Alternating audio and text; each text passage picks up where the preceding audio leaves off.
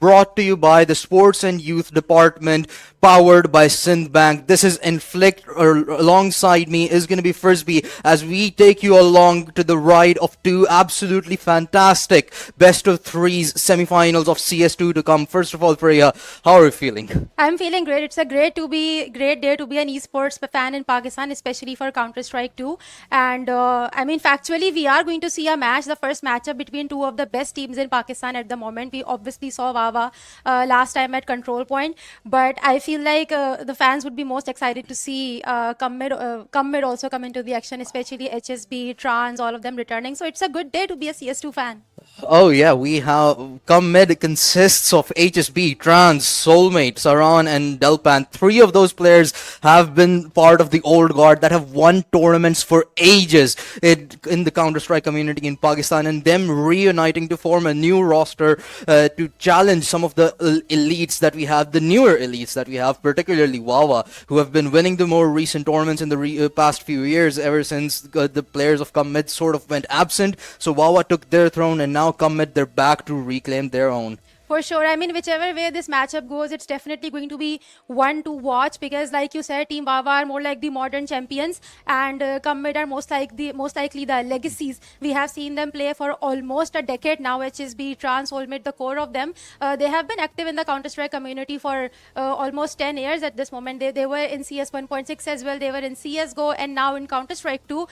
We really missed them in the last few events, but it's really glad to see them back. So, like I said, whichever way this matchup goes, I feel like it's going to be one to watch. But like, is there a team that you are rooting for today, in fact? I mean, honestly, if you're an old CS fan from Pakistan, you have to root for Commit. You have the OGs here playing who started winning tournaments ever since they started in Pakistan, and who had been, as you said, they had been competing in 1.6. They competed in Gold, and now they're back in CS2 to take some tournaments to their own name. But their opponents, Wahh, have certainly done fantastic over the last few years. Again, as soon as the scene sort of died out in the country, Yeah. Wahh, they still kept on grinding, and they got to the point where they are now the team to beat. They won the last LAN tournament that happened right here in Karachi. They beat our Legion, who are arguably the best, and we're going to talk about them, Legion, a little bit further. But Wahh, right now, they're the team to dethrone. Yeah, definitely, and I wouldn't say it's like any sort of a bold pick because I feel like when you are watching two teams like Team Wahh and Commit, they both have equal odds of winning this game. But I will put my money on Team Wahh right now because I feel like his stats and history, current history at least, they definitely favor Team Wahh. They had really strong showing at Control Point. They beat a team like Team Legion, which is definitely like no one was supporting them, no one was rooting for them. Everyone thought that they're going to be the underdogs. It's going to be difficult for them to win that game. So I have my money on Team Wahh. But let's take a look at their journey a little bit, how they made their way to the semi-finals. Finally, we'll take a look at the brackets in a moment. Yeah, their journey certainly has been pretty good. Wahh and Commit, both of them having won practically, I believe, all of their matches with just a 2-0 scoreline. No maps conceded. Actually, Team Commit did get handed a loss on one of their maps, which was against Gods Esports, where they ended up losing an Ancient. But besides that, they have been utterly dominant. Commit, in their last matchup against Pak Boys, we saw some of the old players come to life. We had HSP with a really great performance. He had 38 frags and 17 deaths in that whole BO3. So almost a 2 KD for him all by himself. There have been moments where Trans and Soulmate came alive for Come Mid in this tournament prior to that match as well. But on the other hand, you have Wahh, who have not even lost a single map. They remain true. They have been consistent all throughout this year in every tournament that they've played, and now they are looking to go back to back for their victories. Yeah, for sure. I mean, both of them have make it look really easy in their journeys in quarterfinals. Clean 2-0 sweeps against their enemies, and you can't even say that they were easy team considering Team Eco Warriors literally have protagonists on their lineup. Whereas on the other hand, Park Boys, they also had Melkor on them, who has previously been playing for Guardian 5. So you can't even say that those clean sweeps would have been easy. They were definitely a bit difficult. They must have been, and the fact that they have made their way to the semi-finals at the moment. I feel like it's definitely going to be one to watch. Oh yeah, certainly. I mean, Pak boys are no team to underestimate. They're arguably one of the best teams in Pakistan as well, and it was very surprising to pretty much everybody that Pak boys had not qualified in the last tournament that happened in Pakistan. For Commit to come together again and beat out a team of that caliber to qualify for the semi-finals certainly gives out a statement that they're back with the same potential that they had left the scene with. So now they're running after Wawa to take that grand final spot right here in Karachi. Yeah, I was having this discussion with my friends, and I was like, Commit is going to have an easy victory. And my friends were like, you can't count Park Boys out because they have a really solid lineup. They have been pretty active in the facet matches as well. So I feel like when old players come back into the scene, you sort of have to keep in mind that they may not have a better understanding of current meta. They haven't played recent tournaments either. And from what I know, in my knowledge, I don't think this core has been playing for a very long time together. This is going to be their first event where they're coming back together, Team Commit. So Yeah. yeah. Yeah, I mean, HSB and Trans, they had not participated in the last couple of tournaments as well. Soulmate, he was on Legion, so he's had a change of environment as well. He left Legion and has now joined Come Mid alongside Sahran. Sahran, I believe, was also on Guardian 5, who Yeah. were one of the semi-finalists in the last tournament. So it's sort of a mixed bunch. They have a lot of experience playing together, but it's been quite a while. So they probably do retain some of that old chemistry. However, it's still going to be a fresh thing to beat these new teams, practice from scratch yet again, and go against arguably the best team that Pakistan has to offer for the time being. But on the other hand, we have Wawa, who have players that have shown up from time and time again. But Wawa themselves have sort of had a mixed roster this tournament. We're very familiar with OK being their star opper, but for a couple of those last matches, I believe they had OK subbed out and Rocky was playing in place. So I wonder who it is going to be that shows up, whether it's going to be Rocky, whether it's going to be OK. But regardless of those team swaps, it's highly interesting to see that Wawa, they remain consistent and have yet to drop a map. Yeah, for sure. But I feel like you said, if they're gonna bring back Rocky or not, I feel like they should stick with OK, because for an event like that, where they have been, where this roster has been tried and tested at the last few events, they would want to bring the same lineup that has worked in the past. So I am expecting OK to come back. I'm not sure at the moment because they do need their best opper to be on their lineup. But like you were talking about Commit and Team Bava and their playstyles, I feel like they're two sides of the same coin, because even though they're both legacy players, both of these lineups are some of the best in Pakistan, but they have really stark difference in how they play. Team Yeah. like you were saying, Soulmate recently has experience playing in Legion. Legion sort of has this they play by the book, whereas from what I know, Team Commit, they have a very let's see how thing goes, and they have more of an aggressive play style. Team Baba, on the other hand, they play by strategy. We saw them play, they take things slow. So I feel like they're both like two sides of the same coin, and we'll have to see like which play style comes out on top. Yeah, I mean, Team Commit's name reflects their playstyle as well. They're like, Yeah. let's go mid, let's see how things pan out. If we get an advantage, we'll play according to that. If we get a disadvantage, we'll play according to that. But now we are gonna move towards the match that we have at hand. It's gonna be Wawa versus Come Mid, and we have the vetoes prepared for that. So it's certainly gonna be interesting to see what exactly are the maps that these teams have decided to go for. The first ban is going to be Ancient from the side of Come Mid, and this has been their first perma ban in practically every single BO3 that they've played, so I'm not surprised at all over there. Yeah, for sure. I feel like Ancient is one of the map that we have not seen a lot in recent Pakistani CS2. Mirage, on the other hand, we have Okay. seen quite a lot of it. So this is going to be an interesting ban coming in from Team Wawa, because I feel like everybody wants to watch Oh. Mirage. But I think we'd be happy to see Inferno being played out, because it's also one of those map that has not seen a lot of playtime throughout SEC. Nuke, on the other hand, has seen some playtime, and it's also Team Wawa's best maps.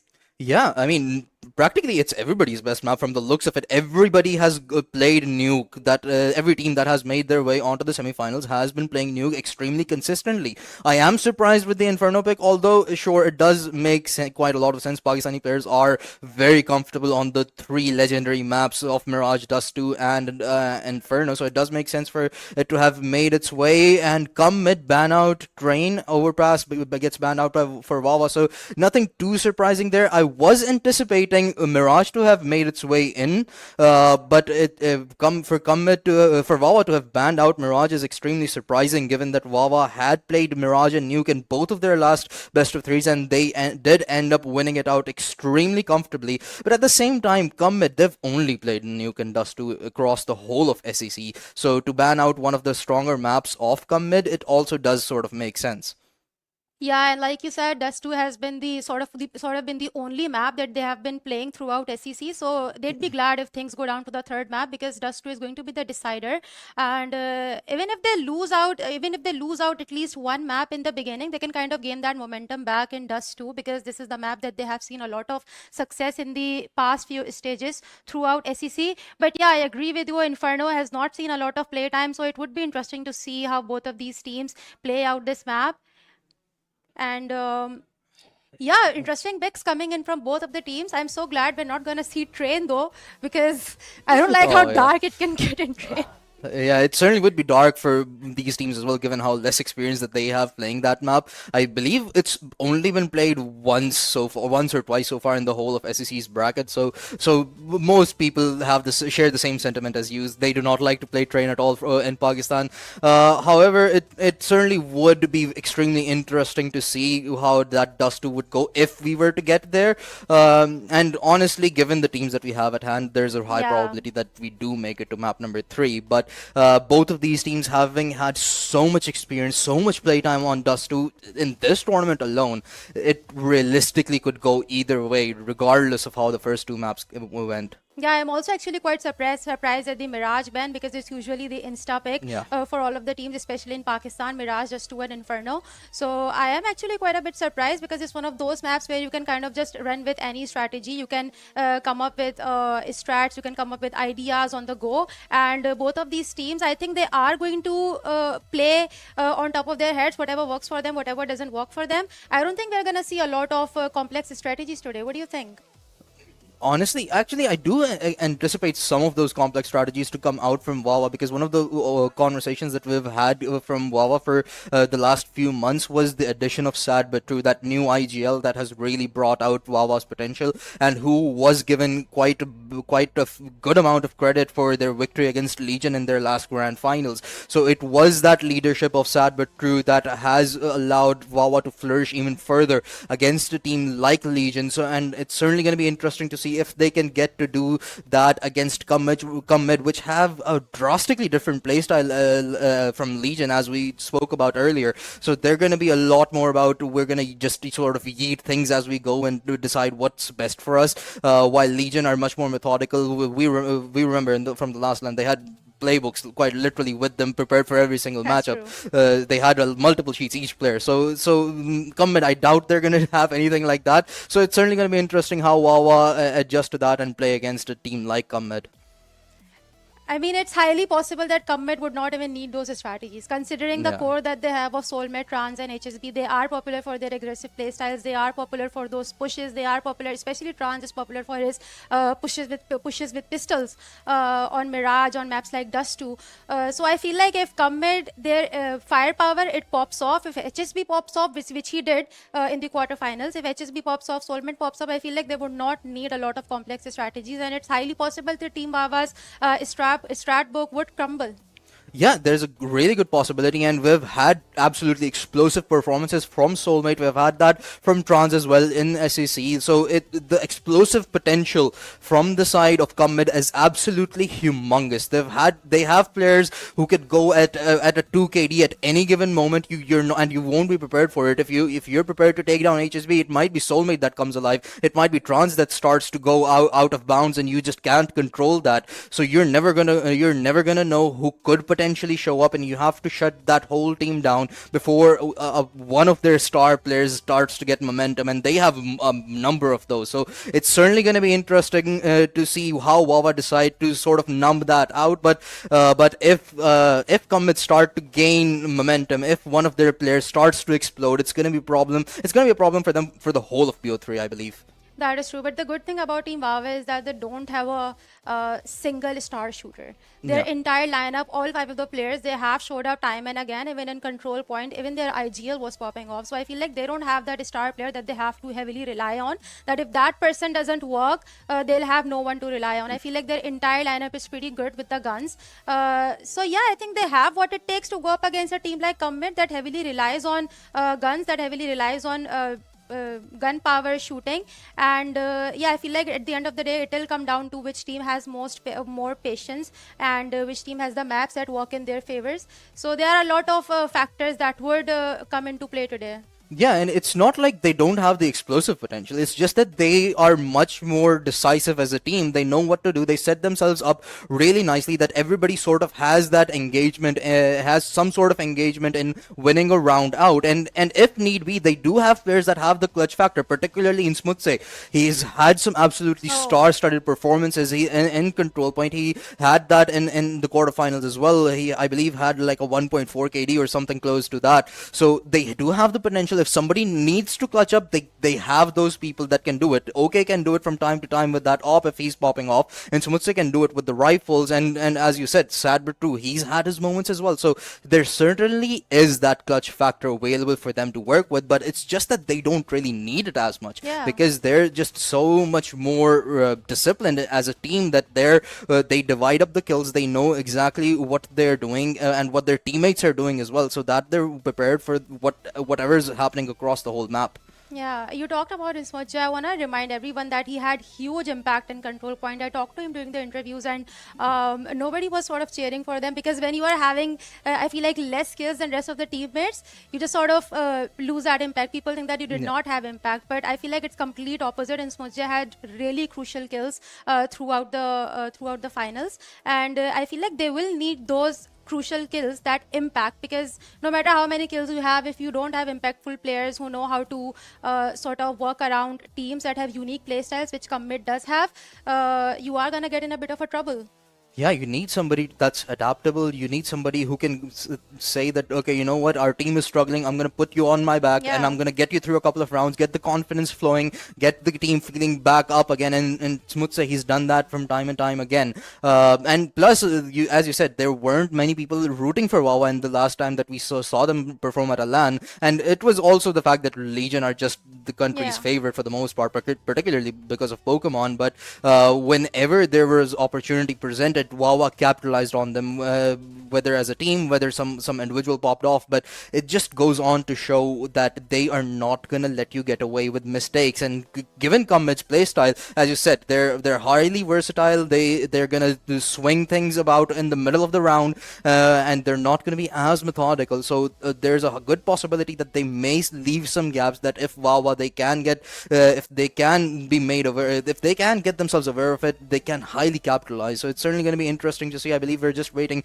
for some of the players to connect. So as soon as that's done, we're going to get right into the game number one. But again, come mid, they are the old guards. They have won so many more tournaments than Wawa Yeah. in an age of their own. But Wawa in the recent years, they have been unmatched locally.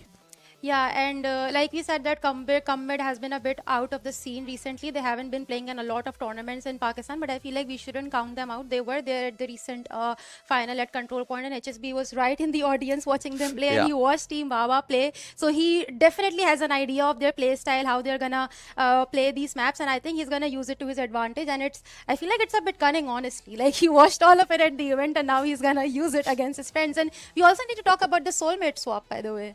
Oh yeah, I mean Legion again. I think the last tournament loss really hit them because now that they have replaced out their roster. Two of the old players have gone. Soulmate joins up with his old teammates HSB and Trans, and now Yeah. who he has dominated multiple games with. By the way, he has won multiple tournaments in Valorant.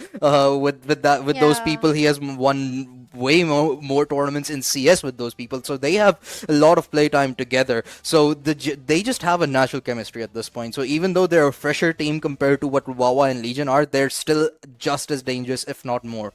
That is true, and Soulmate's recent experience at the LAN event is going to help him, is going to help his teammates as well, because majority of the team members at Commit, they don't have a lot of experience, at least recently, and the meta has changed a lot in Counter-Strike 1.6. Most of their experience comes from CSGO, and the maps have changed, the lineups have changed, utility has changed, how you play those maps, everything has changed, even spray patterns have changed. So I feel like they will need Soulmate to kind of show up, to kind of guide them through this event, through this semi-final. And yeah, like we said, if Trans and HSB and rest of their teammates, they pop off, I think Commit do have a real shot at winning this one. I mean, you are already rooting for them, but I do think that Team Wawa, on paper, statistically, they have really good chance of making this even a clean sweep. I don't know.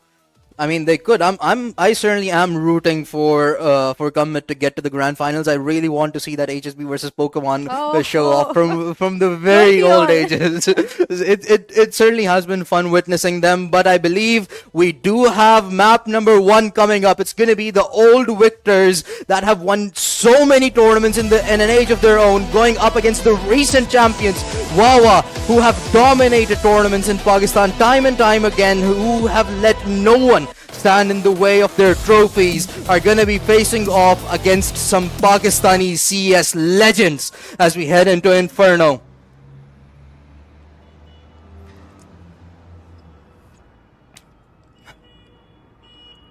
Wawa versus Commit. This is going to be an interesting game, and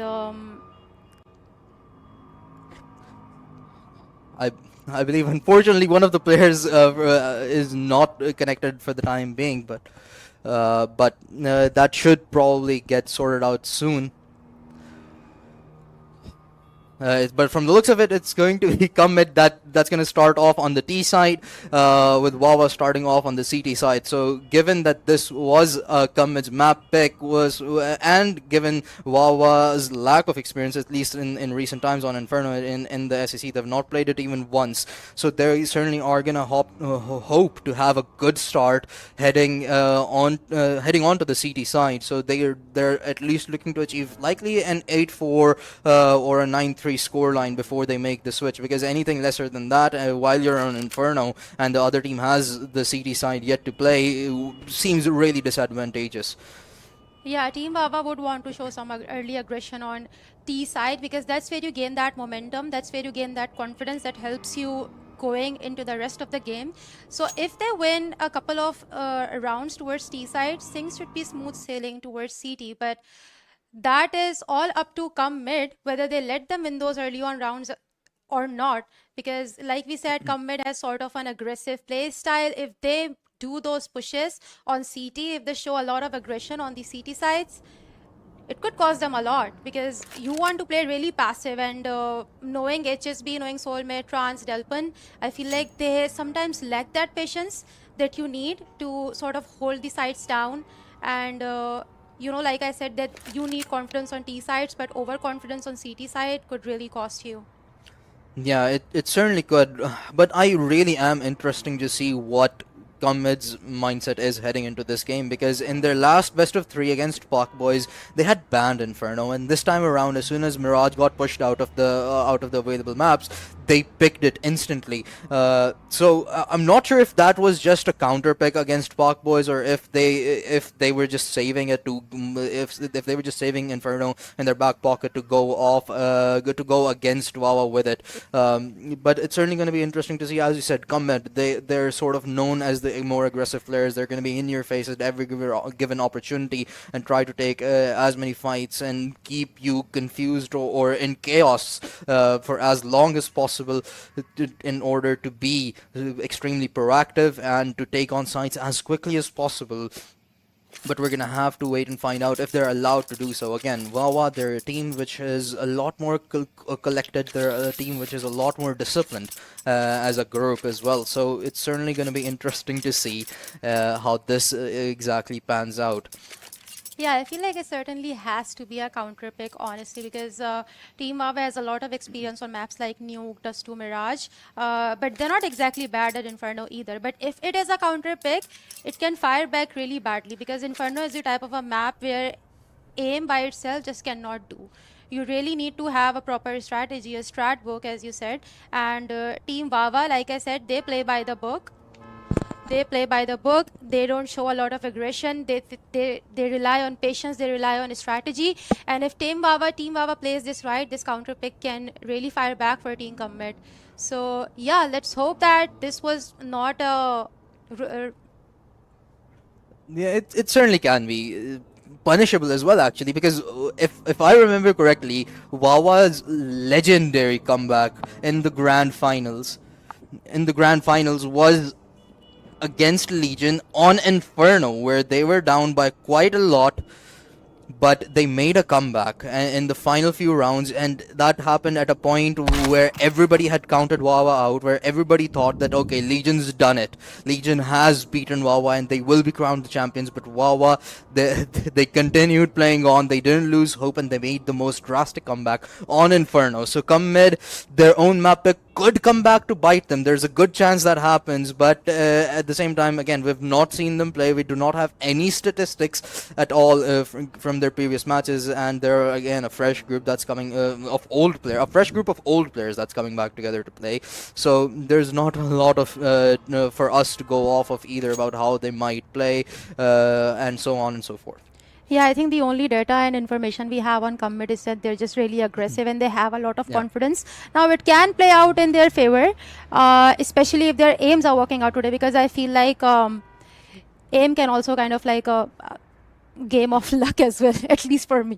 So I Yeah. have no sure, like no Well, matter how much you practice it, you but can yeah. also have good days or bad days. So if Team Commit, especially HSB and Trans, they're having a good aim day, Team Wawa may end up losing this one because, like you said, it is Key Commit's own map pick. So they must be thinking something. They must have some sort of a plan to play this one.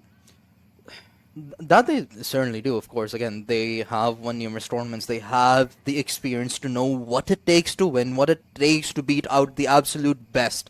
They are players who have competed internationally. Sure, they may not have had a lot of success in that, but they have the experience to be at the very top of the game for a very long time as well. The longevity of their legacy in Counter-Strike esports in Pakistan is absolutely humongous. And as far as our luck at aim goes, for there's a reason why we're casting and not playing the tournament. So I'm pretty sure they've done their warm up. So but again, as we said, Comet has a lot of people that can just show up at any given moment, and it's not like you're not shooting at them straight. It's just that they're gonna kill you first. They just if somebody's feeling really good, if somebody's having a good day, it's gonna be really difficult to neutralize them out on the side of Comet. So Wawa, they're gonna need a good start. They cannot rely on making comebacks time and time again against the best teams that Pakistan has to offer on a map like Inferno, especially given that they will be on the T side in the second half. So they should have a good start if they want to close out map number one. Yeah, you did talk about longevity and experience, and I feel like that really comes in handy in events like that, events like this. Commit, they have international experience. They know how to handle those nerves and those anxiety during the grand events, large scale events like that. Wawa, on the other hand, they recently played LAN events, huge LAN events, and I feel like they have gained some of that experience. So I feel like Novs will also play a massive role in this matchup. Who is better at handling those nerves? Who's better at handling those anxiety? So I feel like Team Commit may have the upper hand in dealing with those issues. They may not even have those issues, honestly. Yeah, I mean they've been playing for what, like 10 years at the very least. It's been a really long time since they've been in the scene, and even if when HSB and Trans weren't playing tournaments, they still were around. They were still playing face it games with these players themselves. So it's not like they were entirely away from CS2. They were playing. They just weren't competing as a team. But now that they're back again, they have the experience. They know what it takes to win. But it's just the fact that there are new kings in town. There are new people who have remained at the top for quite a while, and Legion have been unsuccessful to dethrone Wawa, at least for the time being. And Wawa, sure, I mean, they're sort of the new kids on the block compared to Come Mid at the very least. Sure, they've Yeah. still been around for a few years at the very top as well. But the nerves, sure, it could get to them. However, they also know how to overcome those as well. We've seen moments in a high pressure situation as well in the very recent grand finals. They had to make a really big comeback to be able to close it out against a team like Legion, which arguably is similar to Commit in terms of the legacy that some of the players on the side of Legion have. You have Pokemon, you had Soulmate on there as well previously when Wawa faced off against that. So it's certainly going to be interesting to see if Wawa keep and can stay consistent to that performance, or if Kamwid will outdo them this time. And plus, I'd like to say this might be a revenge match for Soulmate as well for that last tournament. Soulmate was on Legion in the grand Yeah. finals, and unfortunately he couldn't get his hands on that trophy, and it was Wawa who deprived him of it. So now Soulmate, he wants to eliminate them first and go against possibly his ex team. So there's a whole storyline building up for Soulmate right here. Yeah, so a lot of aggression and a lot of anger is about to be unpacked on this map of Inferno, and that with Commit on T side could be really dangerous for Team Wawa. Team Commit would initially want to gain a lot of map control because Inferno is all about those early control that you can gain on the map, and we'll have to see if they're just going to put up all their energy, all of their attention towards one side, or kind of just scatter throughout the map and gain that control so that they can break into the sites and possibly win the first map. We are having some issues with the players, but we'll be getting right into the map, and we are starting soon. And it's gonna be okay. That's gonna join us instead of Rocky this time. So the star opera for Wawa is gonna be back on the lineup. Joining his team as they go against Comed on Inferno. As you can tell, we have all 5 players ready on the side of Wawa, so the map should begin momentarily. It's certainly going to be interesting to see how this one pans out. But again, Faryad, what do you think is going to be the requirement? What do you think that Wawa needs to do in order to make sure that Comed don't win this map out? Like I told you, both of them need to have a lot of map control. Team Wawa need to have a lot of patience, and Team Commit, they will have to go with their signature confidence that they're famous for, signature aggression that they're famous for. And especially on T side, I feel like that is exactly what they should be doing. But of course, it has to go with a lot of map control. They have to possibly test waters towards both sides and see which one works out in their favor. But we are starting now, and we'll find out in a moment exactly what they do. Right now, they are going for a split. Like I said, they have to test waters on both sides, and whichever works for them goes. We have one player lurking towards the B side, and sad but true is gonna play it a bit aggressive. He has his utility on the ready. He is ready to pause any pushes that may come in. But you will see it, Team Wawa, they are also playing it forward. They are ready for any incoming pushes because they are expecting exactly what we have predicted in the past. And the first kill, second kill, Saran is popping off, but it is Team Wawa that ends up taking 4 of the players down. It's Soulmate all by himself against 3 of Team Commit's players. A beautiful crossfire setup by OK and Bullet that finds 4 frags all by themselves. And hence Soulmate is left all by himself up against 3 on the side of Wawa. But the bomb dropped right in front of their crosshairs. Soulmate gonna try and hit them from behind, but OK seemingly prepared to take that fight. Soulmate gets the headshot, 1 versus 2. He spotted another, but it's double peek from the side of Commit to try and hold him back. And as soon as Soulmate pushes out wide, Bullet finishes him off as well. 3 kills for him, 2 for OK, as Wawa start off strong with the pistol. I mean, it's all about cover and trades. I feel like Team Commit did not necessarily do anything wrong with that. They had the perfect push. They set themselves up for success. But I think when it comes down to these type of pushes, you really need one player behind you to get those trades to provide you that cover, and they lacked that. But I also have to say that Team Wawa looked really crisp with their aims, looked really crisp with their pistols. And right now, once again, they're showing a lot of aggression towards the B side, a lot of utility raining towards Banana as well. They don't want to give them any chance. They don't want to take any risks at this moment. They want to push them early on in the round. And you know what? On a map like Inferno, it's the best strategy. You have to waste plenty of time in the initial round. So, you know, you kind of get on their nerves. You kind of make them lose their confidence, because when you have only 50 seconds left on the clock, there's not much that you can do. When Bullet, he has gone with a full buy, gets one kill with that M4, gets the second one as well. Third one, will he be able to get the fourth one? But no, Trans is right there to cover up his teammate. It's up to Insmutse to make sure that Commed do not get their hands onto that M4. But he's going to have some help from behind. It's going to be okay. That pushes them all the way from the backside alongside Bullet. And a very comfortable second round victory for Wahh. Only at the cost of one. They were able to pick that M4 up as well. But now Commed are going to get their hands onto the rifle. So this is going to be Wah's first test of their steel. Yeah, that was an incredible wrap from behind Banana. Like I said, the team Wahh will need to have some patience, but I feel like when you are playing that second round, where you have the guns and the enemy doesn't, you want to show that aggression. They're going for the bonus, showing a lot of aggression. They have cheap guns, they don't have much to lose. And so they are sad, but true, getting the kills right away early on in the round. A bit of a pause, but HSB is right there, gets the second one as well. Trades coming into the play. It will be a 1v1 between OK and Delpan, and they're right into their faces. What just happened? Did OK not realize Delpan walked right past him? I think his teammates did, but he may not have. And he's missed him. If he had walked just a little further, he may have spotted Delpan.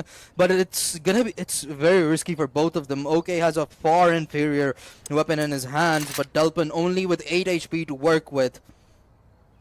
I feel like OK has an idea what just happened, but Delpan doesn't. He doesn't know how screwed he is, and he has a better weapon, but it's no use if he doesn't have enough information to work with. OK, on the other hand, he is expecting him to push in. For a second it felt like OK was about to get an unfortunate timing, but he makes up for that early on, and Wahh, that's going to be 3 in a row for them. Commed with a slow start. And HSB a nice little 2k amidst all that chaos, but it's going to be Wahh that come out on top yet again. Yeah, Team Wahh has proven that it wasn't just the buy round that won them that second round, because Team Commed, they had really good guns to work with, but they were not able to do much with them. This time, however, they're going with their signature aggression. Saharan does not care, even though there is a molly right there to pause him into his tracks. He is ready to pick up that fight. But you cannot really jump through that molly. Here's a stack towards Banana. Team Wahh, they have a pretty good idea of what's happening towards B side, but they are gonna hold their grounds on both of the sides.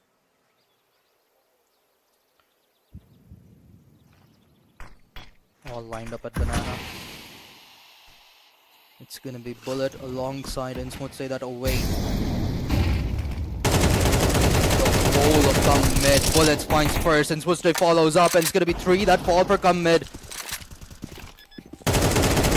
They're left with absolutely nothing. The bomb does go down, but that's all going to be that they get. Bullet finishing off the final 2. And Commed left with just a few extra credits. But again, a really comfortable round victory, as could be expected for Wahh given the arsenal that Commed had. Yeah, I feel like Team Commed has had plenty of time to kind of get their warm-up in going into this match, and they have really good guns to work with, full economy, full utility. I feel like this could be the round where they pop back into the game. If they play their cards right, honestly, I feel like they need to slow down a little bit, because even with the guns that they had, the cheap guns that they had, that Banana push was kind of unexpected. This time they're going for a split, but once again showing a lot of aggression towards Banana, and Smooch is right there to get one player down. Soulmate, however, trades out his teammate, commits towards P side. Smooch overstayed his welcome.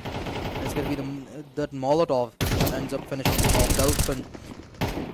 Finds OK the other end, and Executor in a world of trouble. As a double peek from Commed. Leave only 2 behind for Wahh. Make that 1 as Bullet falls as well. That's going to be the leader in a 1 versus 4. He's been spotted. Bronze taken out. Bomb yet to be planted. But Delpin would like to end this fairy tale. Round number 5 right here. Not going to be able to do so. Sad but true survives. And he's brought it down to a 1 versus 2. Soulmate and HSB, both of them have been tagged up quite a bit. But so has Sad but true. I mean, it's not completely undoable considering Sad but 2 is the ideal, but he has shown that he's perfectly able to clutch out a round. But I feel like he has decided not to. Goes back towards his spawn and he's gonna save his weapon. I mean, that is pretty smart at the moment because Wahh already has the leverage right now. They have the edge, they have the map round advantage too. So they want to save their weapon, they want to use it to their advantage and just, you know, play it patiently. Yeah. The economy isn't really too good when you're on the CT side as well. It's very unforgiving. Moreover, sadly, have that anything to work with, but so it made that push all the more difficult for him. But as you can see how the round went off, it was just one-on-one frags that went the way of Combat mostly, and that's really mostly where they thrive as well. It's those one-on-one duels. Yeah. And if Wahh grant too many of those to come mid, the outcome would be pretty similar, I anticipate, as to what the last round was. But okay, he's out with his off. Unfortunately, only one to be found with it. As Delpin finishes him off immediately. Sad but true to retaliate, but only good for one. Yeah, the third are coming in pretty fast. Executor has a lot of information to work with. Gets taken down by Trans though. They have complete side control and Team Wahh.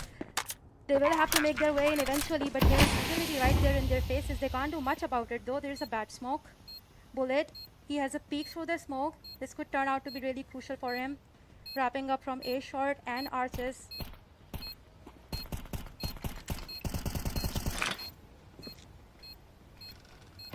This isn't looking easy. Let's say he wants it. He's spotted the shoulder. Timing a little bit awkward, but he may not be prepared for Trans, and he isn't. It's a one-on-one trade that does go through, but Comet, they had the man advantage, and hence Sahran will be the last man surviving in that round, and hence comes the second victory for Comet, and a tactical timeout to be followed from the side of Wahh. Yeah, I mean, those were really quick trade-ups.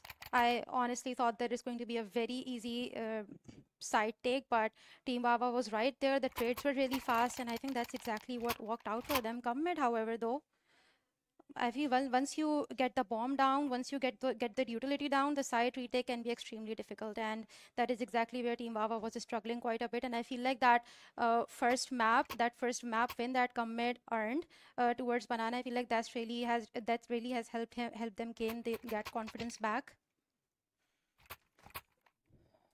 It certainly has, but Wahh, they want to ensure that they do not concede more rounds, hence the tactical timeout. You want to maximize your victories on the CT side.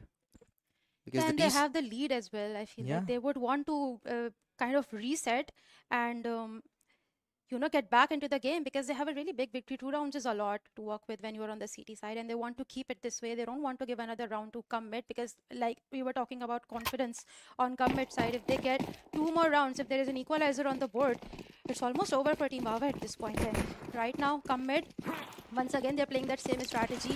One lurk and most of their 500 towards one side and on B. All around, Bird is playing a really cheeky angle. Will not be able to get one though, however. Since Muncher Executor are right there, their cheap weapons will help them get 2 kills. They have paused the push though. Yeah, as unimpressive the purchase was on the side of Wahh, they've certainly made something work out of it for the time being, but HSB equalizes the manpower on either end, but they're not going to be prepared for okay. He's found one. Tucked into a corner, that's going to be Trans. Sahran pinched in. Okay, finds another, but it's come down to just Sahran, and the partial purchase from the side of Wahh ends up working out. The tactical timeout successful, and hence Commit are going to be forced to go broke yet again as Wahh continues to grow their lead. How do you win a round like that? They did not even have good weapons to work with, but I feel like it's their positions toward B side especially. They were playing really odd angles, and I feel like Team Commit did not really expect it. And now they have full utility, full weapons and everything on them. Team Commit, on the other hand, they don't look really good in the economy department. Yeah, and they only realistically have one hero rifle to work with. That's going to be on Trans. a decent amount of util around him. They are scattered throughout the map at this point, and they would want to get Oh, those exit kills and early kills, but okay. Has shut down HSB early on in the round. Executor watching the smoke very keenly. He will try to open that up, maybe even do some damage if there's anyone hiding inside the smoke. They have some sort of idea that there is some presence towards A side.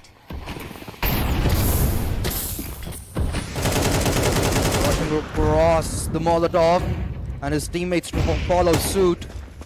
Executor. The backup has been smoked off, but he may not even need it. The pistol 5-7 out, but it's not going to be effective enough. Sad but true. He does get a kill in retaliation, but the bomb is going to go down. He comes in from behind. The rest of his squad still smoked off, but the smoke fades, and so does Strands. His life Saran is going to follow him to the grave as well.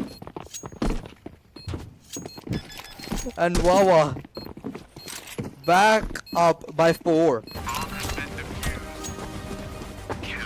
I mean, for the type of weapons that they have, they did plenty of damage, and they do have enough money to invest on the weapons and kind of bounce back into the game. But it's gonna take a lot, honestly. Team Bava has a really big lead at the moment, and come mid, they really need to pull out some wild strategy besides just spreading towards both sides, and showing a lot of aggression towards Banana. They have been doing it for a couple of last few rounds, and I don't think it has worked out for them. Honestly, I think they need to do something differently. They need to execute a proper strategy and not just like push into the sides, because it's exactly what's going to happen. They're going to push and deal a lot of damage with the utility towards Banana. Soulmate already on 53 HP. That is not looking good. They have the weapons. They need to have some patience, and they need to kind of plan what to do. And okay, misses the shot though. Tries again and gets it. Love that. Makes up for the first one. And immediately slow down their approach towards the rest of the 3 players working with a boost at Banana, and it works out. And Smutse, he's gone down, and as soon as he dies, a smoke follows his death to cut off Banana as Bullet all by himself on an island. HSB primed as he takes his counterpart away with that op. This is gonna make things so much more easier for Comet as they approach the B site. Bullet has been playing absolutely fantastic. 13 frags, 6 deaths to his name. But is that gonna be a good enough performance to hold 4 people of Comet back? He's gotten 1. Flash out, peeks out again. Unfortunately doesn't connect. Saran shuts him down, and the site is entirely Comet's. Rotations are not here yet, but they're almost here, and this side retake is going to be difficult because there's 3 players right inside B, and smokes are going to waste a lot of time unless they want to break into the site, and that is exactly what they're gonna do. Try getting some, and the nade kill by Satru. How did you do that? Executor and Satru, they made it a 2v2. This is not completely undoable. HSB, however, is right there. Gets 1 kill. Tries to get the second one, but Executor is right there to balance things out. It's a 1v1. Executor versus HSB. He will try to get the smoke used. However, switch up the weapon. Tries to get the kill and will be able to get it successfully. Putting 3 on the board for Cupmid. Oh, as soon as that flash went out, my arms were in the air. I thought, okay, maybe he's done it. He had the defuse kit. There were only 2 seconds left on the clock, but HSB, he rushed in immediately, picked up a rifle, got the headshot, and denies Wahh their 7th, keeping things still somewhat intact for the side of Comed's T side. Once again, the same action towards Banana.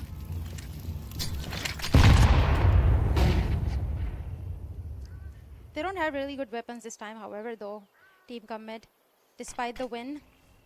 And they are gonna choose to play this one slow, which is pretty smart. They want to get some peaks, maybe update their weapons, and then break into the side, because that is what worked for them in the last round. They did have the early kills, but they slowed down in the middle of it, and then hit the side.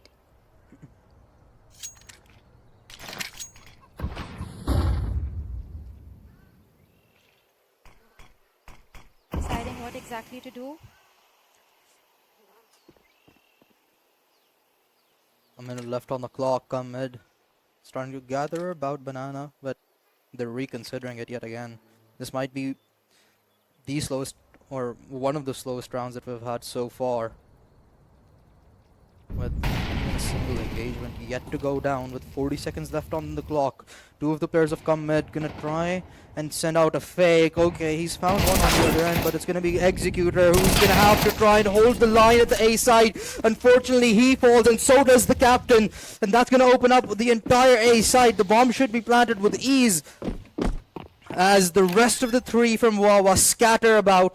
Bomb has been planted.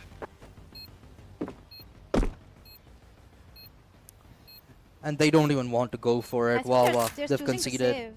Yeah. They don't have the money to go for that, so it does make sense.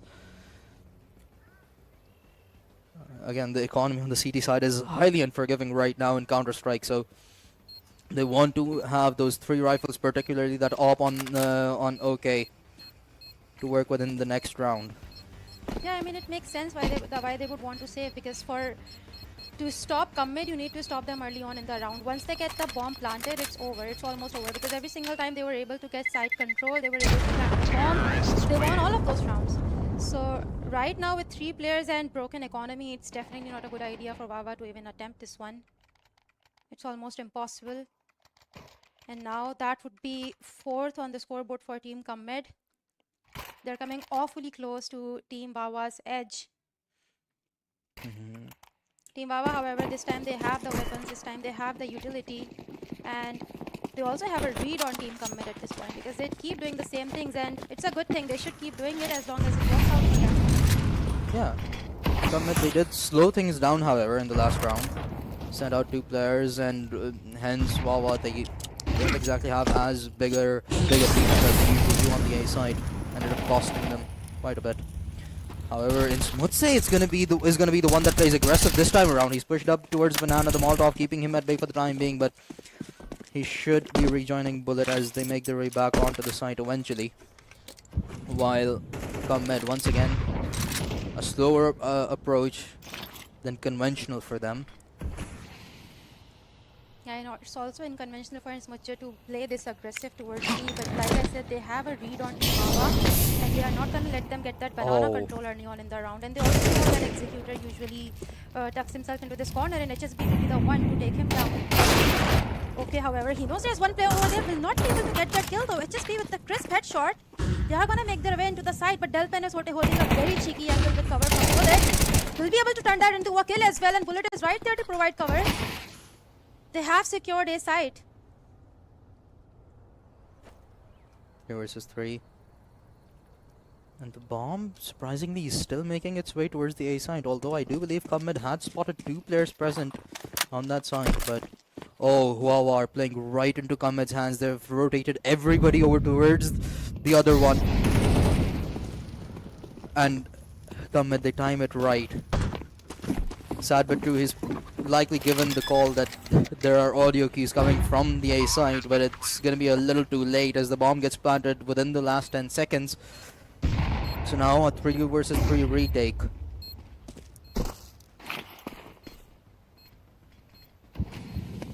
They have the utility, they have the weapon, and this time they are going to attempt this 3 versus 3. But they will want to be quick because the bomb has already gone down. Not much time left on the clock. And it appears they're still testing the water. Catbird 2 has a very solid angle. He should be able to get that kill, but fails to do that. Though Bullet will be the one, however, to open up with a kill. It's just Trans against 2 players. 5 HP on him should be very easy, and Late should be able to finish him off. And Smutcher does it, and Bullet is right there to defuse a bomb. What a teamwork coming in from Team Wahh, putting 7th on the board. Yeah, Bullet and Insmuts, have been absolutely phenomenal so far as a duo for the side of Wahh. They've held down the B side for the most part successfully whenever Commit have attempted to try and breach it. And Bullet himself is having such an amazing game right now. Still, KD higher than 2 with 16 frags, just 7 deaths to his name. While on the side of Commit, they continue to struggle with their economy. A really shabby purchase for them. They do have a couple of AKs, but 2 Galils and one SMG in the hands of Delpan. And I feel like team kind of pop off.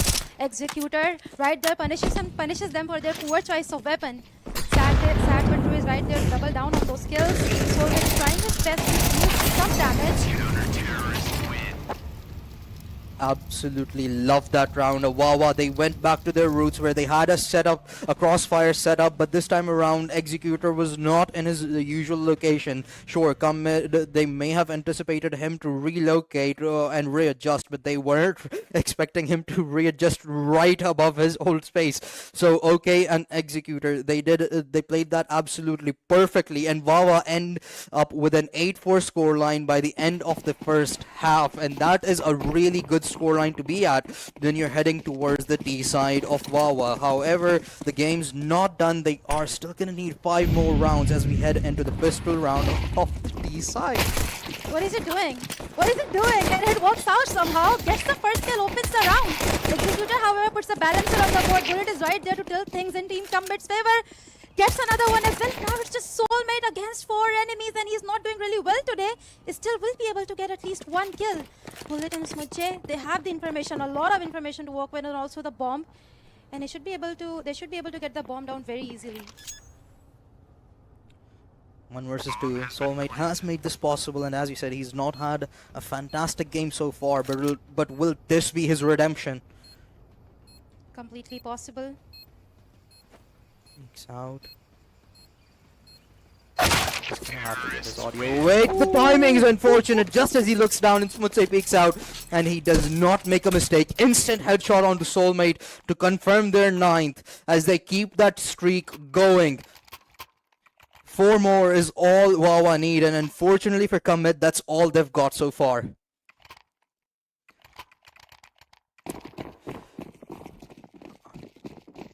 Commit, they had a really aggressive playstyle, and that sort of is what we know them for. Yeah. Unfortunately, didn't work out, and right now they're at such a point that they cannot afford to make many mistakes. This is their own map pick as well. Yeah, and Team Wahh is going to keep it classic. They're all rushing in towards B side. One player lurking towards A. I mean, this is not exactly the most complex strategy you would see in CS2, but they don't really need to try too hard at this point. They have 9 on the board for them. Just need a few more rounds and they will take this one away. A little bit of utility coming into the play, and Bullet will be the first one to set foot into the side. They have the weapons as well, and Team Combat, they're also only on pistols. But something a little very unique move coming in from them. However, both of them will get taken down. Only Sahran left alone in dark, and he will also fall to Bullet. Where were they looking? I am thoroughly confused. I don't know where. I think they were focused on that boost. They were. It happens.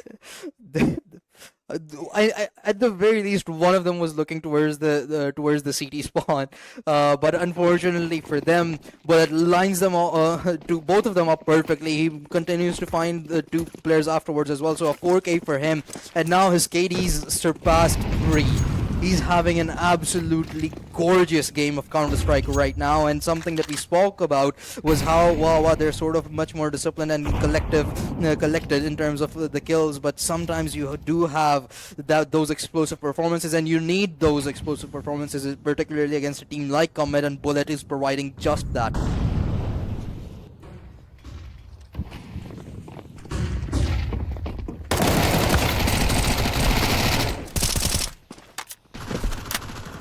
Team Wahh, they have gained entry into the A side. HSB, however, is going to play it slow. He's going to let the rotations come in, which is smart at this point. They need to play it slow. They need to play it very intentionally. However, the bomb has gone down, and these type of retakes can be extremely difficult. They do have the weapon. It should not be completely impossible for them to go for it.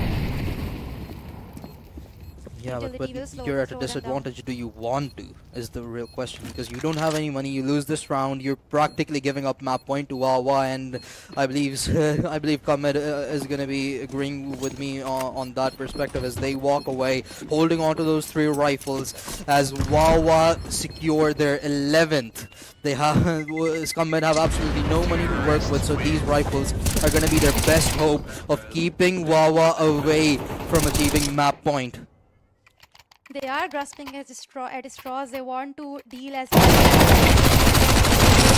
kills because we have to Oh, talk about beautiful. team Combat's gunpower, their firepower. I feel like nobody is really popping off today, and they need someone to kind of put those kills on the board because right now it is all about those kills. Trans is only on 6 kills. Soulmate is not having a great day either. Delphin on 9 kills. Saran on 7. It's not looking really good on Team Combat's side, and they need someone who would go in, get those entry frags, and create a space for their teammates. And right now, they're just deciding to play it slow. That confidence that we saw early on in the round on T side is completely vanished, and it makes sense why Team Wahh is looking really good. And once again, Insmoche showing that aggression on apartments. He has a lot of cover for himself as well, but on the other side, there's a really good cross. Yeah, a really nice crossfire setup. However, Wawa sense it. They walk away and play it a tad bit safer. They still have quite a lot of time to work with, but it seems like they really want to dedicate their resources and manpower to fix this A side, and it's worked out for them quite well previously. Up in the first line of defense, couldn't prioritize his targets and gets punished. He did find one, but OK retaliates with 2. Sadbutru, the captain, follows suit. And we have only 2 players remaining for come mid. And from the looks of it, Wawa, they've done enough. This should be map point. And they should, from the looks of it, be stealing away what was come mid's map pick.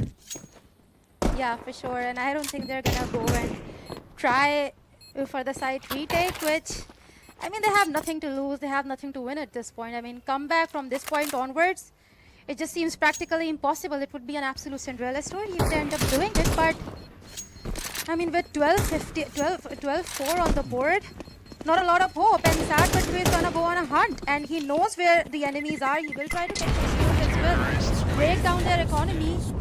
Kick them exactly where it hurts them. Oh, Soulmates died out as well. Saran dies in the final second, so they're not gonna have those last couple of kills to work with either. After all. It only gets worse for come mid. Well, they do manage to muster up 4 rifles still, 3 of them being M4. So, however, they're severely gonna lack, and not severely actually. They do have a decent chunk of util on their side still, so it's not entirely terrible.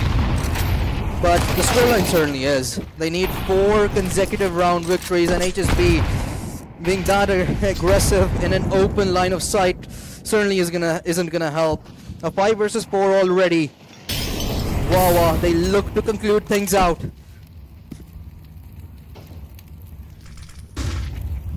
Soulmate. John's found one. He gets another. Executed does. Gets Soulmate, but has been equalized. Spots are on. They know he's up close and personal, however.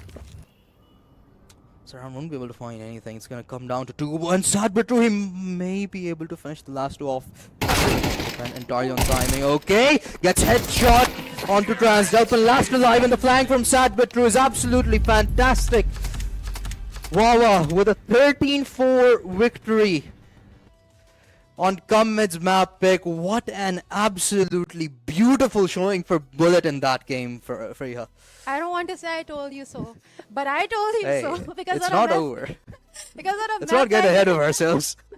in a map like Inferno, it all comes down to strategy. But come mid, not only did they lack a strategy, but they were also lacking in the firepower department. Their best shooters, Trans, Soulmate, they were all kind of slacking today. We did not see a lot of kills coming in from them. We did not see a lot of impact. They kept doing the same thing. It worked initially on T side, but then eventually Team Wahh had a pretty good read on them. We saw Insmoche playing very unconventionally. He was playing it extremely aggressive because he knew exactly what happens towards Banana.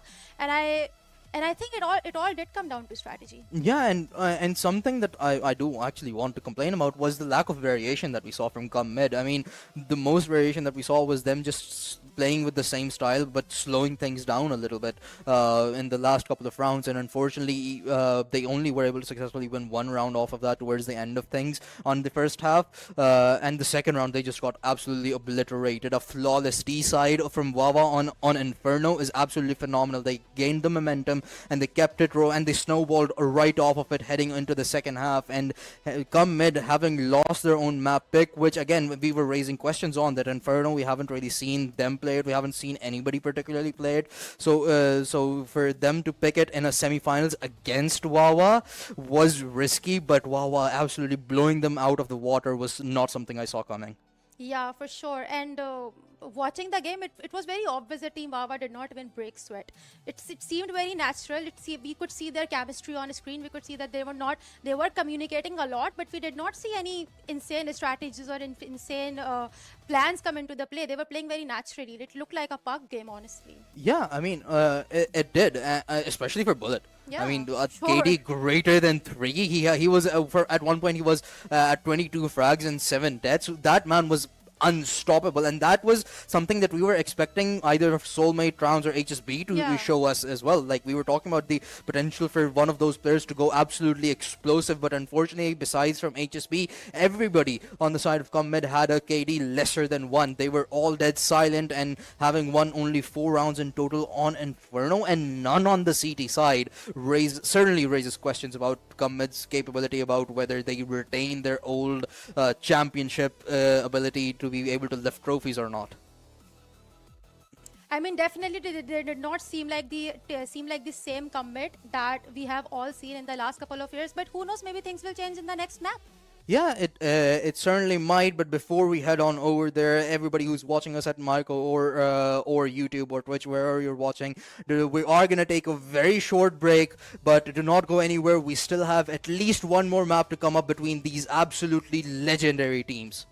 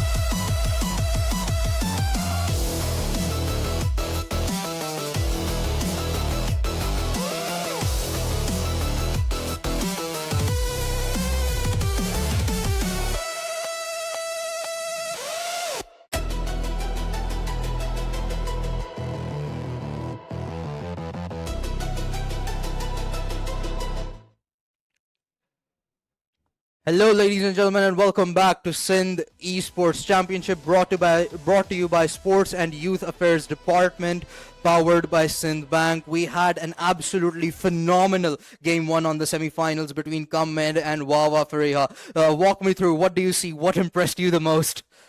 Bullet, obviously Bullet. I mean, with 23 kills on the board, so much impact on the game. I was absolutely impressed. I mean, he was the MVP at control point for a reason, and we'll have to see if Commit can bounce back into the game in the next map, which is going to be Nuke. And we are already in the map. We are in Nuke, and we'll have to see if they can kind of bounce back. Yeah, Kammed's backs against the walls. They lose this, they're out of the run for the grand finals, and Wawa, they certainly want that outcome. Okay, to start off strong. Finds the first headshot onto Soulmate. And he's spotted another. He gets Delpan at that range. Oh my goodness. Wawa certainly feeling good. And they want to keep that momentum going. On the T side here as they look. Plant the bomb. Trans is over here. Trans all by himself. No support whatsoever as the players start to flood into the site. He's gonna need backup. Okay, he's prepared for some knocking. Gets the audio cue, peeks out immediately, and that's his third. Trans and HSB last alive against... Actually, Trans last alive. HSB got traded off, so he's up against 3 now. Yeah, for sure. And this is the right time to call a timeout because both of the teams one-on-one on the scoreboard, and finally Team Commit is looking a bit better. They are looking a bit confident. They know what they're doing, but still, it's just 2 rounds. Team Baba can quickly bounce back into the game, and this time on, they don't have a lot of money to work with, though. They have just the pistols, but we have seen them outperform their enemies with pistols before in Inferno, and they might as well do the same this time on around as well. They might. Unfortunately, from the looks of it, we may have a player disconnected, so hopefully that gets sorted out. But Commit, they certainly needed that round victory. If Wawa had been allowed to snowball that victory from map number 1 onto Nuke's T side, that could have been really dangerous. Again, Nuke is a heavily CT sided map, so if Wawa were somehow able to get even a 2-round lead heading onto the CT side, Commit could really be in a disastrous position. So Commit, it's really essential for them to stop Wawa right in their footsteps and gain that lead, gain that momentum to kick things off on map number 2. They cannot afford to lose another map. They really need this game to go to Dust 2. Yeah, and I think they were aware of it, Commit, that how risky can it be to let Team Wawa have 2-round lead on a map like Nuke on T side, which is exactly why they invested in some weapons despite their broken economy in the last round, and it worked out for them. And this is exactly what they need to do. They need to make some risky decisions. They need to play in a play style that Team Wawa is not expecting, and it has worked out for them, and they may stick with this style moving on into the round. And like you said, Nuke is a CT-sided map. This could be Team Commit's chance to bounce back into the game, gain that confidence back, pick up some early rounds, and break Team Wawa's momentum. It absolutely could be. But I think a lot of it goes towards how Commit perform in this first half, particularly if they are able to get together a really good lead heading into the second half. They should be able to close this one out comfortably. Again, Wawa have played a lot of Nuke. Both of these teams, everybody who's made their way on played a lot of Nuke and SEC particularly. So there is experience all across the board on this map particularly. But what I'm interested to see is how efficient OK is going to be on this map. You know, the ops, they can really come alive on Nuke, and so far he's had a great game. He has 4 frags to his name already. We're only 2 rounds in, so if he can keep that performance up, he could be the X factor for Wawa to be able to close out map number 2. While on the other end, Commit, again, they have a lot of potential, but so far it's just been missing. We have not seen Trans perform up to his potential. We have not seen Soulmate perform up to his potential, and he's one of the biggest players, biggest names in Pakistani Counter-Strike, and HSB as well. He did have he did have the best stats on the side of Comet on map number 1, but it still was not as good as we know he can do. He's had games where he went absolutely humongous and carried his team through a few rounds, and he was known as the king of Counter-Strike for quite a while as well. So he really needs to earn his title back, because this is not looking good for Comet right Yeah, I now. kind of see HSB as the Shahid Afridi of Counter-Strike 2 back in 2009. Yeah, Like, if yeah, he pops off, he pops off, and he pops off big. And if he doesn't, he's gonna tank.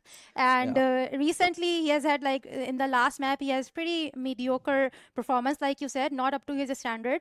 But again, if Team Comet picks up these early rounds, HSB, Trans, Soulmate, Saran even, and all of their main shooters, they could prove to be really dangerous for Team Wawa, because it's not Team Wawa that is in need of a big firepower. They had plenty of it in the last map. It's Team Commit that need to really, someone needs to really pop off, someone needs to show up, someone needs to put those kills on the board. And yeah, this one win that they have put on the board, this could prove to be huge, especially considering they have the weapons now, whereas Team Wawa, they are struggling a bit in the economy department. Yeah, HSB in the last best of 3 that they played against Starbois, he had 38 kills to his name all across the best of Ooh. 3 with just 17 deaths. So he had a KD better than 2 in that whole series. So he was extremely consistent, and he needs to show up with that sort of a crew to Dust 2 at the very least, because so far, if Bullet keeps on doing what he did on map number 1, and if OK starts to come alive with that op on Nuke, things are gonna look really bad for Comet. However, we're just in on the early rounds of map number 2, and given that Comet's starting on a CD side, this could be their prime time to make a comeback.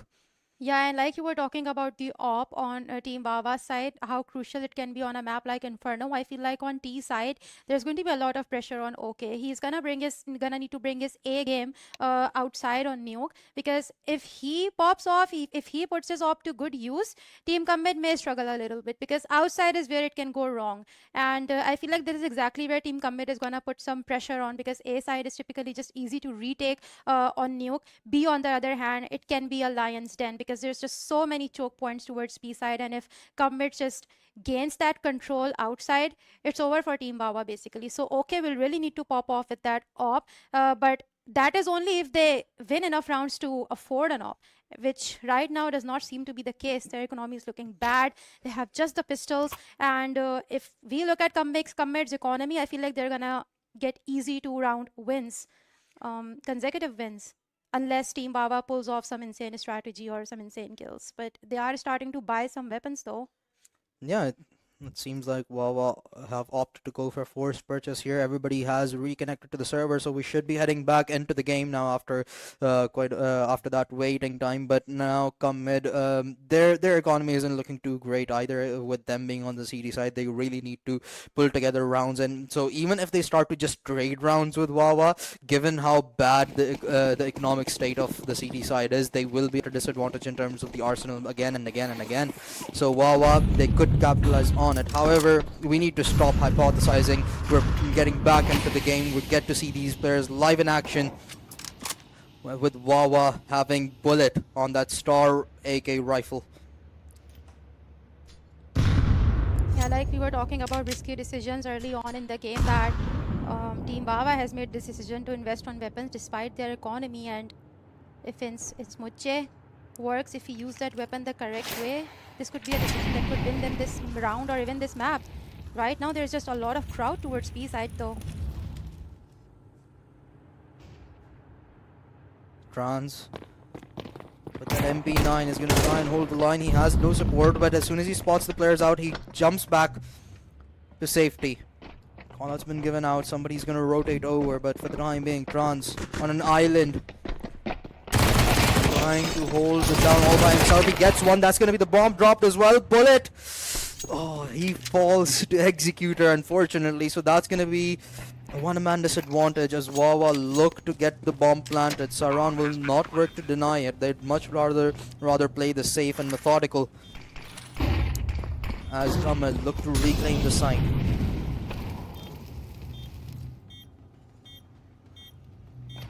Like I said, B-side retake can be a bit tricky, and this is exactly what Team Comet is struggling with right now, whether to open that door or not. And they just don't know how to get into the side. HSP will be the first one to take the initiative, gets one kill again, and Shahraz will double down on that. They have side control, but Insmujja is right there, denies them the kill, and they will be able to take everyone down. But is there time to defuse the bomb though? I feel like there's plenty, yeah.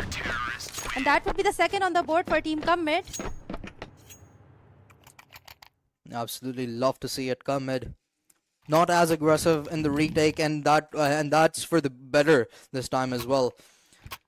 Playing not how we know them or how they're stereotyped, but they waited until the bomb got planted. They waited until everybody was ready to strike all together to catch the people of Wahh off guard, and it worked out effectively.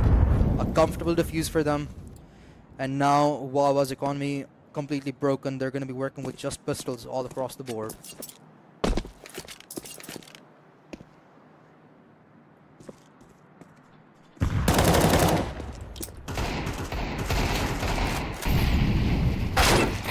He lingers with There's a that team kill there. bomb in his hands, and that's going to be quite punishable. Executor unfortunately cannot stop killing his own teammates, but Comet are gonna work for him to do that for the rest of his squad. Bullet, last alive, up against 3, and everybody has been tagged up at least a little bit on the side of Comet. And I wouldn't put it past Bullet's ability to clutch this round up. However, it certainly wouldn't be easy. At this point, it's just best if he manages to save that weapon. Delpin primed just around the corner. Bullet may not anticipate this. He doesn't even check that angle. An easy headshot for Delpin.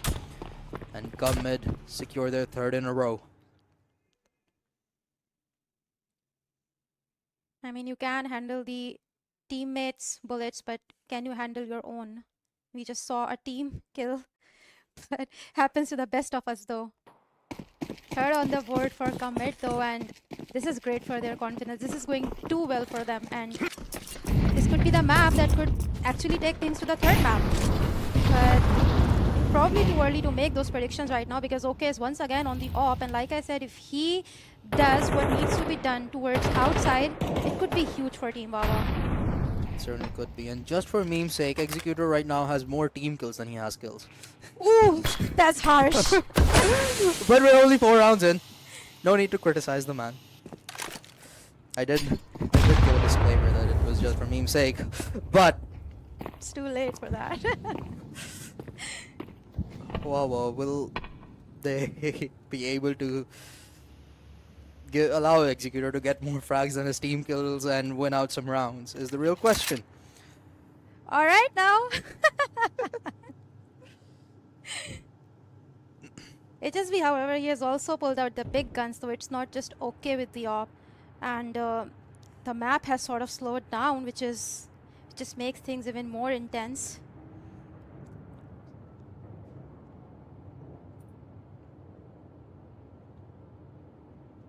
Really slow round with no real progress on it. They're gonna start to move smoke to cut off 2 players from the side of Comet as Executor leads the charge. Onto the side. Gets one. There's the second. Delpin found. HSB with the op. Does retaliate and but unfortunately he's gonna miss his second shot. Executor will fall back to the rest of his squad. Bullet lands a nice headshot onto Soulmate. As the bomb gets planted with 10 seconds left on the clock, it's come down to a 2 versus 3. HSB's op has been really good in this round so far, but will he be good enough to clutch this round out for his team?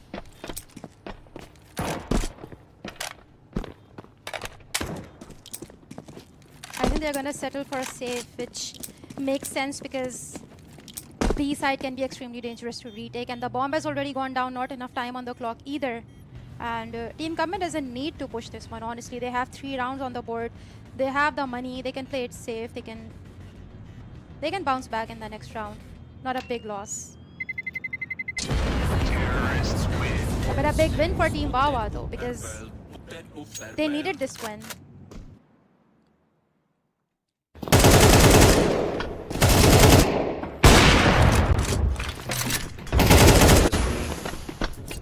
It's unconventional for me to watch HSB op. I honestly have no memory of him Yeah. opening, besides his streams. Yeah, and yeah, I don't recall him playing an op role Yeah. on any of his teams, but he's doing it well so far. Actually, he had a nice few frags on map number 1 as well, and if he can continuously shut down OK, then that could be huge for Cup Mid.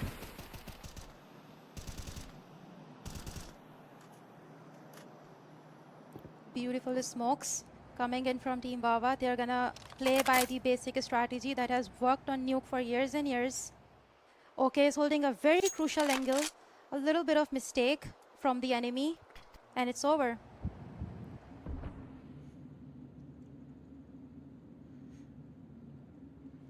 Delpin trying to hold down the line at B side. Vents. Spots one. Headshot delivered and Smutsa instantly retaliates. Will not allow Delpin to get away with that one.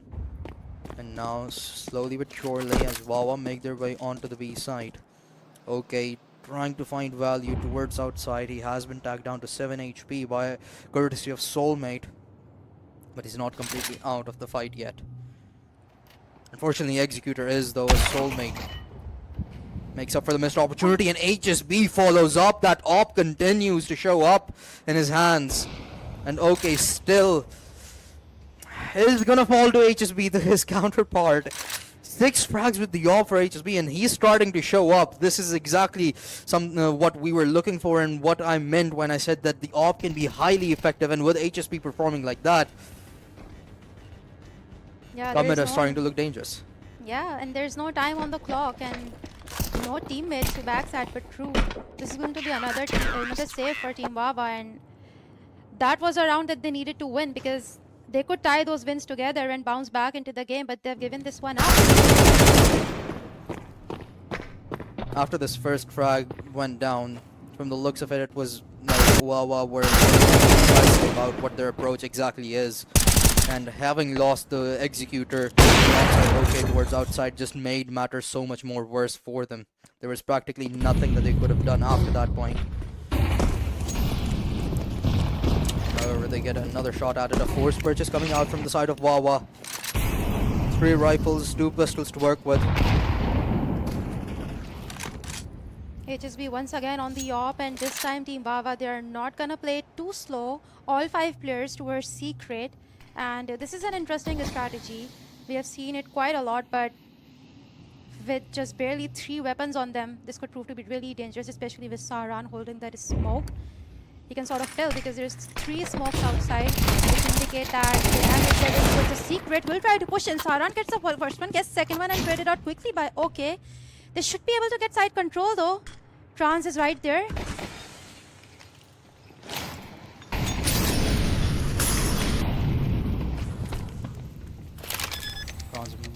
Molly's off one of the players for Wawa, but that will not delay the bomb plant. 3 versus 4. As tricky as the B side may be to reclaim, Wawa still are at a disadvantage. And it seems like Comet, they want to flood through ramp. So will cut off Executor for the time being, and he has been tagged down to 14 HP as well. But in smooth sake, he holds down the line. He's down to 3 headshots in a row. That's gonna leave only HSB behind. And sure, you may have a man advantage to work with, but you do not have in smooth sake. Wawa, they get their third after quite a few rounds of misery. Yeah, HSB finally gives up his all, but he has enough money to buy one again because he has proven it time and again he's pretty good with that weapon. But Team Wawa, what a clutch, what a win. That came pretty close. This is exactly what they need to continue their momentum into this map. They have once again resorted to scattering throughout Nuke instead of just moving towards mid. Okay, with the signature op on the outside, Soulmate has a pretty good read on them as well.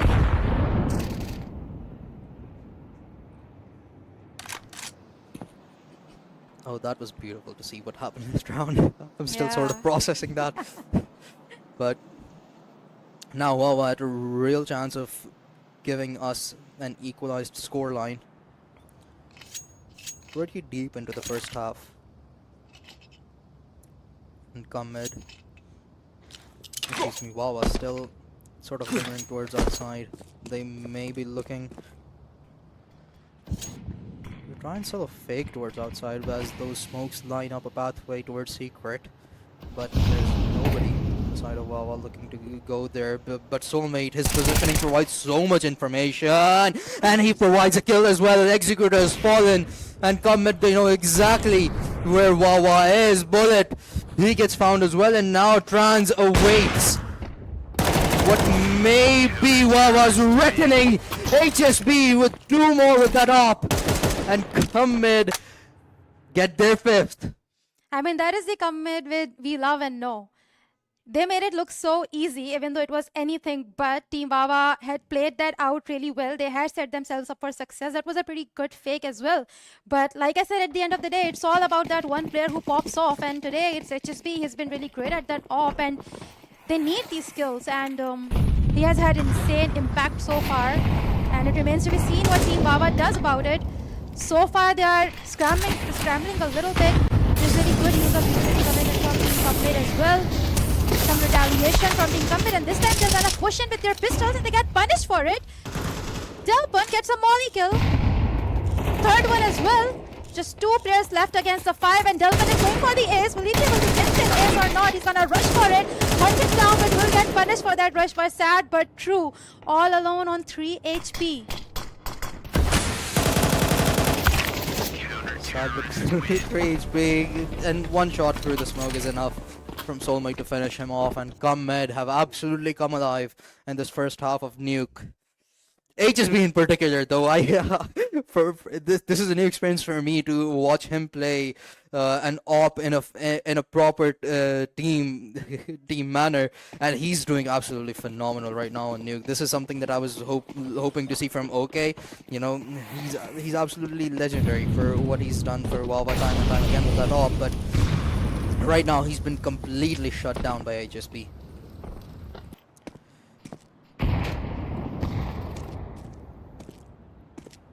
Delpin continues his spree from the last round. Bullet already taken out of the equation. And Soulmate looks to follow up a lot of missed shots from either side, but eventually it's going to be Soulmate that makes up for it. And OK continuing to struggle.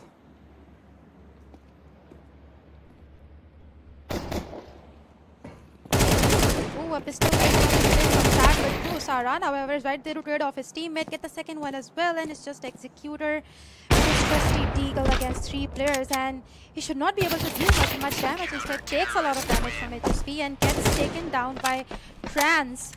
And Team Wawa will finally have some money to make some investments.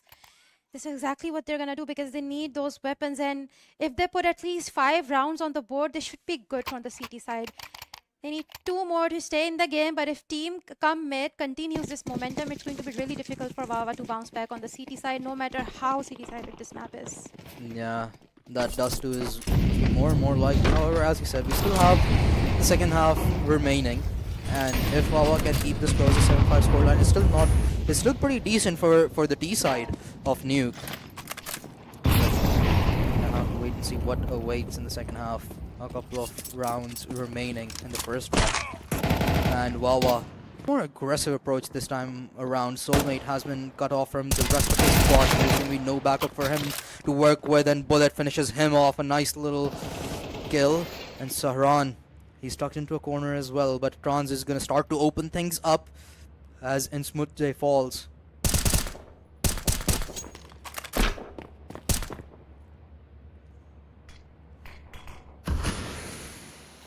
Wawa is going for a little bit of a reset right now. They have a lot of information to work with. They know the angles where Commit usually hides. But what are they going to do about it? If they're not able to win those duels, there's not much that can be done. And really surprising to see a lot of patience coming in from Team Commit side. They are not pushing those angles. They know what has worked out for them in the past. And that is the patience that is holding on to the sides and not going overboard with the confidence. Bullet, however, a lot of control towards A side right now. Saran would would be the one to deal a lot of damage. HSP takes bullet down. Just 2 players and now 1 against the 5, and sad but true will also go away. That reset didn't really work out for Wahh. At the beginning, it seemed hopeful. They were trying to go for a different thing. They were much more aggressive this time around and cut off Soulmate quite successfully. But Soulmate, he played that very patiently, allowed his teammates to come about. So even when he did die, his teammates were prepared to take Wahh out, as Wahh trying to regroup and collect themselves again. But Kamed doesn't allow that to happen, and best case scenario for Wahh is looking to be an 8-4 as we head into the last round of the first half. Which is honestly not bad. 4 rounds on the T side is still pretty good unless Soulmate allows them to get that 4th round, which seems very unlikely considering he's gonna open up that smoke. He's gonna deal a lot of damage in that way. He has a really good read on them. Gets one, will not be able to get the second one though. Executor trades off his teammate right away. HSP with his trusty AWP makes his presence known. Will not be able to deal damage though.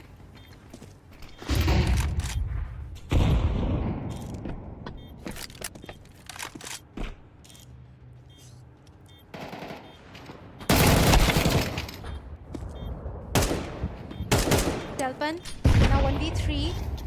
Seems very unlikely to retake that round, and I think we might be seeing 4th on the board for Team Wahh. Delpan gets the 1 kill and Bullet will be the one to wrap up this half.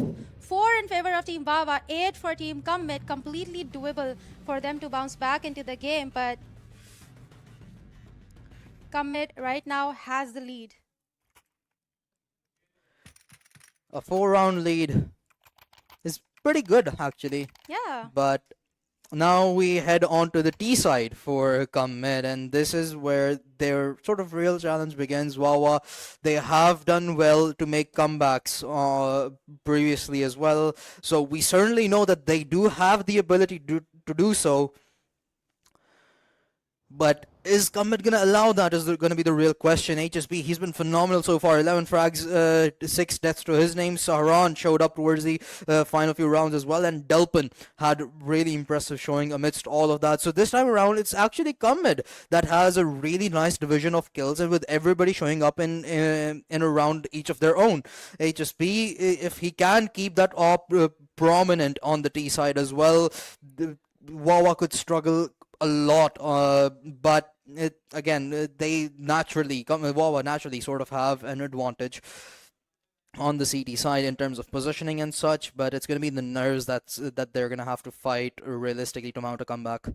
Yeah, that is true, and we have seen a really unique and different play style from Team Commit. From their typical ways, they are not really pushing as aggressively. They're showing a lot of patience, and if they keep it up on the T side, they may be able to keep up that momentum on T as well. Wahh, on the other hand, they will need to lock down those sides. They will need to use a lot of utility and not give up those early round kills. Right now, Team Commit,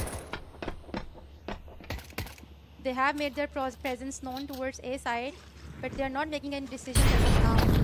Testing the waters, what works, what doesn't. But Bullet, however, he's ready to show aggression. He has made his presence known as well. Executor, Soulmate, a lot of trades coming in. It's happening so fast. It's just 2 players against 2. They have the bomb, they have the information, and they know that B side should be empty. However, sad but true is right there to deny them entry into the B. Saran will still be able to. Oh, he's gonna push back, but he's gonna make okay when he pushes back.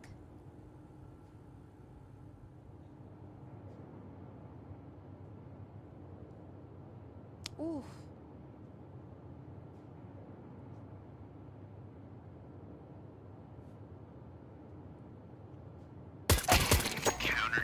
Yep, that's going to be an easy kill for OK, and Team Wahh with that has bounced back. That was a big round for them. They needed this pistol round win to balance out the economy and tie up the wins. Wahh off to a good start on the CT side, and just what they needed. Commit are not going to opt for a force buy here, so just pistols all across the board. That should allow Wahh to have a rather comfortable victory in this one. And come mid, perhaps they are still sitting comfortable. They do have a 3-round lead. So not a point of panicking just yet.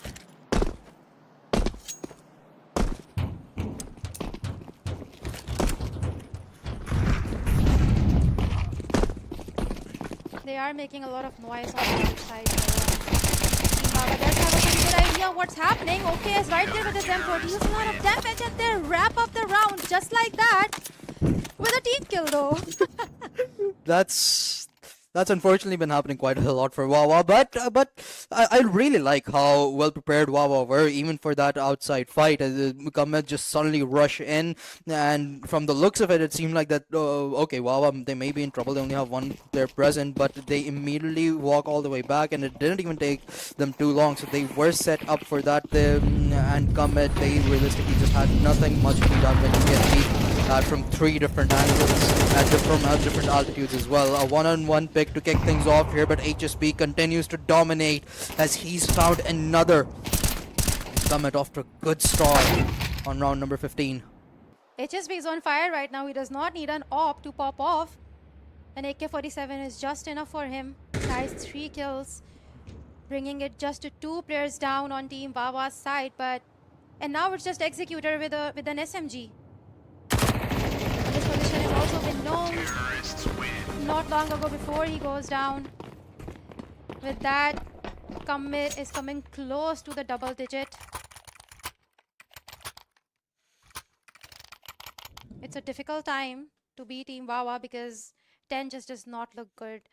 They need to stop Team Commit if they want to make it a 2-0. Otherwise, we are going into map 3, which is going to be just 2.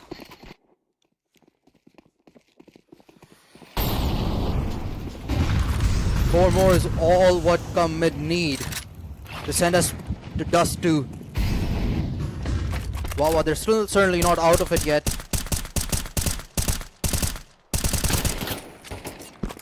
It realistically could still be anybody's game considering Wawa are currently on the CD side, but as Commit start to make their way towards Secret, from the looks of it, there's not a lot that Wawa could do to try and stop them, but now the smoke phase, Ince would say, wanted a couple of frags, but would much rather play this safer.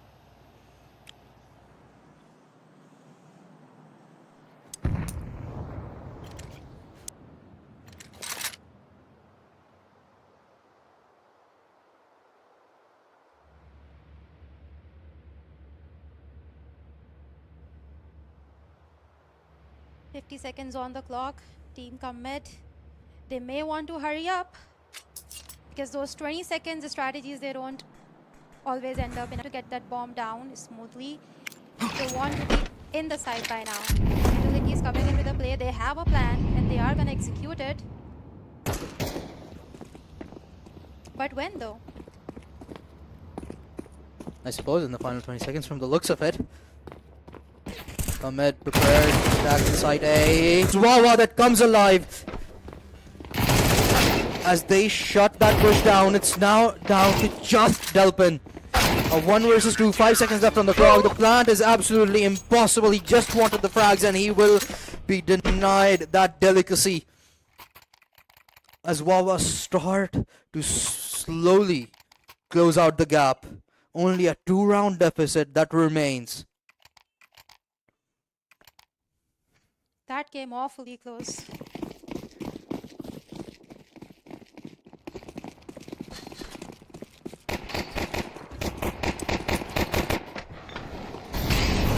Just on the side of combat now, not looking pretty good. They've gone for a slight bit of investment into SMGs and upgraded pistols. On one SMG actually. On paper, it should be a free round for Team Wawa, but Team Commit has been surprising us in this map, so anything could happen. It can go either way.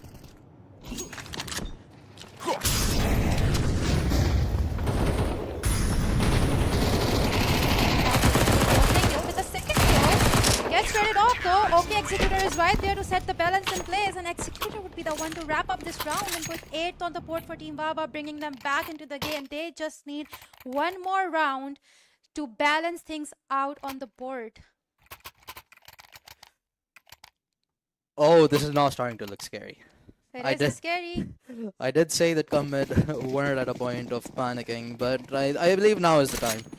This is where you panic. You lose this round, Wawa would have achieved equilibrium on the scoreboard, and that's a dangerous place to be at when you're on the T side of Nuke.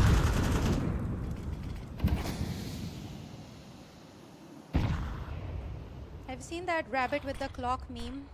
That is Team Commit right now. They need to start panicking. It's time. And I think they know it because they are scrambling a little bit right now. Trans with the opening kill. Again, sad but true. That should be enough to gain them entry into the site.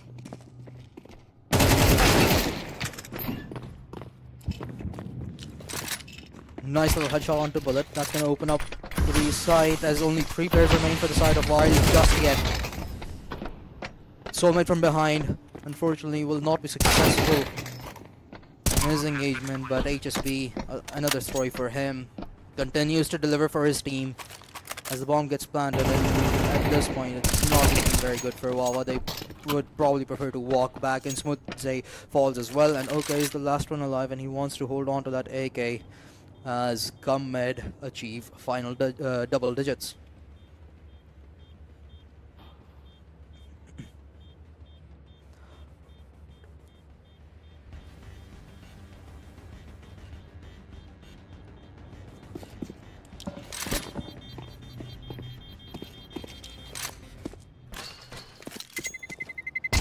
Terrorists win. Oh, Trans got knocked down to just 1 HP, barely survived that one, and the money isn't exactly looking too good for the side of Comet, so that could have been punishable, but still a 2-round advantage. Comet, they deny Wawa the pleasure of equalizing the scoreboard, but the question is if they can keep this up, because realistically they're still not out of danger. Sure, 2 more rounds is what they need to get to map point, but being on the D side for the time being at least, it has not been easy for them to achieve even a single round victory. Backing up, okay. Okay gets the kill, but Bullet will be able to get the second one though. This could be really crucial for Team Wawa. Ahmed, however, is looking really good in the margin.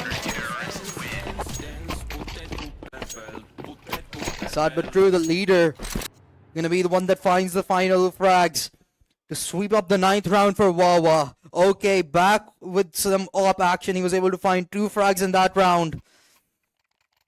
So everybody on the side of Wawa finally starting to show some signs of life, even those who were a tad bit absent on the first half. And at such a crucial point as well. Only a 1-round difference so deep into the game is extremely dangerous for both of these teams. 3 needed for come mid, but Wawa, they only need 4 more rounds to conclude the whole series out and eliminate come mid. Bullet just wants to gather some information over here and bounce back, but no, he's gonna go for a 3-kick. I think he would have gone for the 4K, but his Muslim decided to get the 4th, and Bullet, the team coordination is insane, no. and look at the scoreboard, and I was thinking what happened to Bullet, he was doing so well. But, yeah. I was looking at the top right of my screen and I blinked and suddenly there were 3 kills for Bullet. They all just line up. And Bullet, he continues to reign supreme. He hasn't been as loud as he was on map 1, but just when his team needs him the most, he starts to show up. 3 rounds needed for Wawa to get to the grand finals.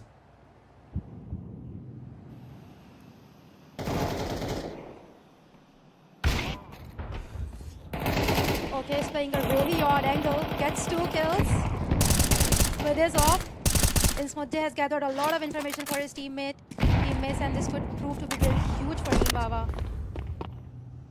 But they already have access inside B side. It should be easy unless sad but true gets a smooth 2 kills or even 1 honestly, but Delpan would be the one to bring the balancer 3v3. They are rethinking their strategy though. Time to move back.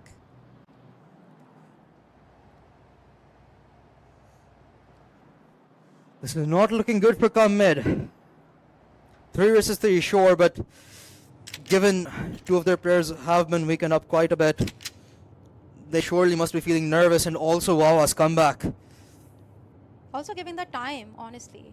Yeah, They only have 30 seconds to get to the site, open the site, plant the bomb. And that is just not enough.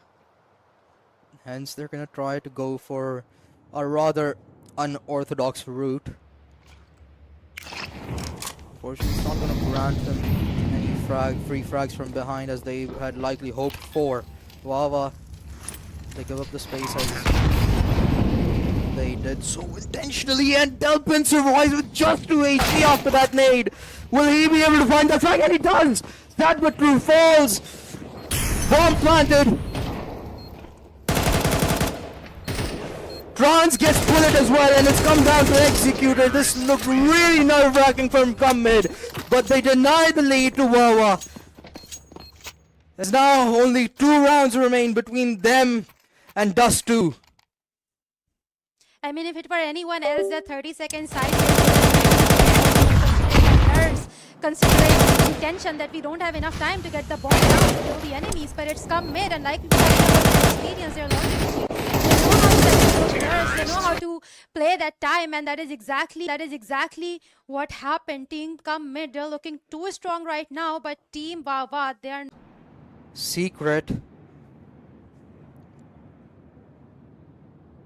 Do they know? Do they know? I'm not sure. I think even Commit is surprised that they have not run into anyone. Saran just keeps checking behind that. It can't be real, but they have a lot of access towards B side right now. It should be an easy take, but what are they gonna do once they're inside? There's no defense realistically inside of Wawa at the time being, so they were either going for a gamble here or they want to go for a 5-on-5 retake at the B side. How much of that will get realized is the question. Smoke's going out, and that should allow Comet to get in pretty safely into the site and get the bomb down. As Wawa starts to gather about the site. Bomb has been planted. The money situation is really bad for Wawa, and oh, Soulmate, did he just miss somebody? I think he may not have timed it right, but if he can time the flank right, he could be absolutely Yeah. crucial to this round. Bomb planted.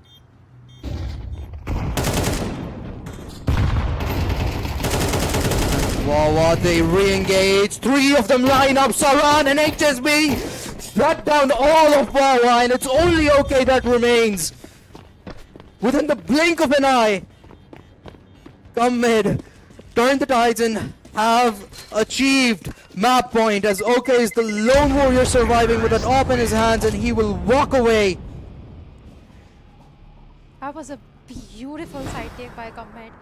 Beautiful post-plan situation. I was watching Trans and I was watching Delpan, and they had really good positions locked in. Soulmate especially had lobby locked in. It was almost impossible for Team Wawa to make that retake, honestly, right off the bat.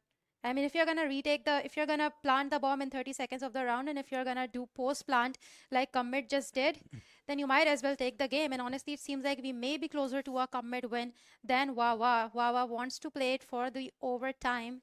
No other option for them.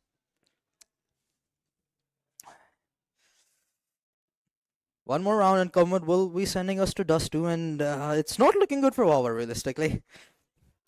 And my prediction may just be true for you. We're not.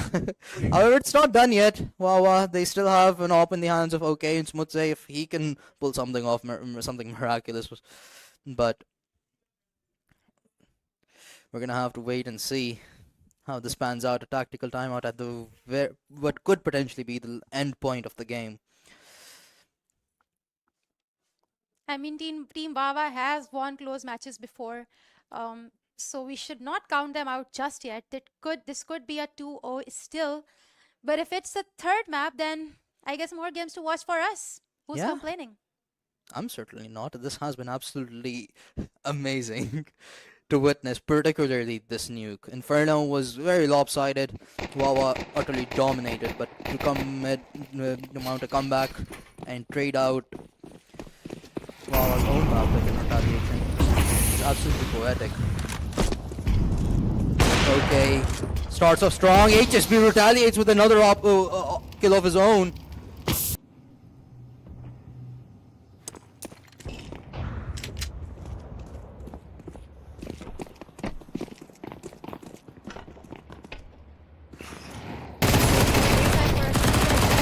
Will be able to get the SMG kill.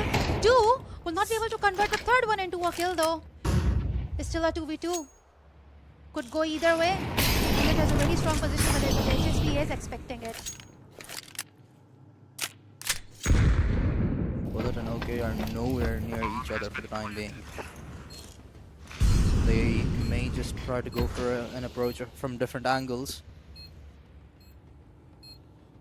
Oh, Bullet. He's gonna walk straight into that AWP with just a 5-7 in his hands, and that's not gonna be good.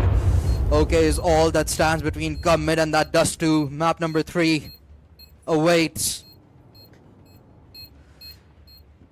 The bomb planted. OK, he doesn't have a defuse kit. This is looking done and dusted as HSB delivers the final shot, and the Old Kings are here to fight. They deliver just when their backs were against the wall, on the brink of elimination, and when Wawa looked like they had mounted a comeback and the game may have just been stolen away from Comet, they shut them down. Also on a map like Nuke that they haven't played a lot in SEC, Jazib and I were talking that Dust 2 is all that Comet has been playing. So to win this on a map like Nuke in this fashion, where all of your players are popping off, where everyone is getting a kill, where you look extremely confident, almost flawless, it's amazing to watch. I feel like Comeback is back, for real.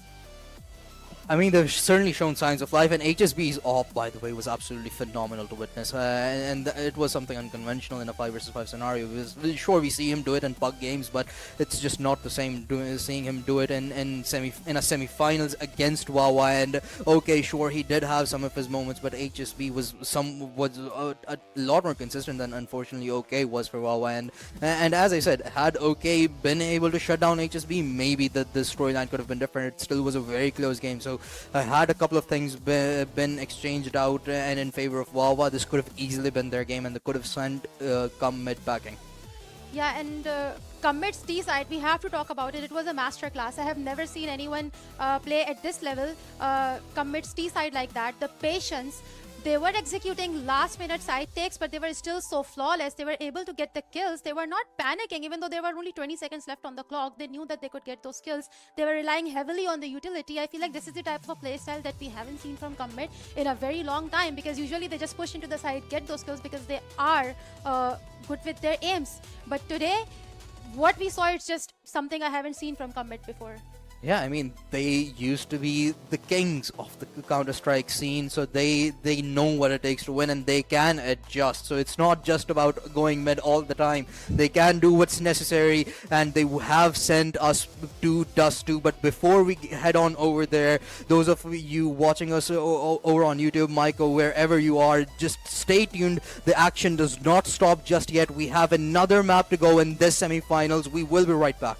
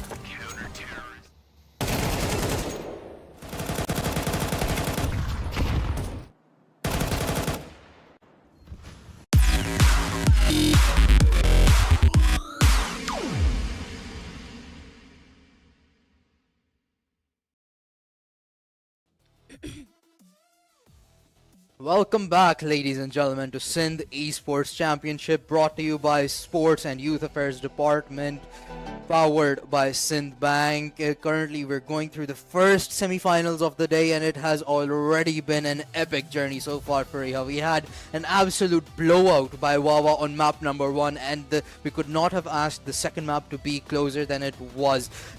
Come mid, bounce right back, winning that one 13 to 10 against Wawa, but Wawa really did put up a fight in those final few rounds. They did. It appears like they were trying their best. They were doing everything that they could, and they were doing everything right as well. But I feel like Mid really outplayed them. Mid looked flawless in firepower department and strategy department. They had a lot of team coordination as well. They were being patient. They did everything right. And honestly, when you play like that, I don't think even a team like Wawa can do anything.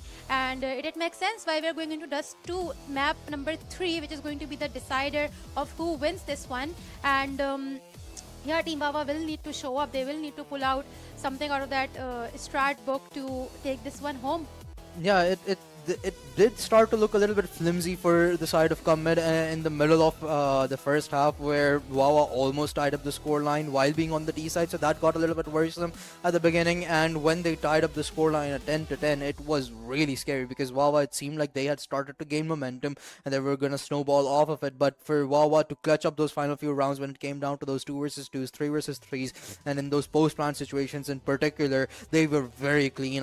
One of my key highlights, 2 of my key highlights were one with in Smutseg actually got that 3k while defending the side, but something similar that Mid were able to do in that 5 versus 5 post plant over towards the B side, where they got the bomb down, and Wawa, they tried to play extra patiently. Unfortunately, just did not work out. So for Mid to change their playstyle quite a bit from what we saw from map number 1 and come out with a victory, it certainly speaks a lot about their versatility.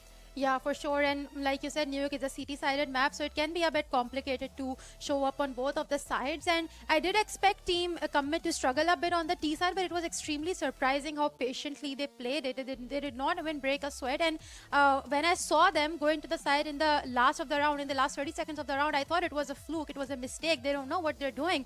But then they kept doing it. They kept breaking into the side during the 30 seconds of the round, and it felt like that was the plan all along. And I don't think anyone else could execute it so flawlessly. Maybe even Wawa, because to do that, like you said, they have so much longevity, so much experience in Counter-Strike 2 to execute those type of side takes where you don't have time on the clock, the nerves on all-time high. I think you need a team like Mid to successfully carry out those executes. And on T side, it was basically a masterclass. Oh yeah, absolutely. I mean, getting into those final 20 seconds and having no control of the site, it can be really nerve-wracking. And for Commit to do it repeatedly, time and time again, and still come out on top, like the time didn't even matter to them. There were quite a few rounds where they planted within the last 10 seconds as well. And Wawa did that as well, but it wasn't as clean. It wasn't as sort of methodical as we saw from Mid, which isn't exactly what Mid are recognized for. They're sort of about this explosive power on their individuals, where one of them is just gonna go super high on the scoreboard while the rest of his squad tries to catch up, but they simply cannot. But Mid to be able to do what they did on map number 2 was absolutely phenomenal. But will they be able to replicate that on Dust 2, or do you still see Wawa coming out on top? Like we were talking earlier, I feel like Dust 2 and Mirage, these are the 2 maps where strategy sort of takes a backseat, and it all comes down to confidence, it all comes down to gun power, it all comes down to those skills. And Dust 2, especially considering its history in Pakistani esports, it's a favorite map. And I feel like Dust 2 is the sort of a map where Mid is most likely to shine. Even though I did put my money on Wawa, I feel like on a map like Dust 2, it completely goes with playstyle of Mid. It does, yes, and I absolutely agree, but it's also Wawa on the other end that we're speaking of, and we've sort of switched the sides here. You're you're being the devil's advocate for me right now, but I'll do the same job for Wawa. This is the team that has won tournaments in the past few years, quite a few of them, and they were the team that beat Legion out most recently as well. So they are the team to beat right now that Commet's going against. And sure, Comet, they did put up a really impressive performance performance on map number 2, but Wawa did not let them go easy. They had secured those 10 rounds. Even while being down 8-4, they showed their resilience. They showed that they do not count themselves out, even if they don't have the momentum, even if they don't have the advantage. They will still fight, and they continue to do so. So having lost the map number 2, as we head into Dust 2, Wawa, they continue to look for success. They continue to look to keep that throne and deny come mid the pleasure of saying that we still are kings, that we never left. But it's gonna be dictated on Dust 2 that who will move on to to the grand finals, facing off against the winner of Legion or Starbois. Yeah, for sure. And like I said, Dust 2 is the type of a map where a team like Commit is most likely to pop off. But again, like you said, it is Team Wawa. They have proven time and again that whether it's Legion, whether it's Garden 5, whether it's whatever team, they have proven time and again that they are pretty good at what to do. And that is staying coordinated, that is communicating, and that is winning where it matters. And Dust 2 could be the game where they bring their A game like they did in Inferno. But yeah, Commit would need HSB and Trans to show up the same way as they did in Nuke. And if they do, then we may see a close map, maybe win an OT. Or if Soulmate shows up, that too If could so- be such You a know huge what? factor. The way Soulmate Yeah. has showed up today, I almost forgot about. Yeah. Unfortunately, he has had some dull moments so far. But if he comes alive, we know how lethal that man can be. He is the sole reason that so many of his teams have won so many maps and matches. But unfortunately, he's not been able to do so today. Soulmate, Trans, HSB, and even Saran and Delpan, you cannot take credit away from them. Both of those have had really phenomenal rounds. I believe one of Delpan even was about to get an ace. He had a 4K on Nuke as well. So both of those two players, they have shown up when their team has needed them, particularly on map number 2. But will they be able to do so, or will one of the other three, the old guards, show up for come mid, or will Wawa deny them the pleasure of a grand final? Early aggression coming in from Commit side. Delpan has a really crucial angle hold here, but he will get punished for it nevertheless. HSB kind of holding his horses once again, considering his team's score. Not a good idea to show aggression. Saran on the plastic angle gets one, tries to get the second one as well, but will not be able to convert that into a kill. HSB all by himself. Oh. Ooh, gets a smooth tap against Executor. This is completely doable for a player like HSB. But he does not have the HP to work with. Yeah, he's gonna need those two more of those very clean taps. Crossfire setup, it's not gonna be easy. Insmooth finishes him off, and Wawa, they continue their spree of winning pistol rounds out. I believe that this is their 5th or 4th pistol round victory across all three of these maps. So Wawa certainly having a good start to practically every single half. We're gonna have to wait and find out if they can carry this forward. Come mid, have opted to go for force purchase here. HSB with a scout very early on.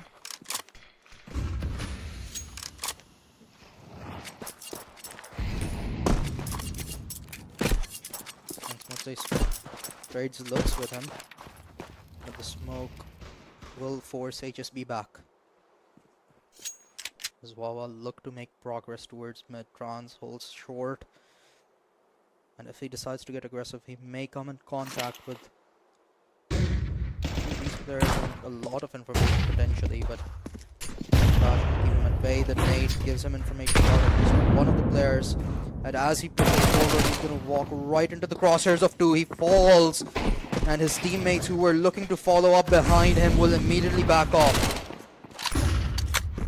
Okay, gets another onto Saran. That's going to open up the B side as only one player remains to defend, and Soulmate's Deagle is good enough for one, but that's all she wrote for him. And Smoothsay takes over the side, the bomb to be planted, and only 2 remain for Cup.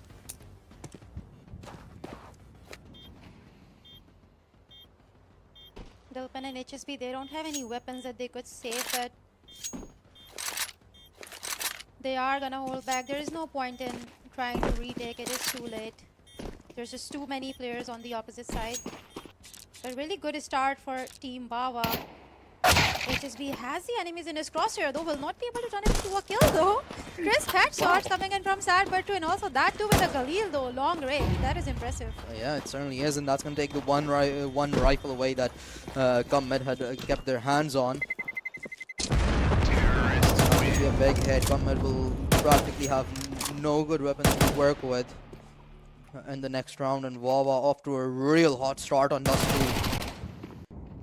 I mean, this is exactly where Team Wawa may want to double down on those wins because Team Commit, they decided to invest in those weapons right after the first round, even though they hadn't gotten a bomb plant. That was a risky decision, should have paid off, but did not. And with 2 wins on the board, this would be the perfect time where Team Wawa scores the next one. It should basically be a free win unless Commit pulls up with those pistols, gets those kills that Trans is famous for. He is famous for his P250 kills. But will he deliver today is the real question. Comet's raid is pretty good. They have brought everybody towards the A side. But is it going to be enough? Oh, that's unfortunate. He disconnected mid-round. And the pistols start to connect. Delphin finds another, and suddenly it's all come down to Bullet. Within the blink of an eye, it is now a 1 versus 1, and Comet for what it should have been an easy round victory for Wawa. They have made it into a realistic possibility of putting the first on. Trading blows. How did they even bring down to that? I mean, Bullet has the AK-47, but he does not have the HP. So does Soulmate. There is plenty of damage, and they will come face to face towards mids. Oh, this nade should be able to do plenty of damage though. Only 1 damage taken by Soulmate. Bullet just waiting for him to make one single mistake to wrap up this round. Oh, both of them are so weak. Bullet tagged down to 16. 1 bullet practically needed for both of them to fall. But Bullet's gonna play this one safer. He's gonna walk away. 20 seconds left on the clock. Soulmate's aware. He needs to cross. There is a smoke available for Bullet, but he's not gonna use it. He gets the shot onto Soulmate. And a really disastrous round, but a win nonetheless for Wawa. And to make it this dicey with a bunch of pistols and to make a 1v1 so difficult for the enemy team, that is commendable. I mean, Commit is definitely in the game, even though there is not a single win on the board so far. They are looking extremely dangerous. Like I said, they can be... 2 rifles and a good chunk of utility. And HSB back with the op. I'm really interested to see if he can translate with kills with the op as well as he did on Nuke or not.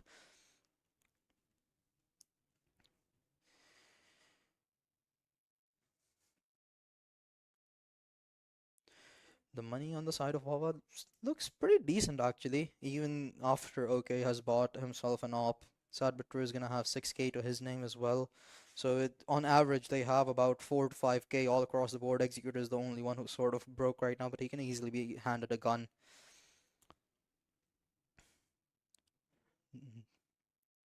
But Wawa, they're off to a really good start. If they somehow win this round out against Commit, honestly, this would I'd start to feel nervous if I'm Commit. Yeah, for sure.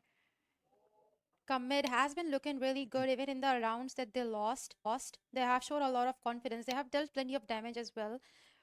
But this could be the round where they bounce back into the game. But this is also the one which could be the big one for Team Wawa. Like you said, if they win this one, the momentum will really swing in their favor for the rest of the round.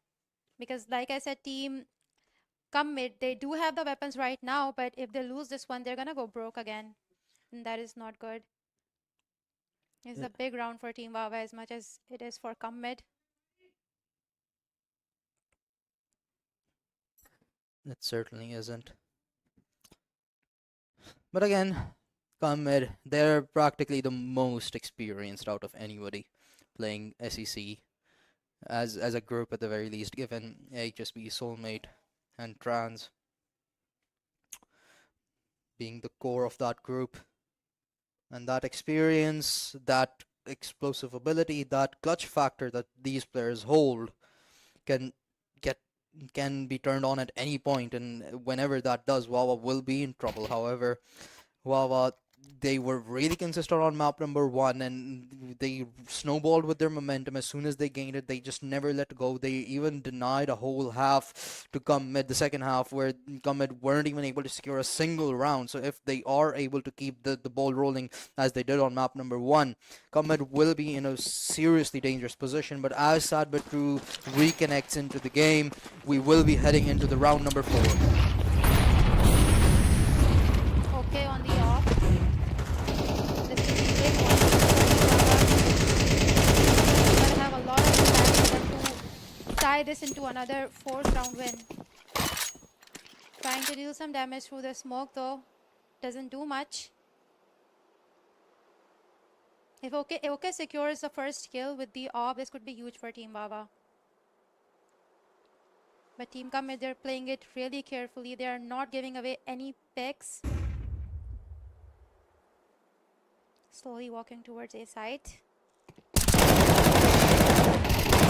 And alongside Trans and HSB to try and hold the A site, and successfully they do so, at least for the time being. The bomb dropped, and it must be reclaimed. The smokes finally grant them some space to walk towards, but the nade is going to fade it away at least for a little bit. The bomb gets picked up and the rush continues to go through actually. Wawa decide not to fall back, so they're going to walk straight into the crosshairs of Trans as he finds Smutse. Now tucked into a corner, HSB to back him up and Soulmate to finish things out. Combat secure their first. I like how Trans and HSB are mostly playing on the same side. Even on Nuke, they had insane coordination towards B ramps. And the way they trade those kills, you can tell that these two have been playing for way long together. And it's impressive to watch that coordination. You don't see that often in Pakistani CS2. And it is a lot to play for Trans and HSB right now. Beautiful kills.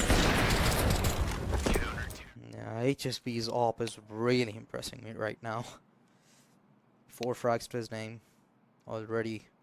And I completely agree with you. When you have two people who have played together so long, Trans and HSB, they like I haven't been around in the CS scene for too long, and I recall them playing in the very early big tournaments that used to happen back in Lahore. Yeah. And they used to win those events as well. So they go way back, and the amount of coordination, and you have that on your team, you have to take advantage of it. You have to make use of that chemistry. And so far, they have been doing it pretty well, as you said. But Wawa, they still sit at an advantageous position so far, but we're early into the game. Wawa's economy should allow them to have a proper purchase, I believe, heading into this round. But come mid, they finally start to come alive on that. If you are Team Bava, you don't want to give Team Commit a lot of leeway. Like, they have won one round, but if they win another one, it's going to be really difficult for Team Bava to bounce back into the game. Their economy is not looking as bad right now. They have the weapons. They can still win this one if they play it right, but it's not going to be this way for too long. Yeah, and I was wrong. Wawa, they're broke. Two Galeels. Okay, was rich enough to get himself an AWP, while the rest of his team struggles. Yeah, if that happens in NM or Research, I would be pissed off. Why are you buying an AWP? But it's okay.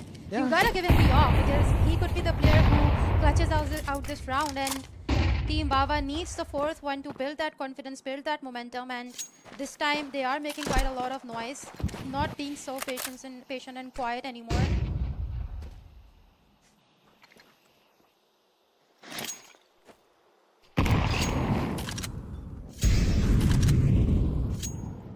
Wawa, it's certainly not going to be easy for them to find an open frag. They really are relying on OK to be crucial in this round,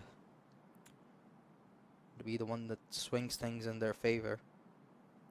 See, it looks to peek towards the B side, and Soulmate, he's jiggling it. If OK is good enough and if Soulmate makes one wrong move, he's gone. Smoke comes in. Smoke's traded towards middle actually, and Soulmate is gonna follow suit towards B tunnels. And wow, they've started to gather. They're gonna hit the B side, but they're curious if Cyber can find a good timing. Making him safe, but Soulmate, he may have lined up a couple of people. Cyber True, he gets the timing right. Bullet finds a frag, and that's gonna open up the B side. 2 kills already gone the way of Wahh. The bomb yet to be planted, and Delphin trying to delay things out further, but not gonna be allowed to do so. The C4 goes down, and everybody on the side of Wahh has been lit up quite a lot. Yeah, they collectively don't have a lot of HP. If a couple of nades come into the side, they're all basically gone. Delphin is waiting for the right one. Waiting for the player in the tunnels to push through. Pulls some moves and Sad but True does it. Takes Trans down and it's just 2 versus 4 and HSB all by himself. He is capable of doing it, but he would want to save that off. Executor on the hunt. He knows how to use it. Off could be. HSB refuses to drop the weapon, but will still go down. And 4th on the board for Team Wahh. A really crucial big win for them. They needed this one, and even though the bomb plant came in really late, they were able to pull off really good bomb plant positions and shut down the retake. Yeah, it got a little bit scary when I saw Soulmate peeking into 4 people. It felt like he could have lined a few of those up as well. Yeah, and the flash was really good as well. He Yeah. may as well. He Yeah. might as well gotten those skills, but unlucky though, and HSB with the opening kill already. We're barely into the round. Come on. That too on OK. The hop already out of the equation for Wahh. HSB has been just the better opper today, which Yeah. is surprising.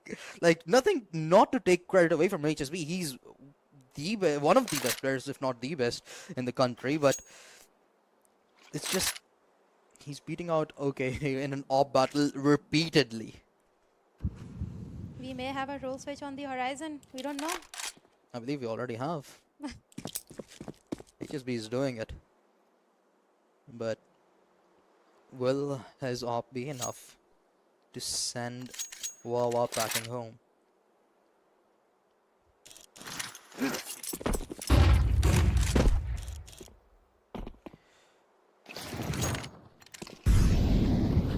Smudge has picked up OK's weapon, and he will need to have a lot of impact to make space for his teammates into the A side. We have seen this storyline before. We have seen how this one unfolds. This time, however, it's not France, it's Delphin with the M4.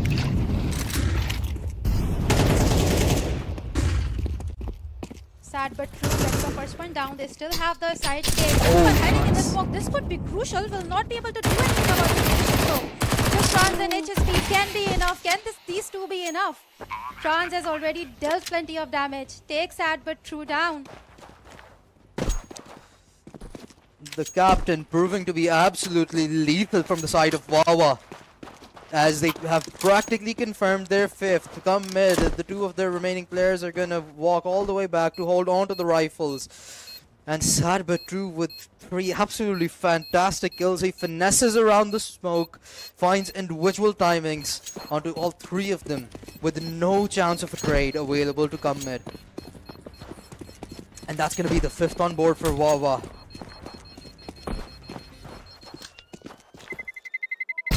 Terrorists win.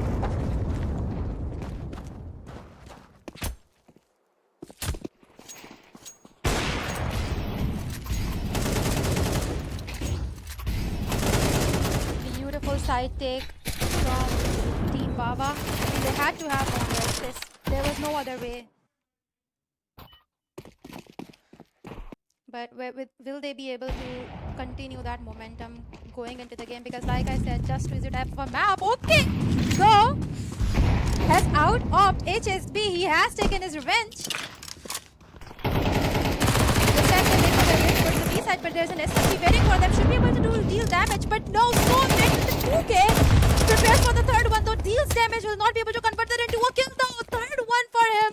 He is still alive. That is unbelievable. Bullet though wants to take him down. Will be successful in doing so. 2nd one for Bullet. He's the one to wrap up the round.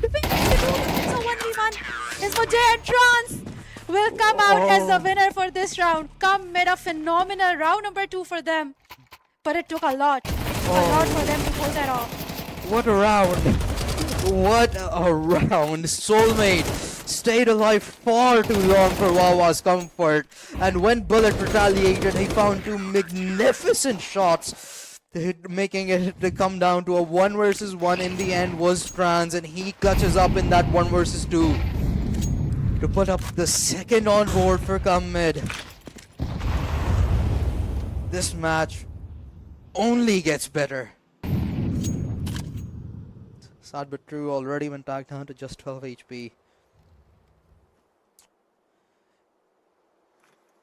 And from the looks of it, Wahh, they may try to go for a faster approach this round, with still 80 seconds on the clock. They look to enter the A side from short.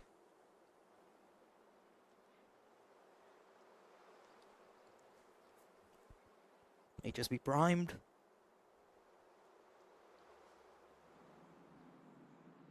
They are still testing the waters. Plenty of time on the clock, honestly. Nothing to rush. But they may want to come up with a strategy because it seems like they're pulling back from a short as well. Soulmate. He's gonna come into contact with Okay. But Okay gets headshotted. Bullet on the other hand restores the balance. Sagbert True is right there. Just a pistol needed to take Soulmate down. He has the AK-47 to walk with now. The B side is Team Wahh's. And the side once again has been completely cut off for Come Mid. Their finances are in shambles, so I would not be surprised if Come Mid decide to go for a save here, and that's exactly what they're gonna do. They want to keep that M4, that FAMAS, and the AWP in the hands of HSB. Wahh with a comfortable victory and on to that B side take. But Soulmate's positioning got really nerve-wracking. Had Sadbatro not found that frag, this could have been a very interesting and very likely retake from the side of Come Mid. But Sadbatro finding that headshot with that Tech 9 on 12 HP was the turning point of this round.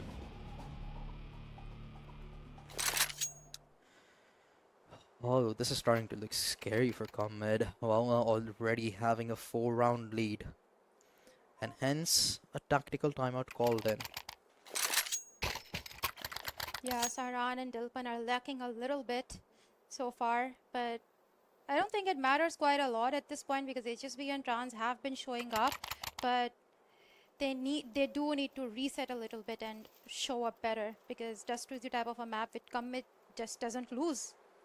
It's an easy map, it's a simple map compared to other maps. I mean, I don't know, just come mid, I guess. For the most part, it's been Wahh that have been going mid actually. But I mean, Come Mid's on CT side. We're gonna have to wait and find out if they do so on the T side. But Yeah, maybe come mid should start going mid then. maybe it works for them. But we're gonna have to wait and find out. They're gonna reinvest completely into this round. There's also been a little bit of an op battle going on between HSB and OK. Back and forth between them. They've both been incredible on their ops. HSB, however, has been the better one so far, but OK's impact has been undeniable. Okay, unfortunately for him, he's not having that good a game right now. 3 frags, 7 deaths with Bullet. 8 kills to his name, just 2 deaths. Sad but true, the captain leading from the front. But HSB, he wants to get a spotted. He gets the headshot! Oh, this man continues to deliver with an AWP in his hand. There's nothing stopping him right now. But Executor, he looks to find some timing. Walks through, he's found one. Delpin falls, but Come Mid still unaware that it's a whole gang of Wahh players present over towards middle. However, Wahh, they walk back, they leave Sad but true to be a nuisance in the back lines. While the rest of the squad pushes in from short, Bullet puts HSB down, the AWP out of the equation. Is gonna leave only 3 people behind for Come Mid to work with, as the bomb should get planted. Sad but true on the CD side has 2 players walking towards him, and they're gonna grant him a 1v1 duel on each of them, and he takes it. Easy headshots onto both Saran and Soulmate, leaving only Trans behind in a 1 versus 4, and he can do nothing. He just has to save that M4. Wawa, they're on a bit of a hunt here actually. Their finances are not exactly impressive, but they want their best chance to win the next one. Trans, he too shall fall to the hands of Bullet. As Wawa guarantee themselves a lead heading into the second half. Now it's only a matter of how big it is going to be.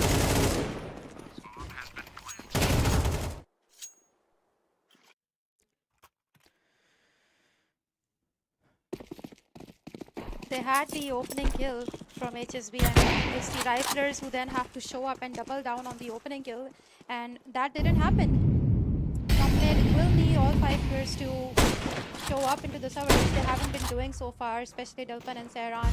And now they're once again broke. HSB will settle for an SSG.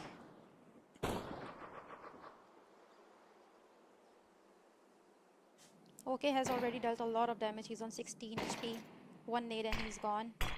And he also has the most expensive weapon in his hand. He wants to be safe and needs a lot of cover to put that to good use. Single smoke will push them back.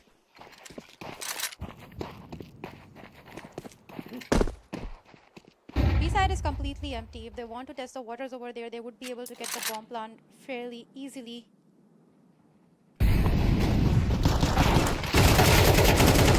Ouch! Oh, France 5-7 comes alive. However, it's only good for one. Soulmate does provide the equalizer and has picked up an AK. So this could turn dangerous potentially with OK and Ismutze both being knocked down quite a lot. But Soulmate, he himself sustains a lot of damage. Bomb has been planted. 3 versus 3, bomb planted. And Bullet's gonna get one. The nade from OK delivers another. OK now against Delpan in a 1 versus 1. An op in one hand, a P2 a 5-7 in the other, and it's just a matter of who sees who first. OK turns and finishes the round out. Wawa absolutely thrashing come mid on map number 3. I mean, Delpan's pistol would have been enough to finish off OK, but he was just too good with the op. He was on 16 HP. That seemed almost impossible for him to clutch out, considering Delpan has been really good with the pistol so far. But yeah, OK was a better player today. It certainly helped that Delpan wasn't looking at him. Yeah. Now HSB showing a lot of early round aggression. Gathers tons of info for his team. He was a little bit of damage against Mujje, who was already towards B side and has taken one player down as well. Soulmate quickly trades him off. But it's too late. They have the side control. Oh, Soulmate just pushing in on the back of a flash, though. Gets punished for that push. Should be pretty easy to get the bomb down. Side is completely dead. This is looking bad. Ahmed. Oh, they're walking away. Or are they gonna try to... Yeah, they're just walking away. They concede the 9th. Wawa. How many saves does it take to win a game? That's just how bad the Yeah. CT economy is right now in CS, and Gumnet's certainly not gonna be too happy with having to save right now. And Soulmate, a nice attempt to hold the line, but unfortunately he just doesn't have the help. Saran has been absolutely absent this game. 2 frags to his name. HSB does take 1 player away before the round comes to conclusion. However, everybody on the side of Wawa falls to the C4. So the HSB is just gonna get a couple of extra bucks for that kill. But in the end, from the looks of it, Wawa had just fallen anyway. But they do have enough money to reinvest. However, it's going to take away a lot from Wawa's banks. It certainly helps that we're now in the last round of the first half, though. Yeah, for sure. And Wawa is just one match away from one round away from the figure 10. I think I'm losing it a little bit as well. Yeah, I mean, after this game, who wouldn't? It's an intense We're match. both. Everybody's losing. It's been an intense matchup. I mean, what's even happening at this Yeah. point? I was completely positive that this was going to be Commit's map, considering Dust 2 has always been popular for those fast-paced gameplays, but we just haven't seen those from Commit so far. They've been really passive, but it makes sense since they're playing on the CD side, but we have to see what happens on the maps on the switch up. Yeah, and Freya, you may be losing it, but Comets losing big. They're losing much more right now. And right now they're on the verge of losing their chance at the trophy, at the grand finals. They're gonna need a big comeback. It's already a 7-round deficit, and even if this go round goes the way of Comed, it's still gonna be a 6-round lead that Wawa will be holding on to as the sides get flipped. It's not a good spot to be at if you're Comed.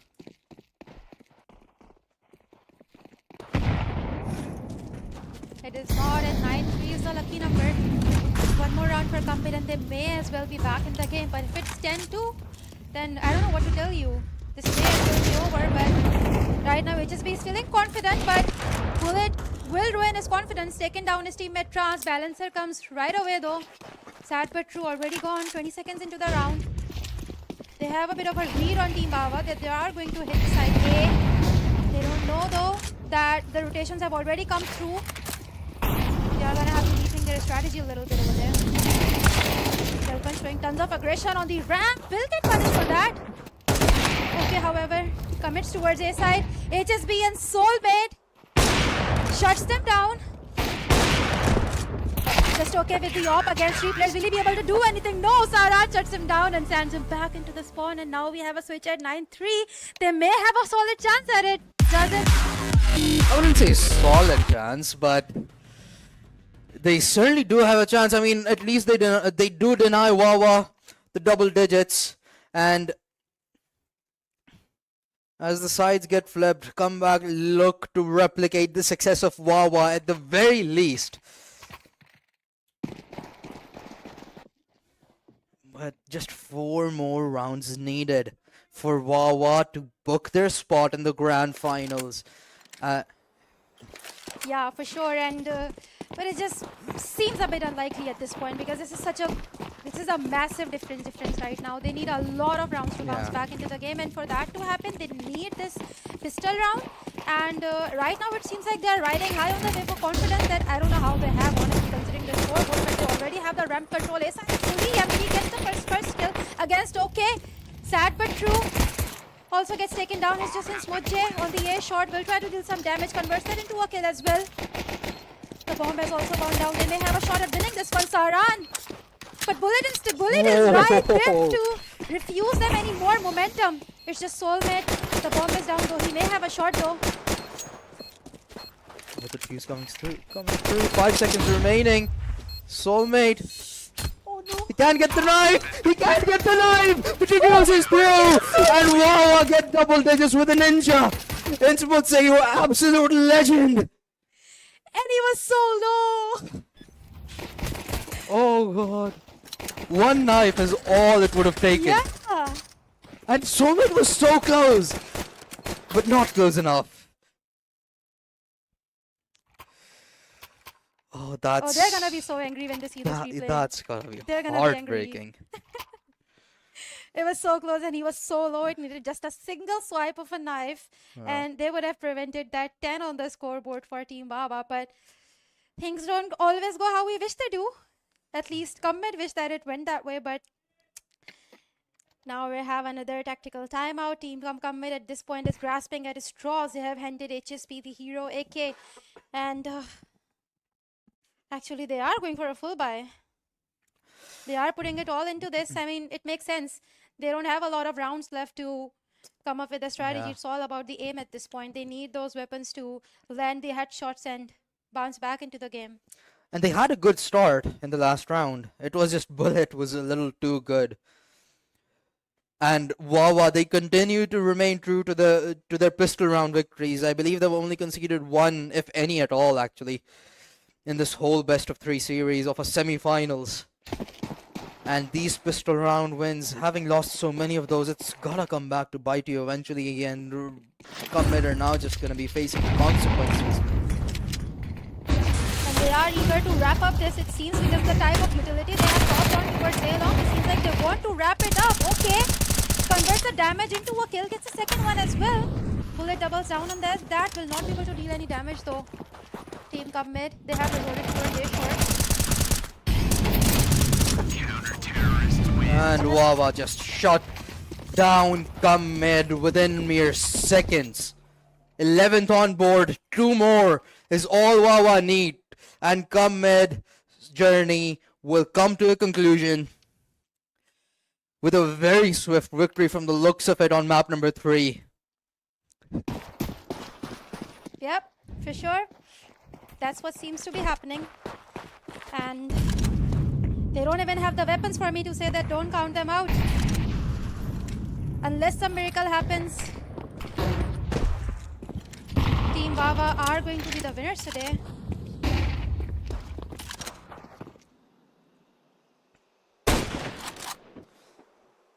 A hasty purchase from Ned, but they cannot help it. They have to use everything that they can. They invest everything to keep Wahh away from match series point.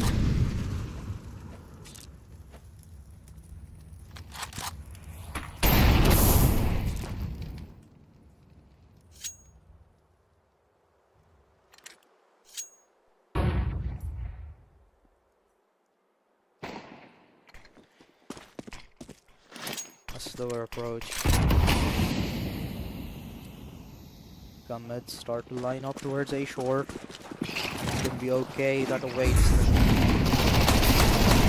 Does have some support, but not immediately, and hence he shall fall to the Molotov of Saran. Executor try and retaliate. He's found one, but that's all she wrote, and Smutse arrives on the scene. One, sad but true to follow up, but he too shall fall. And Smutse in a 1 versus 2. It's not entirely impossible. Trans is tagged down to just 3 HP. And then Smutse, he's pretty loud about it. Wants to go directly in a 1v1, but way too many shots missed. And Sahran will make up for his eventually. And for the time being, they have avoided Wahwah's match point. Yeah, I guess miracles do happen. Like I said, if some miracle happens, they are going to stay in the game. And it seems like Saran has threw a lifeline for his teammate with that clutch out. And for now, team commit is still here. They still have the weapon. They can still bounce back. 11 is not that bad. I mean, it's not 12, I guess. They're not playing for the OT. And sad but true. It's disconnected, but That's a little unfortunate. The round may get restored given that they're...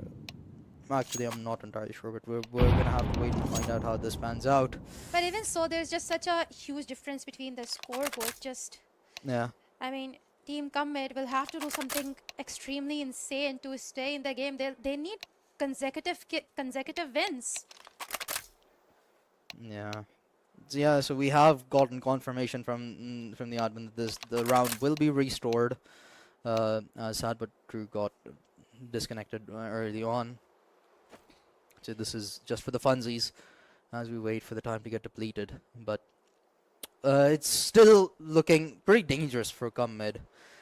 Wahwah, if hopefully events like these do not waver their momentum, because otherwise this game is quite realistically looking done and dusted for Come Mid. Yeah, that is true, and we have to talk about Bullet. He did slack off a little bit in Neo, but it seems like he's back. He has 17 kills. This is incredible. This is the same Bullet we saw in Inferno. And it appears Team Wahwah wins the game. Their Bullet pops off, and as it should be. Yeah. He had an absolutely phenomenal game 1, where I believe he finished the scoreline being 23-9, if I recall correctly. Yeah, that's insane.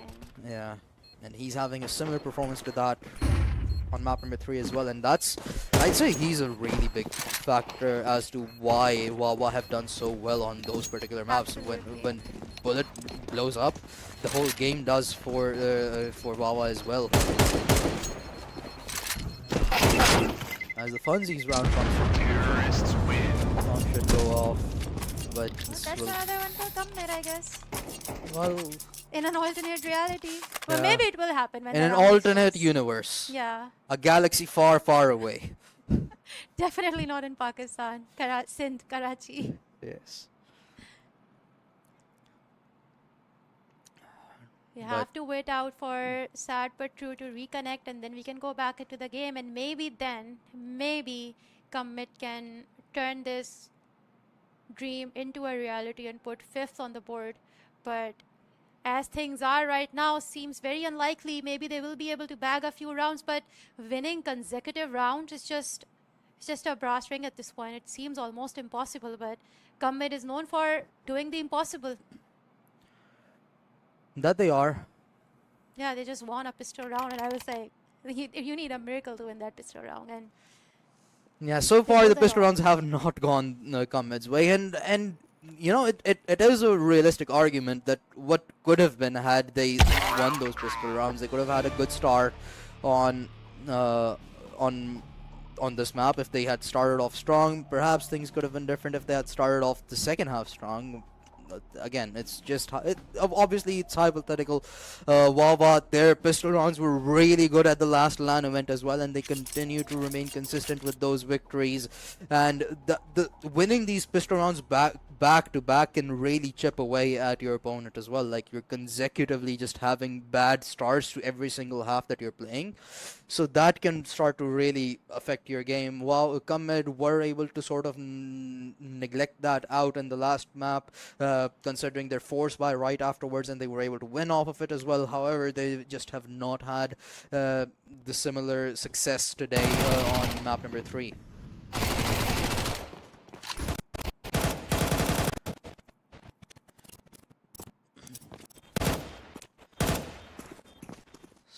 I mean, right now, team Commit, they do want to play it extremely intentionally if they want to stay in the game.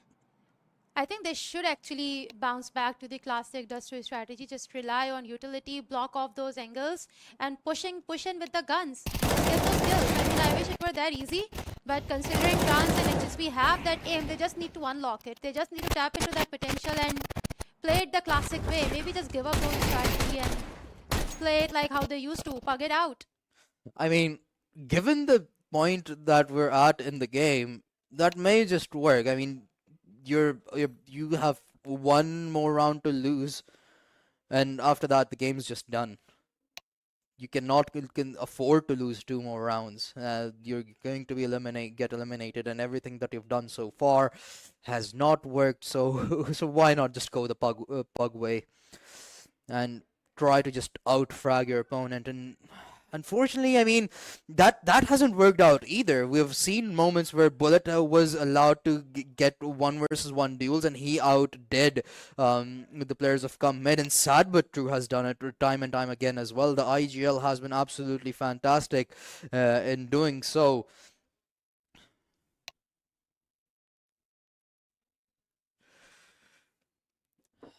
But Come Mid, making a comeback from this point would really show Yeah, that they are legends if they are able to somehow do it. But obviously you're also playing against arguably the best team right now in the country. I mean, yeah, for sure, statistically, and they are the best team in Pakistan right now. They beat Legion. I mean, Yeah, that is not a small feat. Nobody was rooting for them. Nobody could guess that. Nobody was betting on them, and and they did it. They pulled it off. So they are the best team in Pakistan right now. And if Commit pulls off this comeback, they may be the favorites at the finals because this is not an easy comeback. This seems almost impossible, yeah, but they do have the resources to pull off the impossible. they certainly do. But I mean, honestly, Wawa have been the ones on receiving ends of comebacks as well. They have been the ones who've delivered comebacks as well. So again, it's like these top 2 to 3 teams. Any could come out on top. Legion and Wawa in particular. If one team has a good day and the other one has a bad day, the other one could easily win. So it's like these two teams have sort of been going back and forth between each other. But statistically, sure, Wawa has remained on top in the local scene. They have beaten out Legion in the most recent tournament. and come they want to be included into that conversation, as they have just formed once again. They've gotten together to play in this tournament, but Wawa will be gatekeeping that spot. Those the conversation of being the best in Pakistan will remain limited to Wawa and Legion after this victory. But it's still not done just yet. Come mid, I mean, as highly improbable it may be, it's still not impossible for comeback to mount a comeback.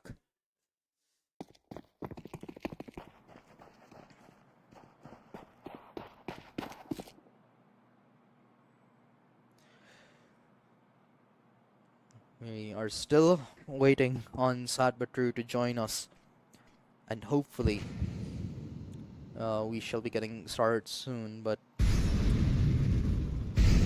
I'm certainly excited to see what the grand finals is going to look like if either of these teams win. Because Yeah. on the other hand, we have Starboys and Legion, and quite realistically, Legion obviously are the favorites. So Starboys, they have sort of raised eyebrows. They have certainly raised eyebrows because they had beaten out Team Botulists in, I believe, the round of 16. So having team beaten one of the semi-finalists of the previous LAN certainly shows some of your potential. But they're going to be facing off against Legion again, one of the best, if not the best, of the country. So realistically speaking, if Legion makes it to the grand finals from the other end, both Kammed and Wawa just have so much history with that team. Yeah. Legion, they will be looking to get revenge against Wawa.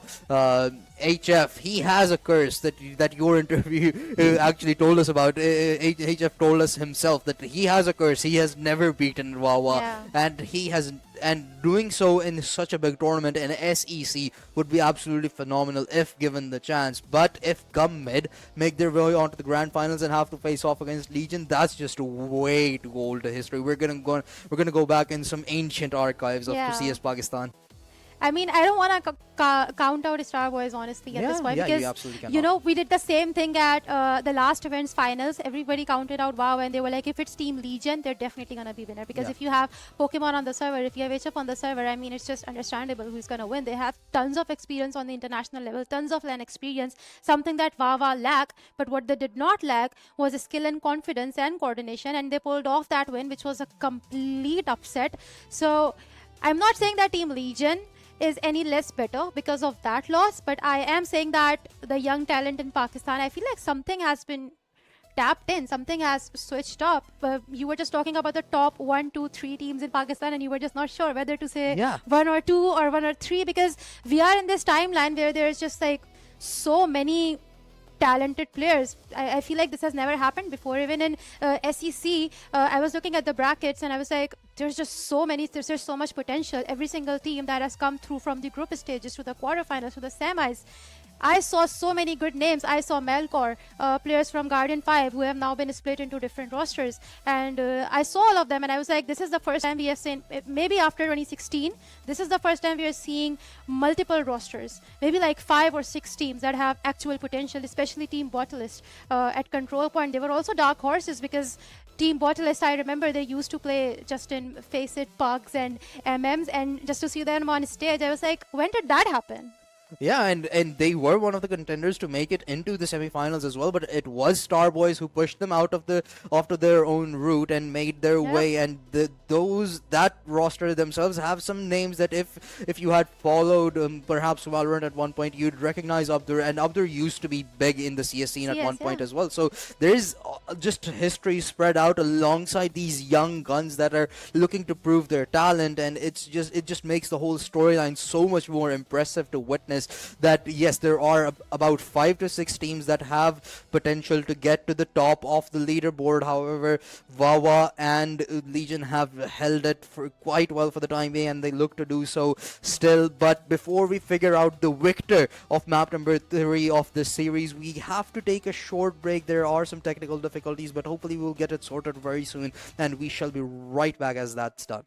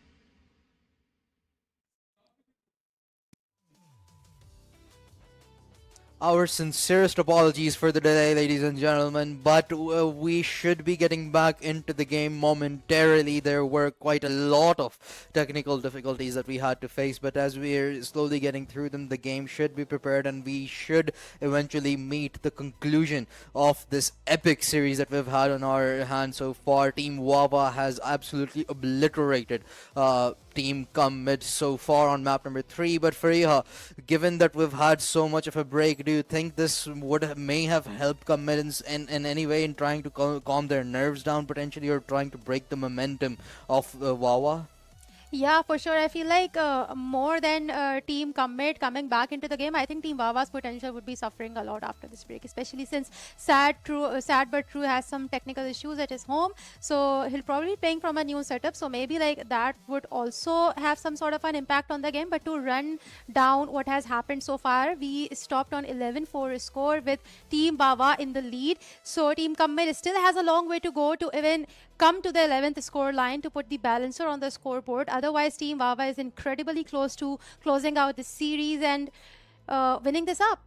Yeah, I mean they only need 2 more rounds to send Commit packing. It's realistically just out of reach of Commit to mount a comeback at this point. However, given this break and given how absolutely legendary some of the players on the side of Commit are, you still cannot entirely count them out. Obviously, Wawa is one of the best teams in the country as we speak, but Commit, they have retained the top of the leaderboard for years previously, prior to Wawa's legendary run over the last couple of years. So, Commit, sure, yeah, honestly, it's realistically not looking good, but if anybody were to do it, I'd expect the players Yeah. from Commit to be able to pull this Also, off. considering they have won the rounds and maps that where we completely counted them out on Nuke, we thought that Team Wawa may have an easy victory, considering Nuke is a very strategy-heavy map, and that is a department where we have seen Commit lacking.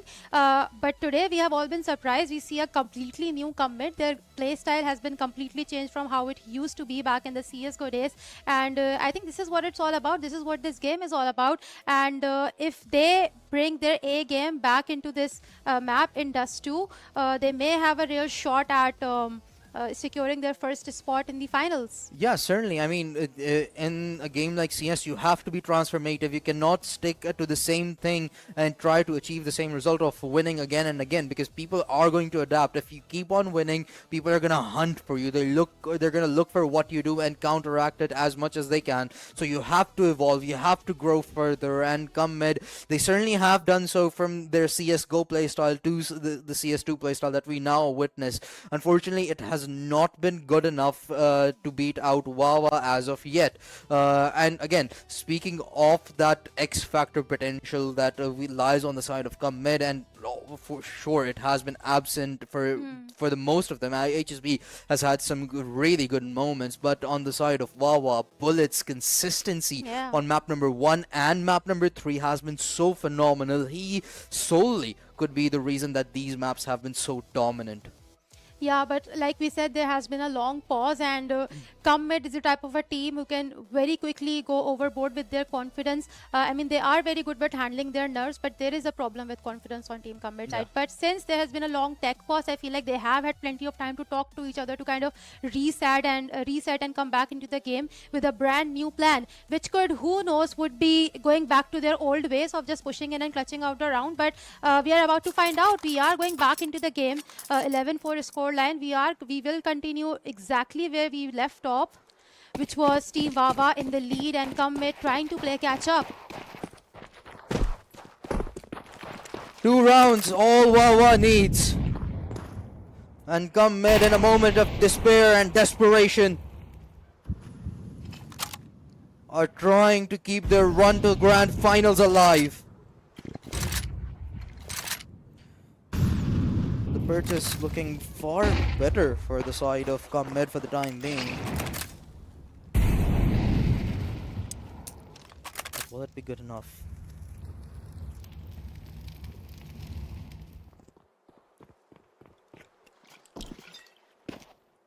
Team Wawa is in no hurry to take any first picks, to make first contacts. They're playing it really slow. But mid is completely empty. Even A short, it's like a really passive position that we are holding right now. So it's not surprising that Team Mid has a really good mid control at the moment, and they should be able to gain A side entry as well. If they are able to bypass this smoke. Push coming in, sad but true, finds first blood. Immediate trade.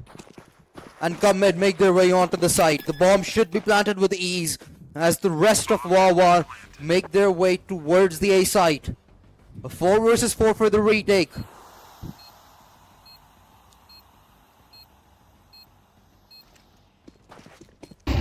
Okay, making his presence known. The flash and keep Executor at bay for the time being, but as the clock ticks down, Wahh are gonna have to make their move as they lead the charge onto the site. It's gonna be Saran that gets the first one. Traded out, but HSB and Trans hold down the line, and they deny Wahh map point once again.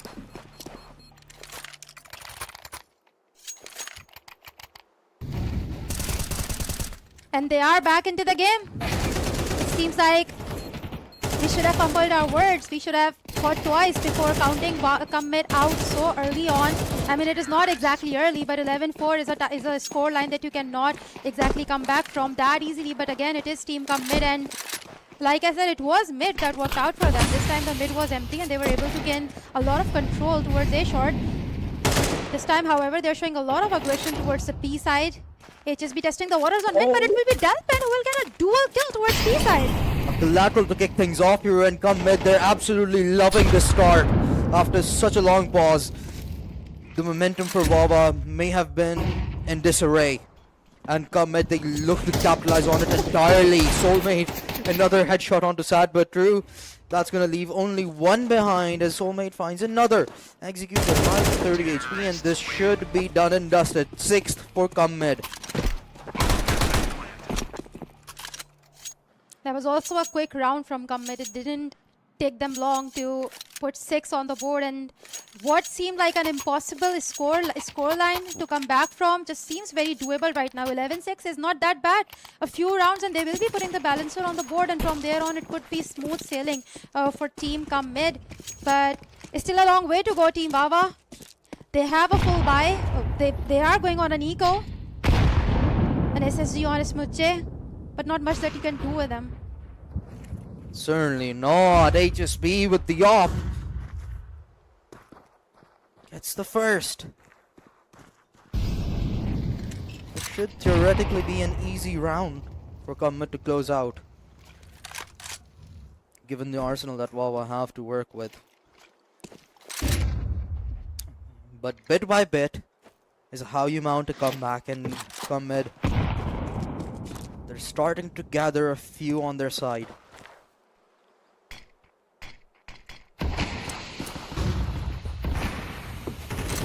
Mid is well aware of the economy of Wahh side, but they're still respecting it. They are not pushing it too fast. Trans has dealt some more damage, got the players to 3 now. Wahh with cheap weapons on them. There's not much that they can do. Holding is all that they can do. This is their best option at this moment. 2 players on the B side. Don't think Mid is aware of that. If they go in, they may deal a lot of damage. But the bomb flag should come in fairly easy. That's a cheeky angle by Bullet. He will be able to get 1, 2. No way! 7 kills. Oh, But still, that's just unfortunate. A really nice attempt from Bullet as he keeps his own ball rolling with a dominant performance in this map. However, Mid, they do secure their 6th at the end as Daplan finds the final one. And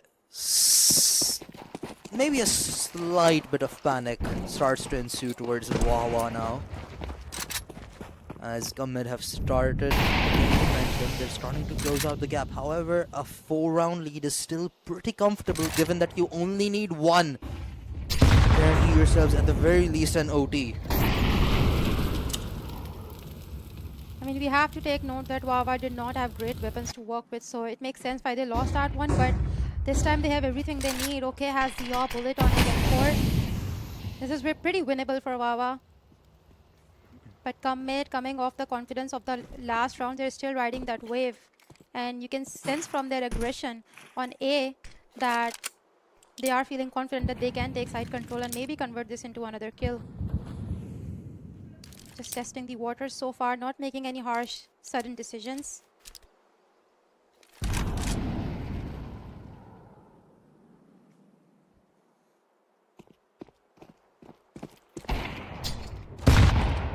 Ooh. Okay, did not even let Executor give away his position. Gets the first kill, but will get traded out right away. His op on the floor.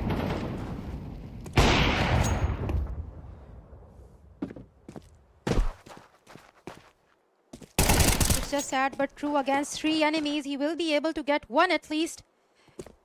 But he has 2 more enemies to go through before he can put 12 on the board. Sad but true, last alive.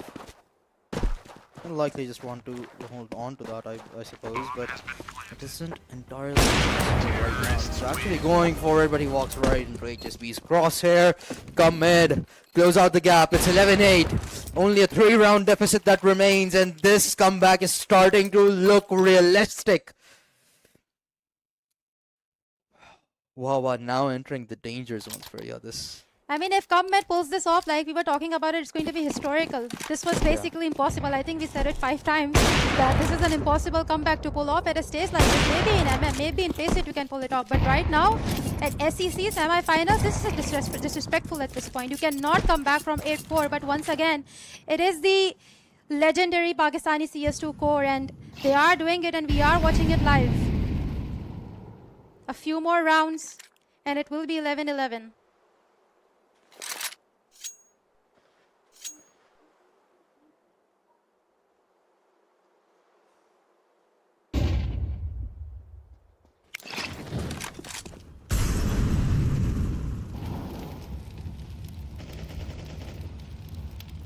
A lot of presence over towards middle for Comed. But Executor goes out swinging. He's gotten 1, make that 2 alongside in Smoothsay. And OK from behind takes out Saran. A 1-man advantage. Trans stack down to just 11. Will this be the final answer that Wahh were looking for to gain that map and series point? Will it be an eco round? Trans. He could realistically die at that range as well with just a 5-7. He's that weak. But it's Soulmate leading the charge. And OK finishes him off with a headshot from the Deagle. And Bullet follows up Wahh on series point. I mean, yeah, it was a crucial kill from Ismoche. The moment he took down HSB, I was like, this could be the round that they can win. Because HSB is on a roll right now. HSB with that op, he can be extremely dangerous. And that kill was highly impactful by Ismoche on A short. And they need to keep that up for that 13. Wahh ever so closer to the victory, but Commit is trying as their best. On the verge of defeat.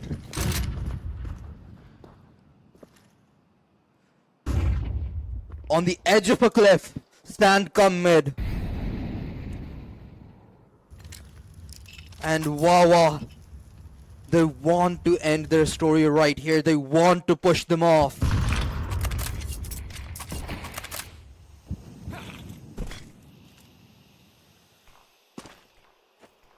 Set up towards B. For Commit, they need to charge. It's gonna be Delpan who peeks out first, and he's fallen. 4 remain. The Molotov to hold them at bay. And the old days, they flood the site, they start to fall. Executors taken too, and the old guard falters. But Soulmate keeping their hopes alive. A 2 versus 2. And a smooth save from behind. Bomb gets planted. Timing's gonna be everything. HSB spots him. Shots traded. Both of the players for Commit weakened up. Last alive is Soulmate. And the old guards have fallen. But not entirely. Soulmate catches up a 1 versus 2. And Commit stay alive. That is just hilarious at this point. It's completely unbelievable what just happened. Not sure though, Jazzy. Jaz's mind has completely been blown right now, by the way. I mean, it makes sense. That came awfully close. I felt like Wawa almost had it, but then they didn't.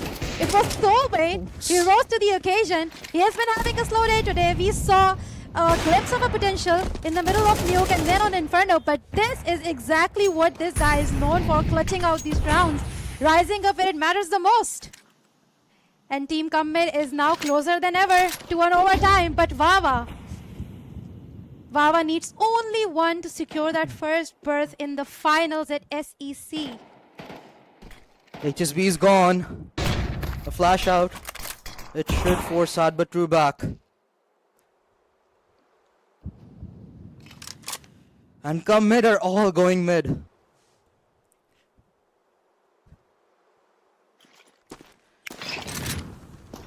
And they could potentially be walking into their death.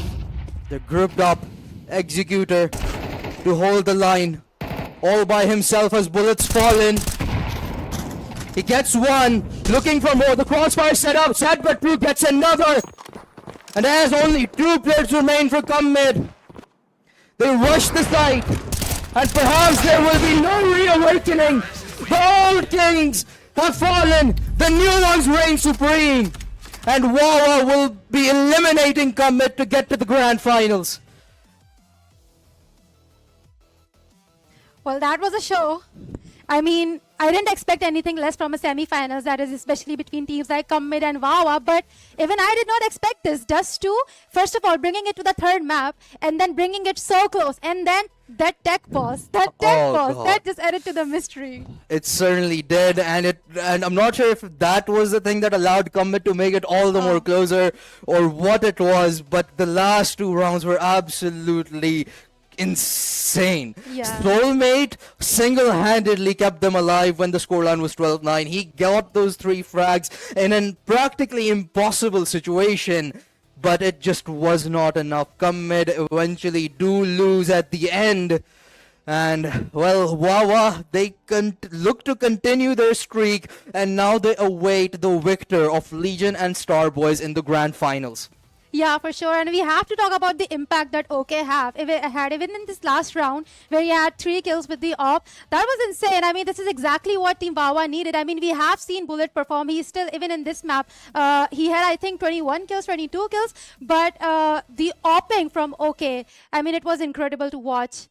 It certainly was, and now with Comet out of the way and Wahh in the grand finals, our bracket has been updated a little bit. It's going to be Wahh, the reigning champions of Pakistani CS, who await and who are waiting to find out whether it's going to be Legion who are going to be up against them in the grand finals, or will it be Starbois, the underdogs that they're going to have to face.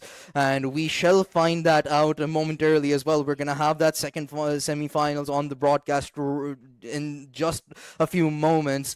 But that series brought everything. We had a potential comeback on our hands. On 2 maps actually. We had technical difficulties. We had absolute dominance from individual players, from teams as well, and it just brought out everything that these teams had to offer. I mean, it's unfortunate that we can't really talk to the players right now, but I would like to know how much practice Commit has had with this roster, considering that three of them, Soulmate, Trans, and HSB, have been playing for a long time, but they also had 2 more players with whom they don't have as much experience, as much playtime. So I would like to know how much practice went into this, because if they came into this game with not as much practice as Team Wahh, then even this semi-finals showing is just astounding. It's mind-blowing, because to bring it so far, to beat the teams, like we were talking about it, we still have so many great teams. We had so many great teams in the group stages as well. So to make it to the semi-finals and to bring this series so far to almost an OT on the 3rd map, that is just incredible showing from Team Commit. I feel like the old legends are actually back, even though they just lost, but I feel like they showed the potential. Yeah, I mean, absolutely. And again, sure, they do have a lot of chemistry within each other, and they've played with each other for a very long time, but Wahh has been together as a roster for quite a while. They've been winning tournaments lately as well, and the Commit have just came back together as a squad very recently, so it's certainly going to take a lot more practice to beat out who the best is. However, we're not done for the day, Faria. There's going to be one more semi-final. It's going to be Legion who go up against Starbois, but not before we head for another break, but we shall be right back, so do not go anywhere, ladies and gentlemen.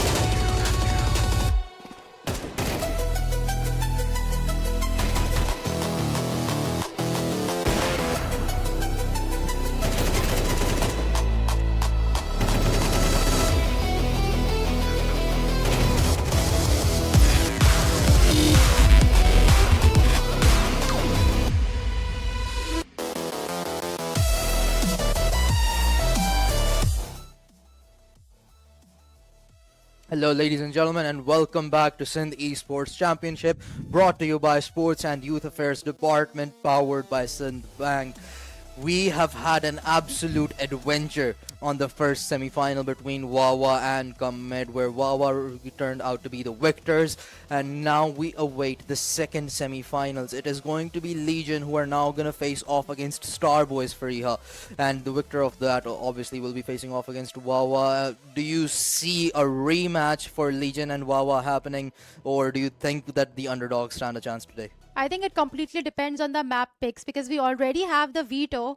If the map picks go in the favor of Team Starboys, they may have a decent chance. But if Legion gets their best maps, then I feel like it's going to be highly one-sided. For now, we are saying Nuke Band, which is one of Legion's best maps. So that is a bit in Starboys' favor.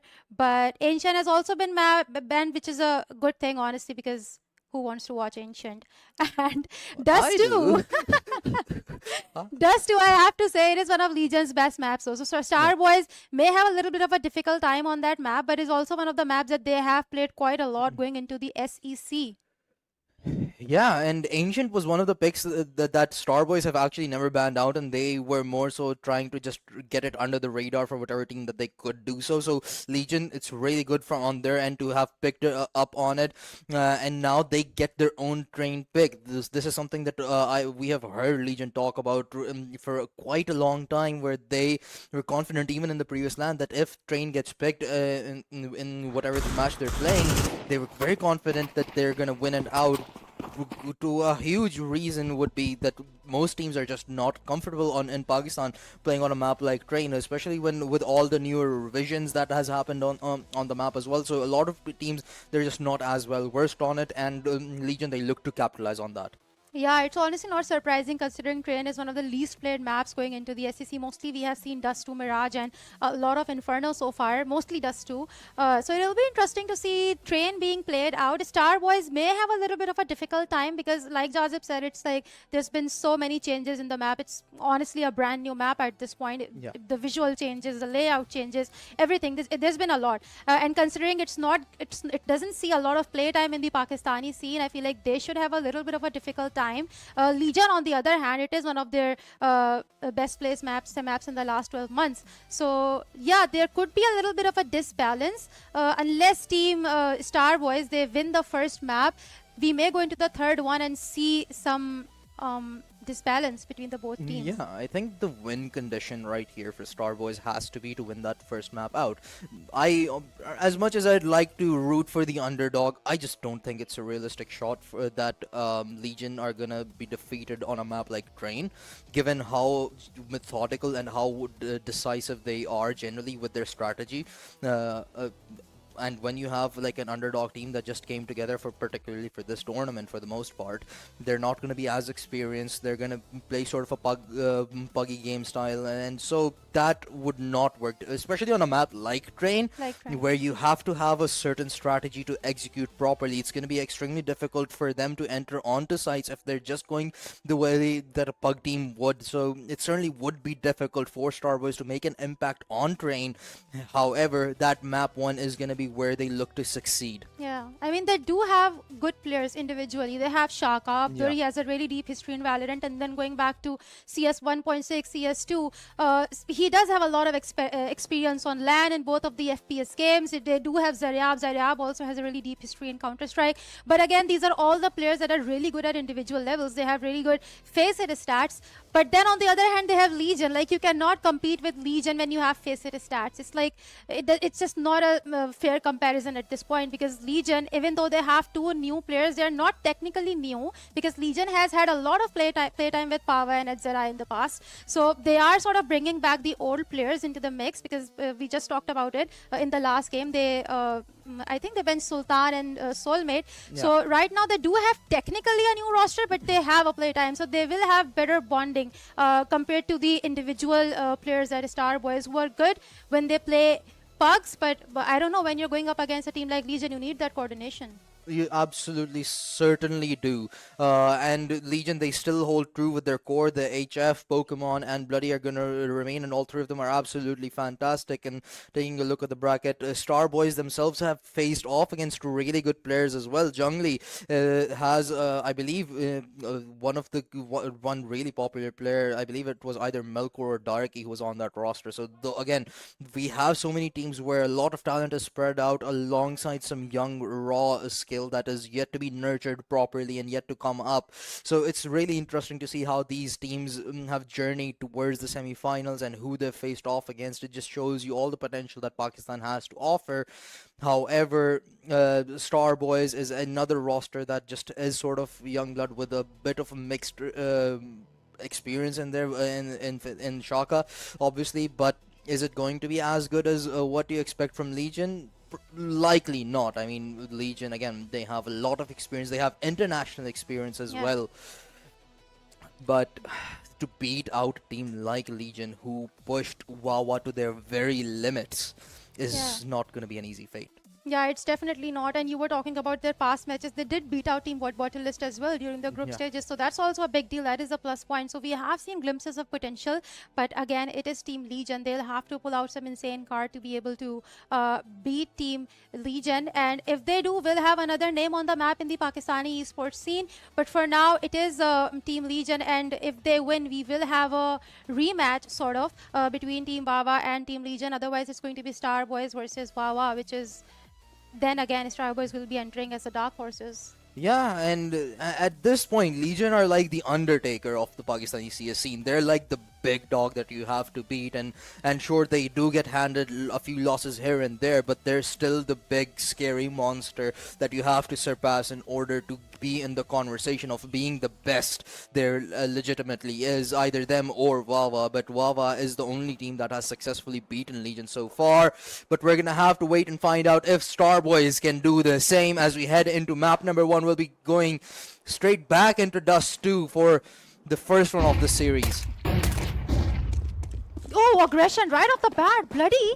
We're 5 seconds into the round and has already landed a one tap with the pistol. He has sort of scared them off already. And Team Starboys, they are fearing for their lives, and as they should. This is not going to be an easy side take, and they have set their sights on A side as well. They're going to commit too.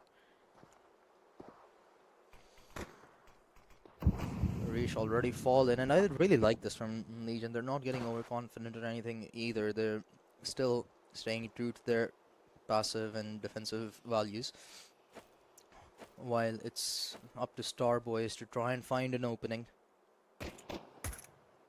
And as they go short side, it's gonna be Bloody and Pokemon alongside Power Star, who finish things off with a clean sweep on the pistol round to kick things off here.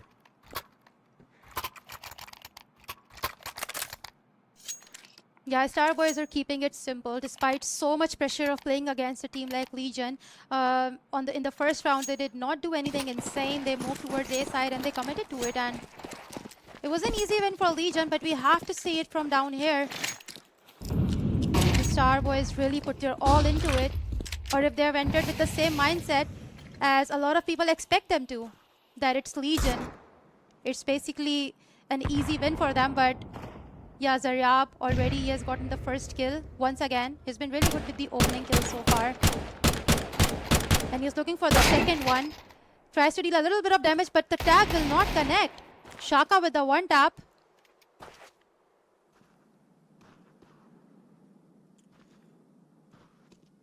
There is an equalizer, however, it still isn't going to be easy for Starboys to mount a comeback in this round. They're working with a far worse arsenal, but slow and steady perhaps might win them the race. Power Star, we're ready to take names. Only a matter of time before he gets the first one. Shaka instantly falls. A nice headshot. A nade to follow that behind. But now he's going to be in trouble as Pokemon's fallen and Power Star has no backup whatsoever. He may get pinched. It's going to be a big matter of timing. However, he walks back to safety. Going to regroup with the rest of their squad. As Starbois should be planting the bomb momentarily, or maybe not. HF! Nice headshots. Put himself on the board finally. And Rage, last one alive. That round took a little while, but came to the conclusion that should have been.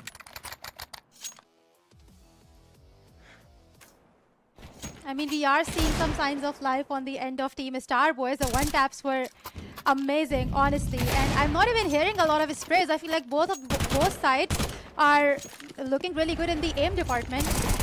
Lots of taps coming into the play, but Team Legion has made it look so easy so far. Starbois, they now have a full buy AK-47s to work with, and we are also seeing a Galil on Fussy. Pawa showing a lot of early aggression. This could prove to be really dangerous, especially since there is a player on A long. But Fisky will protect his teammate. Gets a kill against Pawa.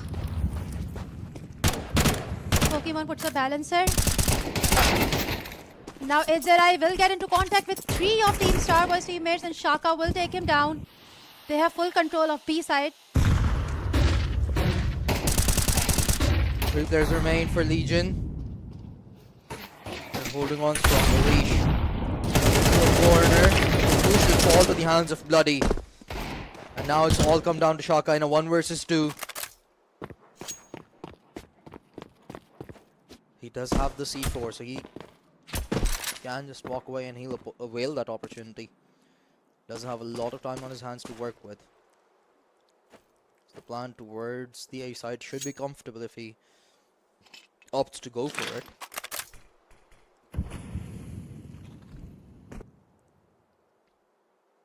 Pokey does have a read on him. He kind of sensed that it's been long enough that the player can move towards the other side, and the rotations will slowly come through. Shaka has not made a single peep to give away his position, but the bomb will go down soon, and we'll find out if he can pull off this 1v2 against Pokey and HF. He will overpeak though and give away his position. That could be a big mistake that he's just made.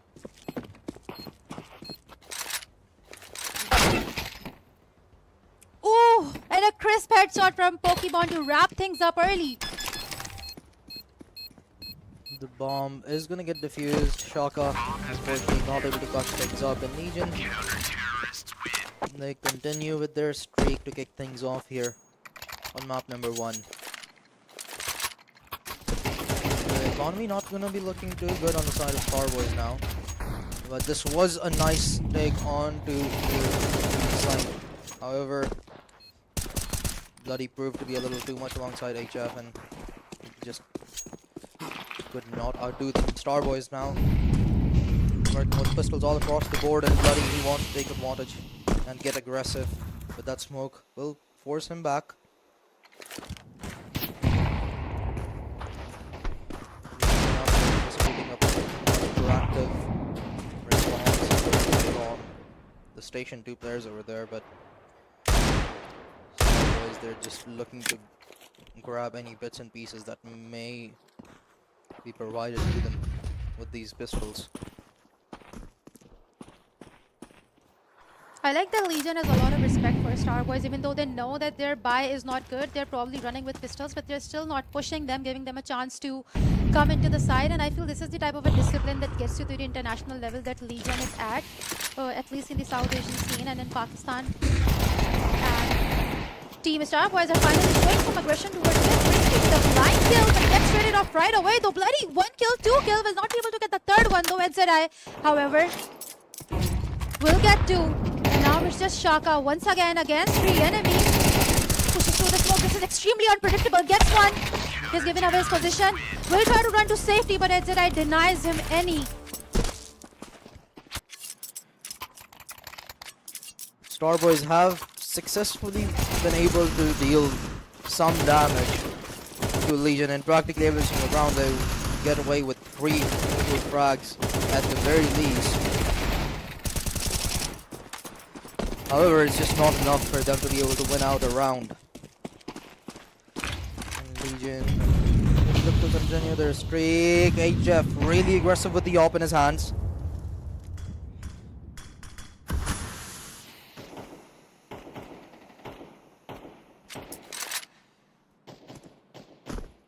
Oh no. Two players may just be walking right into his crosshairs, but HF gets forced back by that smoke. Starbois safe for the time being. Not that off at the very least.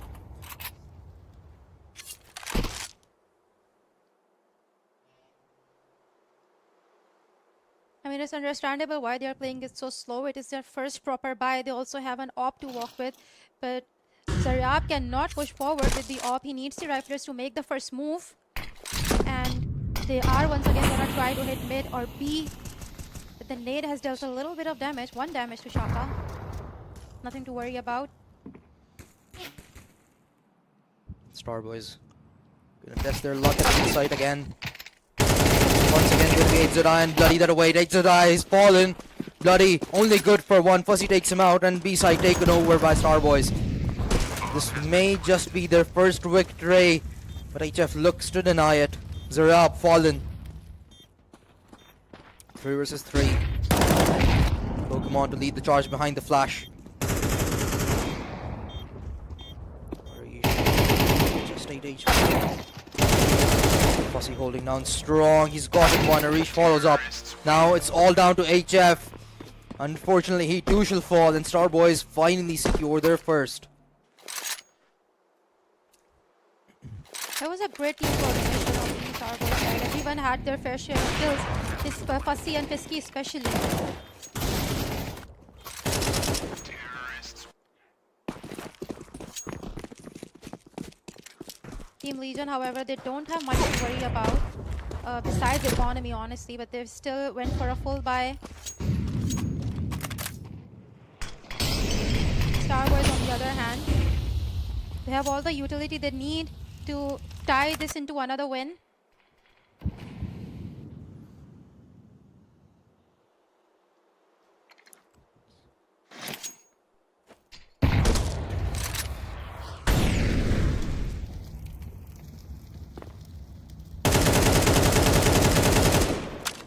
They are waiting for Legion to make a mistake, maybe give them a peek or Yeah. something, but they're not giving away anything. It is Legion.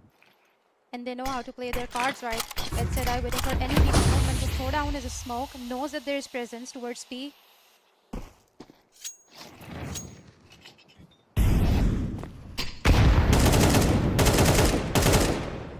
The nade not good enough to fade away the entire smoke, and Sarish was left with nothing to gain from that.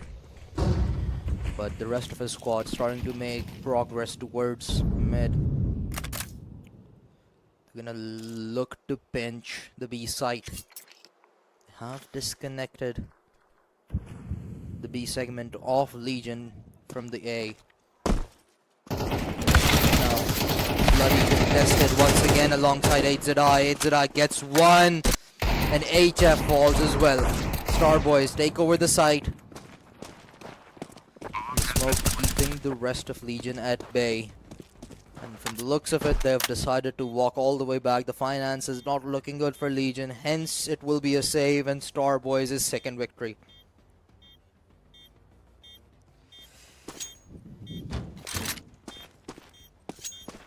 Shaka, we spoke about him a little bit before the match began, and now he's the one leading the charge for Starbois. 2 frags in this round, 6 in total, leading the scoreboard for his team.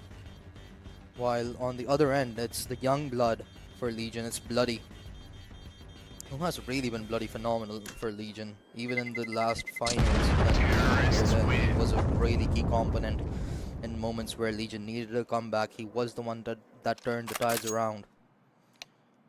I mean, Starbois lineup has a lot of potential. We saw a glimpse of it from Fisky and Fussy, and Shaka already has had a lot of impact with those pistol kills and with those weapons.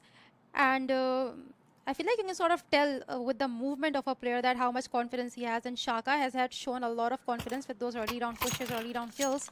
But once again, Bloody has been equally good, if not better. But yeah, Legion has a lot of players who could potentially pop off in this game and maybe even win this one. HZI has been a while since we have seen HZI on larger scale events. Power as well. So yeah, will be interesting to see if HZI still has it.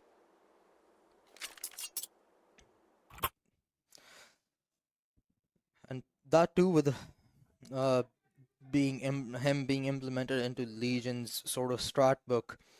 It raises curiosity about how well he fits into that dynamic that Legion had about being very methodical, very passive. From what we can tell, like in these 6 rounds, even the rounds have been very prolonged, and the first engagements have been very late into the round as well. Starbois, they probably have some nerves facing off against Legion, and they want to try and find mistakes or gaps in Legion strategies, so they take their time and do their due diligence. However, on the other end, Legion, they don't want to give anything away, so they also give respect to Starbois back, and hence we have rounds that last far longer than what the mean was in the previous series between Wahh and Mid.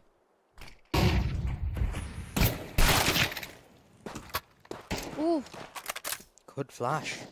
Sets up Shaka for success there against Starbois, and Arish to follow up. Does get a trade, and Shaka wants to finish Bloody off as well. However, fails, but Bloody's shots do not. That's gonna be 3 to his name. And Fisky from behind does shut him down, but however, Bloody did just enough that this would still be an equalizer. Pokemon with the Deagle in his hand. Waiting Fisky.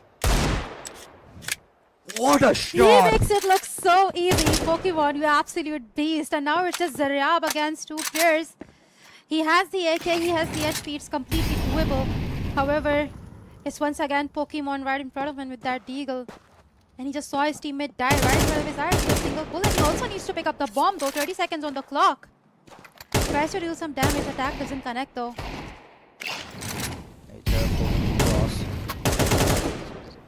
Zarab's not making it easy for Pokemon to survive, and in well, Pokemon falls to the Molotov. Last alive. He hits his shots, but not enough to finish him off. Eventually makes up for it. Through the door, HF finds the final one, and Legion regain after conceding 2. I mean, both of them are playing it really slow. You can tell that both of these teams have a lot of respect for each other. I mean, there's a lot of history between team players as well. So it kind of makes sense, like I said, Shaka and Zaryab, they have a really long history in Counter-Strike 2. And yeah, you can kind of sense that, even Legion respects that. It's a new lineup, and they are kind of still testing the waters. But still, HF with the first kill with the op. Despite the player loss, Team Starbois, they are going to commit towards A side on the back of a smoke.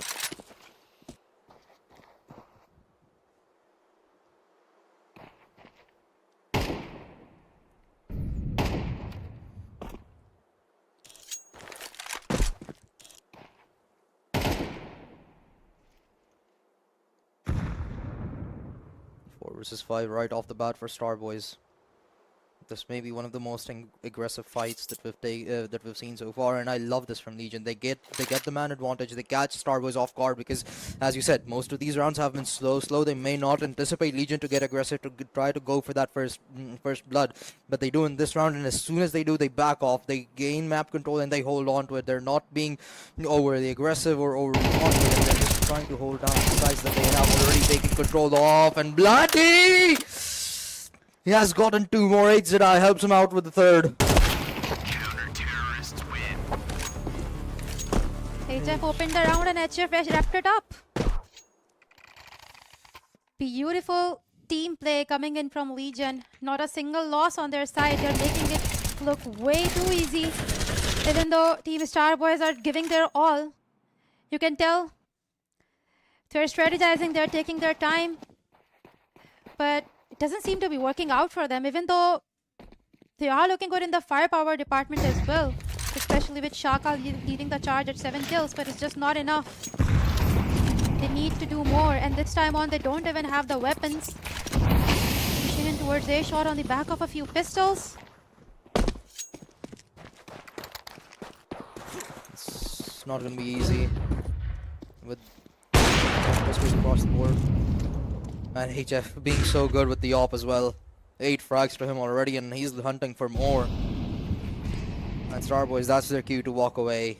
The smoke only going to make matters worse. And there's still a good amount of time on the remaining on the clock, so they can be patient. They can reevaluate their approach, but there are only so many options that you have when you have no util whatsoever to work with, and just pistols in your hands, and you're playing against Legion. The odds are not in their favor, but they are trying. They have pistols. He will hope for a one tap again against Edzerai, who has an AK-47 on him. A very long shot.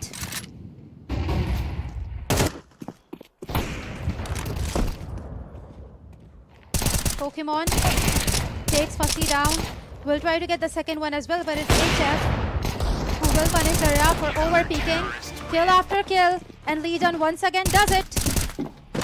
A flawless round for them to get their second and confirm themselves a lead heading into the second half. Now it's a matter of how big that lead may be. And from the looks of it, Legion, they could maximize it out and hit double digits potentially. We only have 3 rounds left in the first half. And again, this is Starbois' map pick. This is sort of their golden ticket to potentially winning the series, because the likelihood of them putting up a good contest in the rain just seems highly unlikely. For sure, Train is the map where we are expecting Legion to shine the most. So Starbois will have to pull some magic out in this one to keep themselves into the series. So far doesn't look so good, but we are no longer counting out teams today. From what we have seen in the last game, Starbois may as well do it.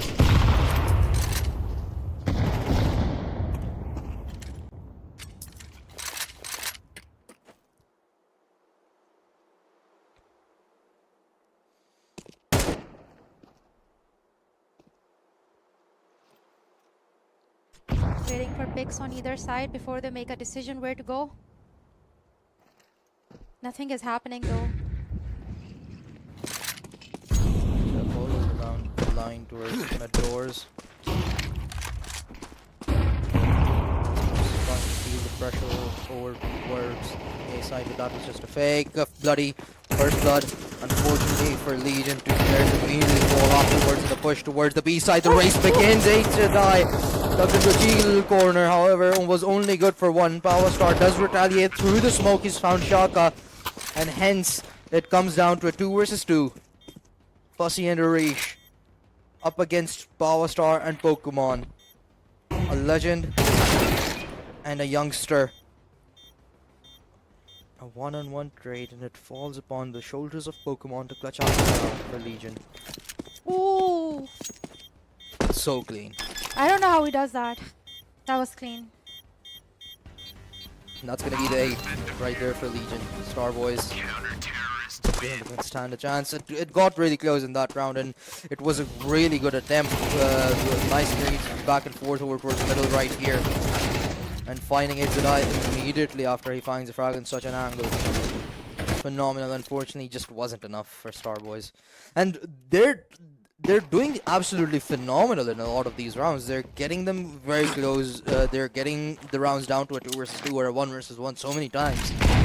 But it's just a matter of getting the final few things right. They have been playing really slow though. I feel like maybe that is not working out for them. Maybe they should go for a more aggressive strategy. Well, Legion are doing that instead, actually. They're on the CD, so they don't, but I guess they forgot about it.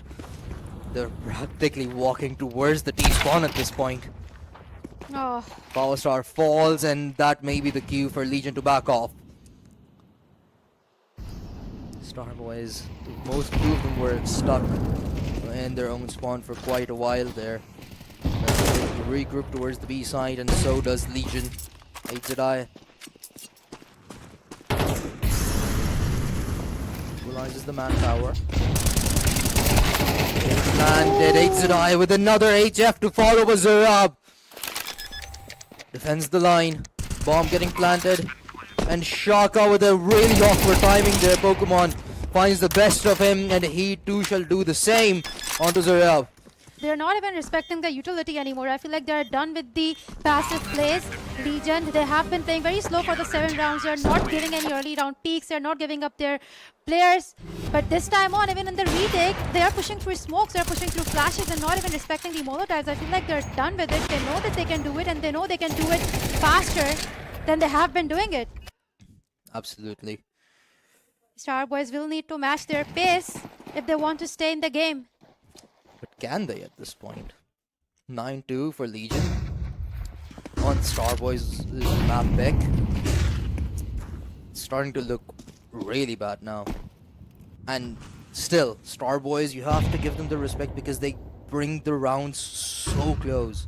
But it just doesn't reflect on the scoreboard because they failed to get across the finish line in each one of those rounds. Power Star, off to a good start, he's taken out Fisky from the equation.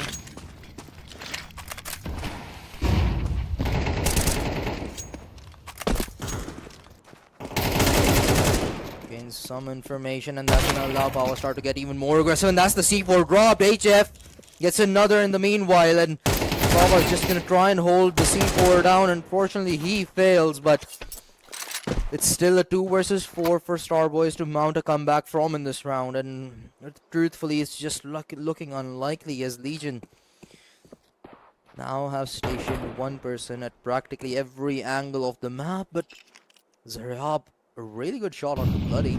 That could potentially open things up, but Pokemon to make up for it. He finds the trade.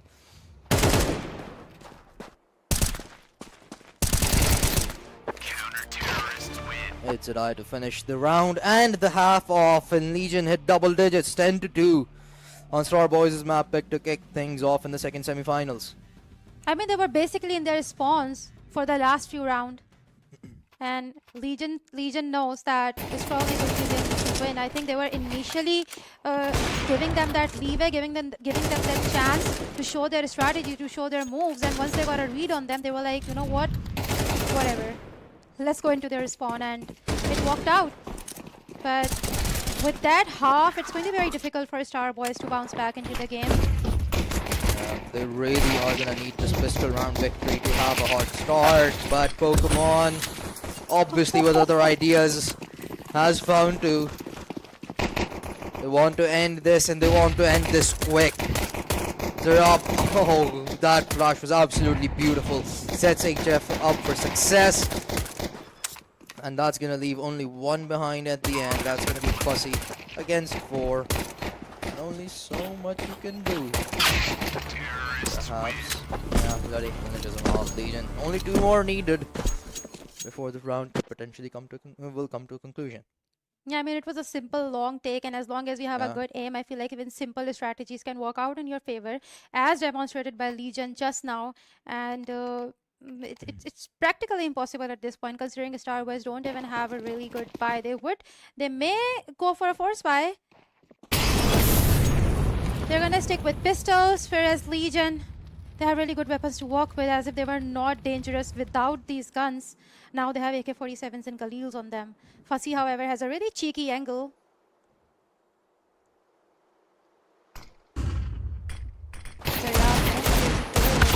Will try to get a one kill on them, but will not be able to do so. Bloody's looking really good today.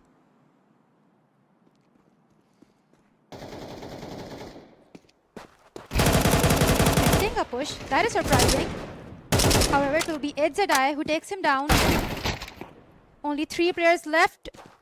On Starbois' side, a reach will make the situation a little bit better by taking at least 1 down on the opposition.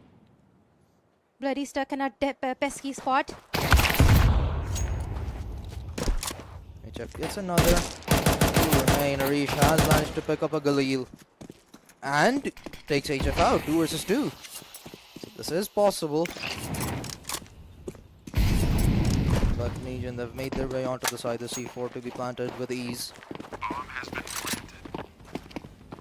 To Fisky and Arish to try and dodge that map.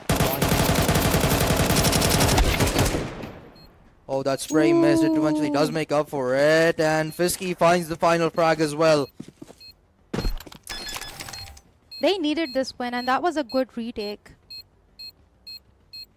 It certainly was. Now 2 versus 2, it looked a little shady considering that that final spray from Arish. However, eventually when it mattered the most, it did connect. And Legion, they're gonna have to fight at least one more round to be able to achieve map point at the very least. Yeah, but they don't have the money for it. Team Starbois, on the other hand, they have an extra AK-47 that they earned in the last round and a lot of money to work with. Legion would want to pick up some weapons and maybe deal some damage. That is if they don't end up winning this one with the pistols.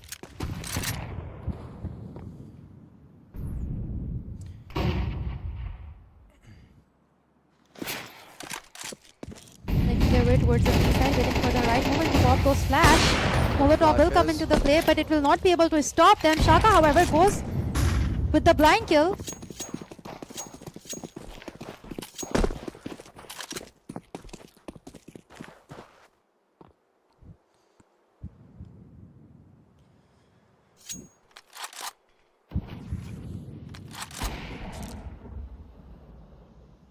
Powerstar barely surviving right now. He's practically a body bag at this point.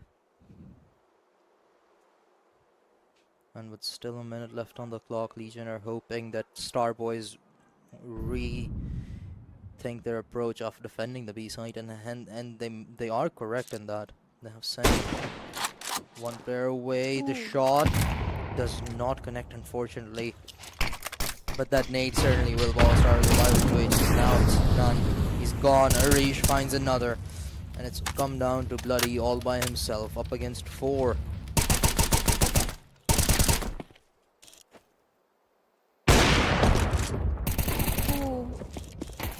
Shots missed. It's only a matter of time before Bloody falls, and there we go. Starbois still in the run. Still in the run. And they have the potential, and they have the weapons. Yeah. I wouldn't be too surprised if they bag a few more rounds, or I don't know, maybe even bring it to the balancer. Legion still does not have the money. Yeah. They have the pistols. They're sitting pretty comfortable though. You have a 7-round lead. So they wouldn't mind this much. They're realistically, the goal right here just has to be to keep Starbois' economy in check. Although it truthfully wouldn't matter, given Legion only need 2 rounds. Oh, Fisky, good flash! It disables him entirely. Powerstar gets the kill. No rifle to be retrieved, but Zarab makes up for the absence of a player on his team, as he practically pulls an Uno reverse. Legion walking onto the A side, and their eventual demise is Shaka finds 2. Last one alive is gonna be Bloody, and he's gonna meet the Death Angel. 5th on board for Starbois.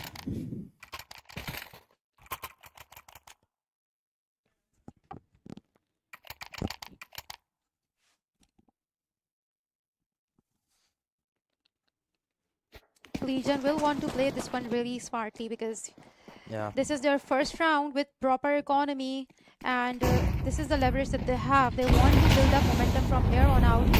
And if they lose this one out, then we have to say that the Starbois may actually have a real shot at winning this one. But seems likely though, Fusky Sindh has already gotten the first kill against Bloody. He's setting himself for the second one and third one as well. Fisky right there to back him up, and now it's just Agent Star against 2 enemies. Will try to deal some damage, but Fisky shuts him down and sends him back to the spawn. And they did it. They have a real shot at it. They may actually do, which is highly surprising. Given the start that Legion had, it seemed like that this would be a complete run over, and Starbois would be obliterated given how the first half went. But to have put together 4 consecutive rounds after losing the pistol is certainly an impressive feat. But how long will this streak go on, and will it push us to an OT or a potential map victory for Starbois is going to be the real question, as Legion still continuing to struggle with finances. They're back to just having pistols all across the board. hence a potentially easy round victory for Starbois lies behind it.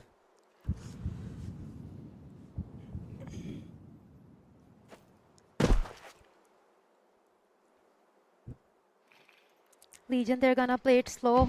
They don't have good weapons. They don't definitely have that momentum that they had a few rounds ago. Starbois, however, riding on the confidence that they gained in the last round. They have invested a little bit on the utility, so they certainly have a plan with those pistols even.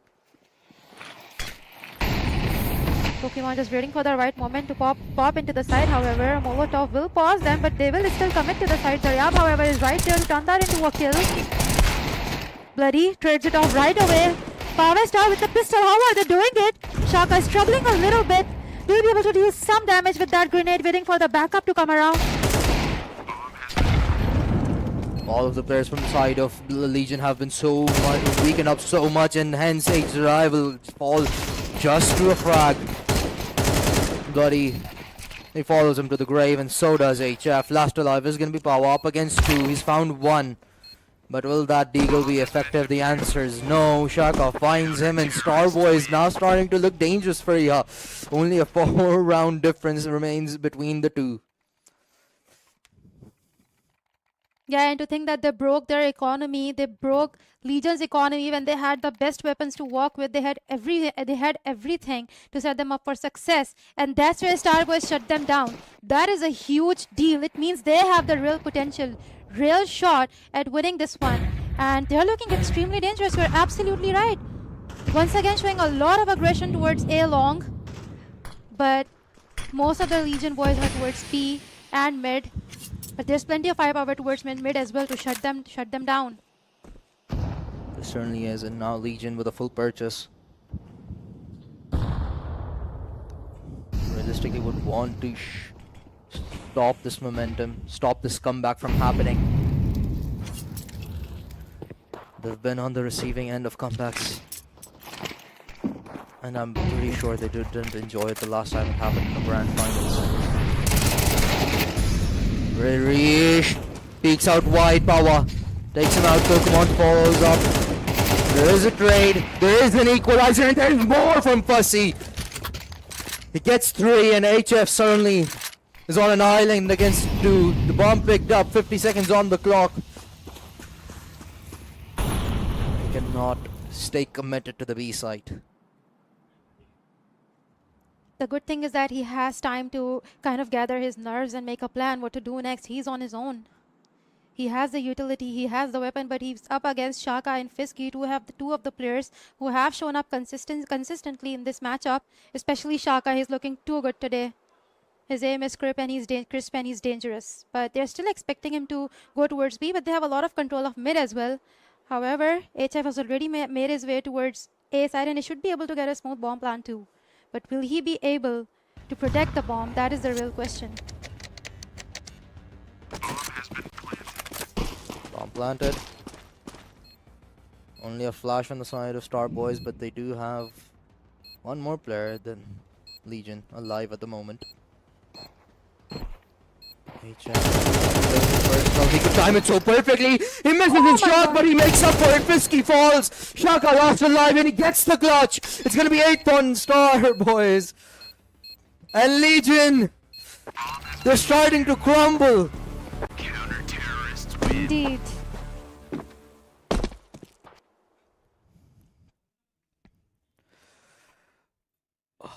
I do not like this. How this is going for Legion. It's not something I imagined whatsoever. 6 rounds in a row for Starboys. I don't think anybody imagined it, considering Bloody showed up so well on the CT side. He already has 20 kills. Whereas on Starboy's side, they're not really shining in the kill department, honestly, besides Shaka. So it is a bit surprising. The disbalance. Legion right now, however, they have everything that they need to set themselves up for success, to put that 12th on the board. They are gonna play this one slow. The aggressiveness hasn't worked out for them in the last few rounds. They have been consistently punished by Starboys. Pokemon gets the first. And Legion have gone back to being methodical and passive. The attempts prior have been very unsuccessful. Fisky, he's done a lot of damage at the same angle prior to this. He continues to do so, but not going to be as much as the whole of Starbois finally falters, but Fussy, as he looks to keep the streak going, but with Legion's 4 people alive, it's certainly going to be difficult. Does in his hand, and H0 spots him out. Damage dealt, but kill not found. Fussy pushes it down to a 3.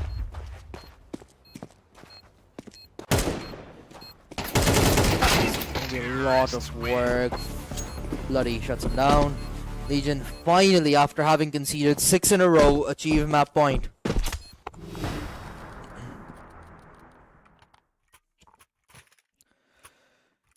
Starbois did not make it easy. They had to pull this win out of their teeth. It came too close.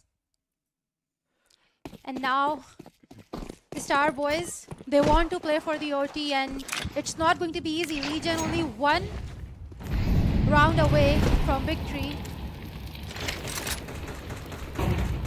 And they have plenty of leverage. They can play it slow. They can take their time. They cannot afford any more mistakes if they want to win this one, because one more win for Starbois and they will gain that momentum back up.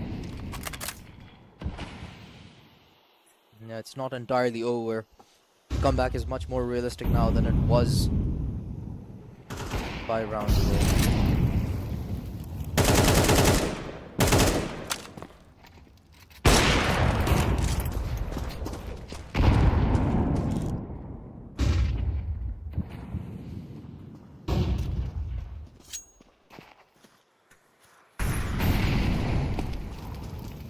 Legion pushing A short.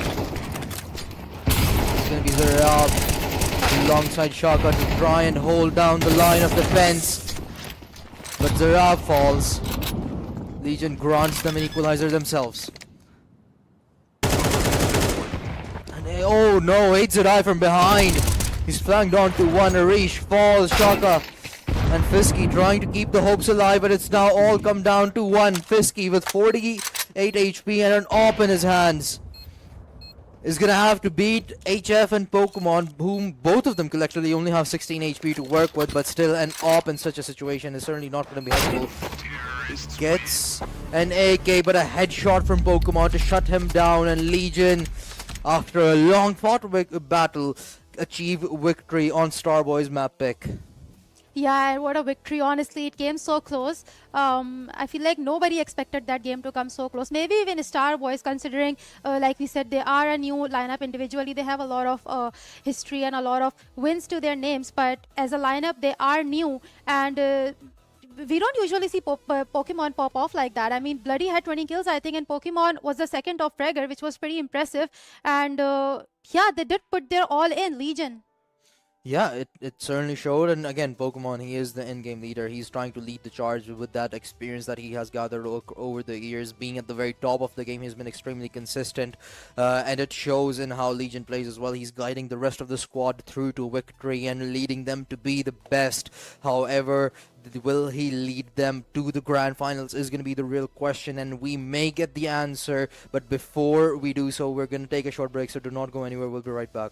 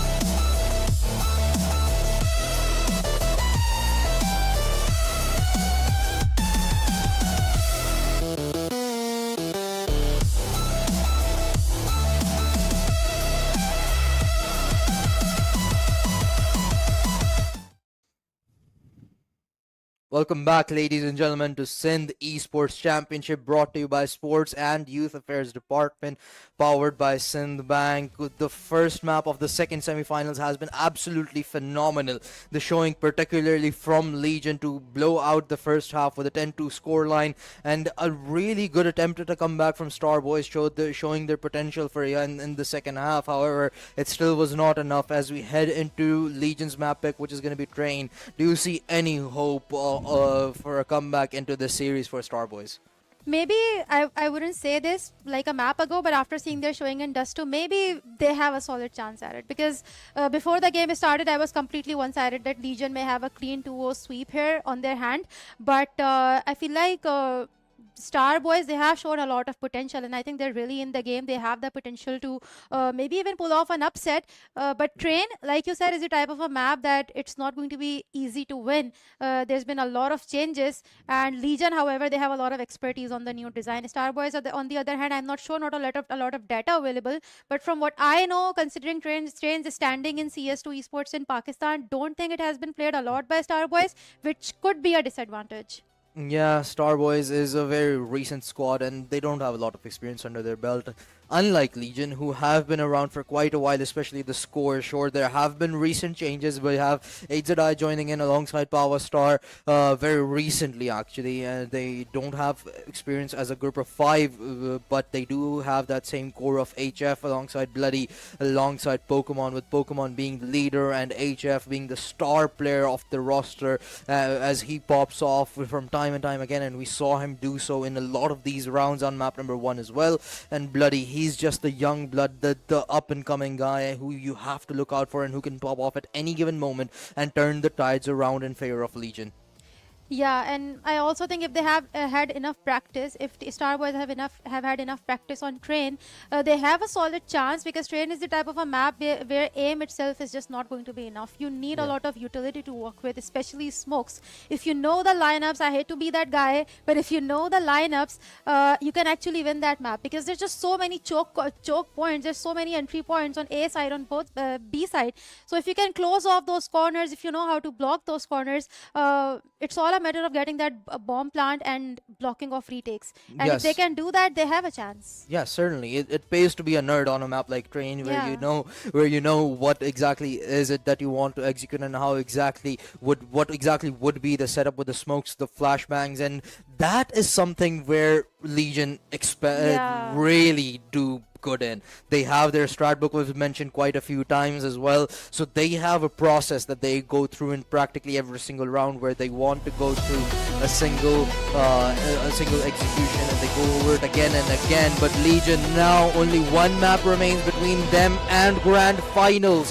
What could be a shot at revenge for them? What stands in their way is only Starboys as we head into map number 2 of the semi-finals.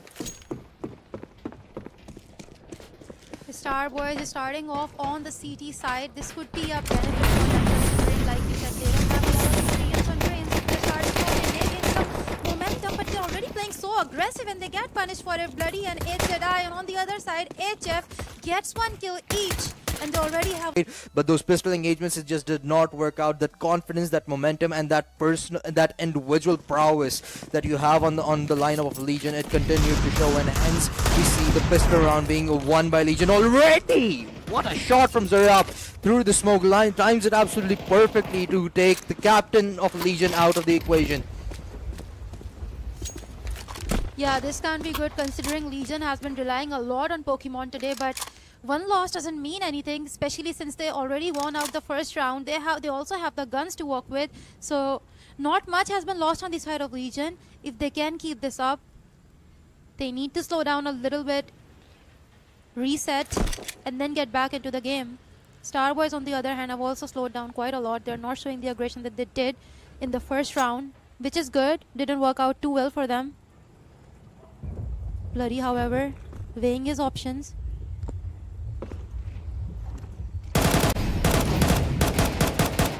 He's gotten one from up top. HF's Molotov will grant them another frag. And now Arish left all by himself. Power Star just casually planting right in front of him. Narish does get the frag, denies the plan for the time being at the very least, but Shaka now in a 1 versus 2. He spotted one player out and given his own location away in the process. The nade does deal a little bit of damage, but it's certainly not going to be enough. He gets tagged down to 33 himself. The bomb gets planted, and API awaits him. An easy frag for him, and Legion get their second.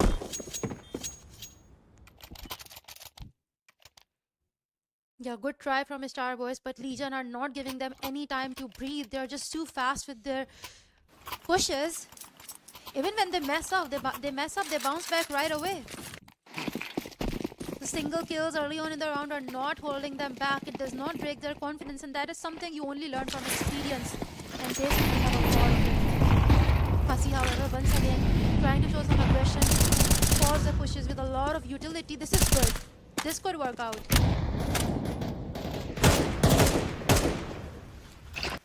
They're up trying to hold down Ali. Pokemon is going to be the first one to peek, and he gets two! Will not be allowed to walk away from that. There is a kill in retaliation. However, Zinrab has been tagged down so much. The push from Ali finally comes in. As the player from Legions finally start to move towards camera. They block it off with a smoke. It's down. Shaka alongside Zinrab to keep them at bay. Just starts making progress towards the A side. Bloody takes Shaka out. It's come down to Zerab and Fisky. Zerab continuing to deliver even with just 6 HP to his name. The bomb gets planted. A 2 versus 3 now.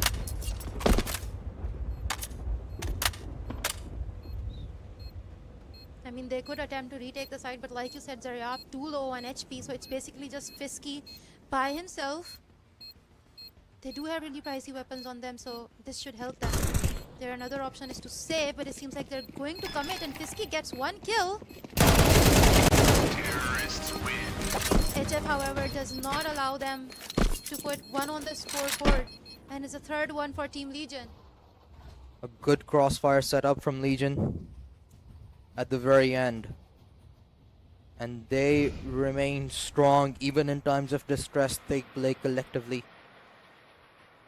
Yeah, Legion so far has had great map control, great side control.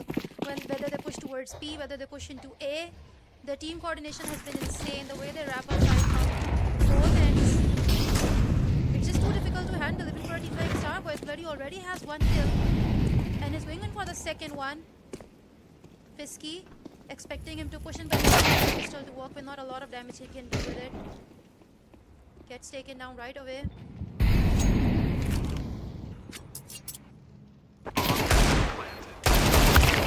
Oh, great shot from Shaka. But what is all he gets? Terrorists win. Within mere seconds, the rest of the squad falls as well, and Legion continue to dominate Crane. A flawless start to their own map pick. And so far they're seamless. And they want their game to be so as well to the grand finals. Having not even conceded a single map so far in SEC. To keep the streak going.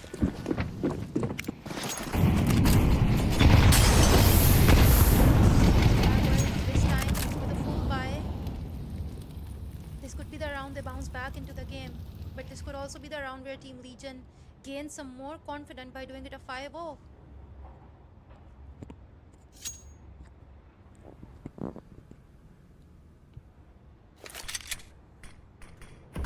All 5 players in Pop Dog. There is a side to watch. This should be an easy B-side take. If they play their cards right from here on out. 1 flash there, 1 smoke there, and it should be an easy side take. Starbois, out. however. Ball players follow right behind. Pokemon misses quite a lot of his shots, gets punished, but his teammates will make up for that mistake. Wow, Bavastar. He senses somebody close. The spider senses are tingling, but it's not enough for him to know exactly where the person is. 3 versus 3. Waits for the smoke to fade. And he could potentially set up a flank, but he needs to time it right. Starbois, they're already up by 4-0, and as you said, their strategies, they are very simple, but their setups are not. We saw the util dump that went out as soon as they wanted to go for the B execute. As you said, all 5 players over towards that B stairs area, they set up their frags, and as soon as those go out, they have Power start trying to sort of set up a flank as well. He didn't exactly time it perfect. He was able to only find one frag, but they are still being methodical while keeping their strategies simple, while essentially sending every single person in a single direction. So even when they are playing a simpler game, they still have a process and step by step procedure of executing it, which is what just makes them superior to other teams. Yeah, I completely agree, but I feel like Starbois have already been lacking in the aim department too, because when Legion has that side control, when Legion is losing their confidence, Starbois are not those skills. Their aim is just not up to the par today. You can see Fussy and Arish are struggling a little bit, and on the other hand, Itzera is popping off. So is Bloody. Yeah, they certainly are. And Bloody is doing really good. 9 frags, 4 deaths, 8 Zedai with 7, while only having a single death. Yeah, and they haven't been able to secure even a single round, and that is not good. Starboys want to gain that confidence. They want to bounce back into the game, win at least one round so they can double down from there. So far, it's not looking so good. Legion, on the other hand, it's looks like an easy win for them. Yeah, a timeout, a much needed timeout for Starboys as well, as one more round victory will essentially guarantee Legion a lead heading into the second half.